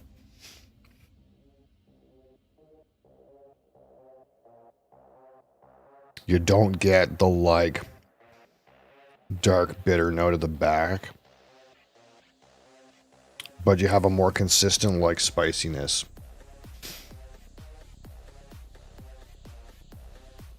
So they're like pretty close. These two are closer together than this one, but these ones have more rye in the mash bill than this one, so that makes some amount of sense. So this one is like, for the most part, it's probably the woodiest one, and it's maybe like tied for sweetness with Elijah Craig. And Elijah Craig is like tied for sweetness with this one, but it has probably like the best palate. It has some sweetness to it. This doesn't really have so much sweetness, but this one is spicier. This one's like spicier. Loudest finish, spiciest finish, thinnest on the palate. And this one is like got some wood to it, but not as wood as this one. Probably the same amount of sweetness as this one. And it's like got like a consistent volume of spice. It's not a loud of a finish as this one, but it's probably a louder finish than the buffalo, but it's missing the like chocolate coffee thing at the back, which is maybe like mostly barrel related. Maybe the explosive finish here is due to the proof. I'm assuming that the reason the buffalo kind of has like more of the dark note at the back is because it doesn't have any rye, and this one does have some rye. So the rye is like being a little bit more active. This one feels younger. These ones feel like maybe about the same age. I think this is written 7 to 9, and I know this used to have an age statement now, but it doesn't. What do I have written for the age of this? Do I have anything written? This is written as 8 to 12, and this is written as 7 to 9. It's probably like the same. Based off my random anecdotal tasting, these seem about the same age. But it could be that this bottle is old. That could be something to do with it. Not that it makes it a worse whiskey, but it will impact the flavor somewhat. Like maybe if this was a newer bottle, it would be like more robust in certain ways. That's kind of like where I shoot these. They're really similar in quality, and they're really similar in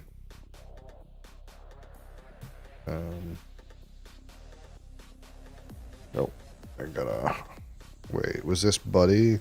I didn't think he was gonna deliver me today. No, it wasn't Buddy. Or is Buddy?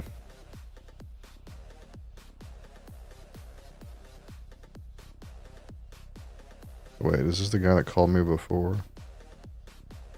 Shit. Hold on.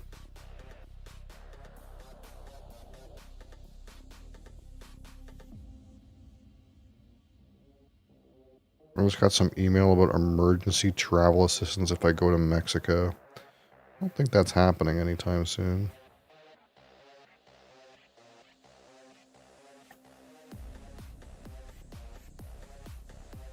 Is this the same phone number? 855. Have I been called by this number before? I want to know if this is my buddy or not. When did he call me? 2:38.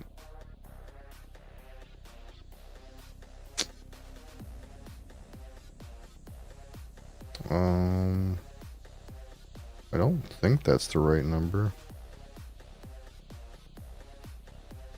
I'm trying to see if my liquor guy is trying to deliver to me or not.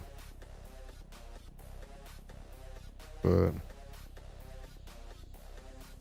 I don't think that's the right number.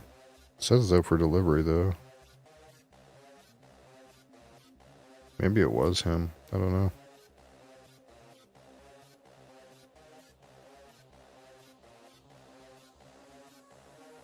That was half an hour ago. Let's look. I didn't expect it to be delivering today.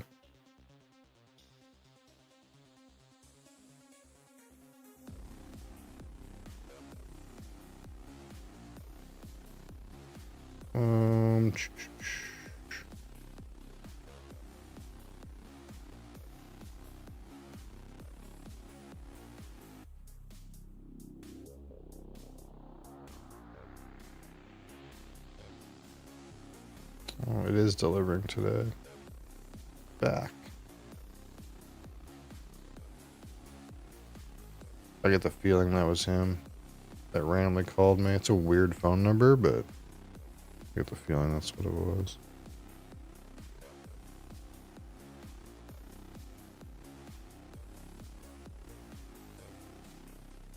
Why did it block that call? I think my spam thing blocked his call. Unlucky.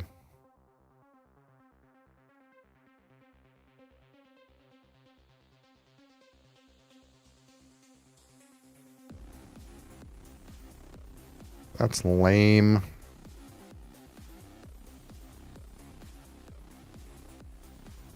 Dang it. I wish he would text me. Maybe I should tell him to text me next time.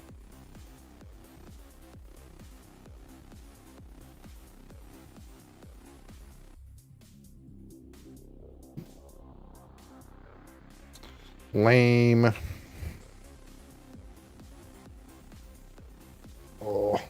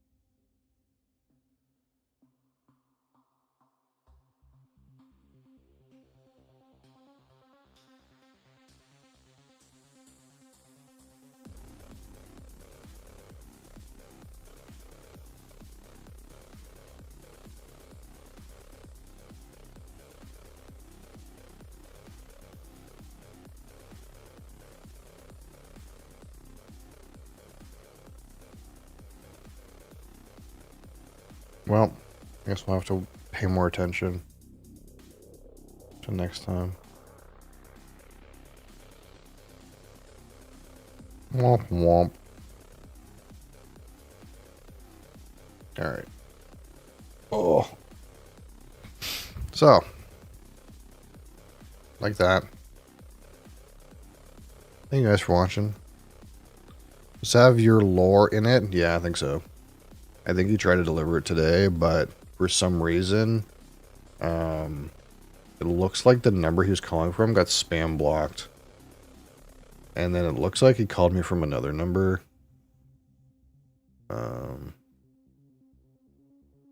But I didn't catch it until just now. And that was like 40 minutes ago. So he's probably gone. But I wasn't expecting it to be here. I looked at it yesterday and it said It just left Toronto. And I was like, okay, well, it's not going to be here tomorrow. It seems like it was here. I don't know. Usually what happens is, like, they just try again on another day. So, that'll probably be what happens. Because I had this happen before with another one. So, anyway, I'm not in a rush to get it. But yeah, I'll be it. That's all I think for today. Thank you guys for being here. I appreciate you. Back tomorrow. I'm working now again. Sad, very sad. We're back to work again today. But I got a lot of stuff done, so that's good.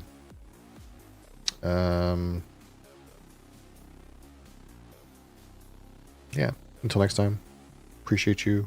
And peace.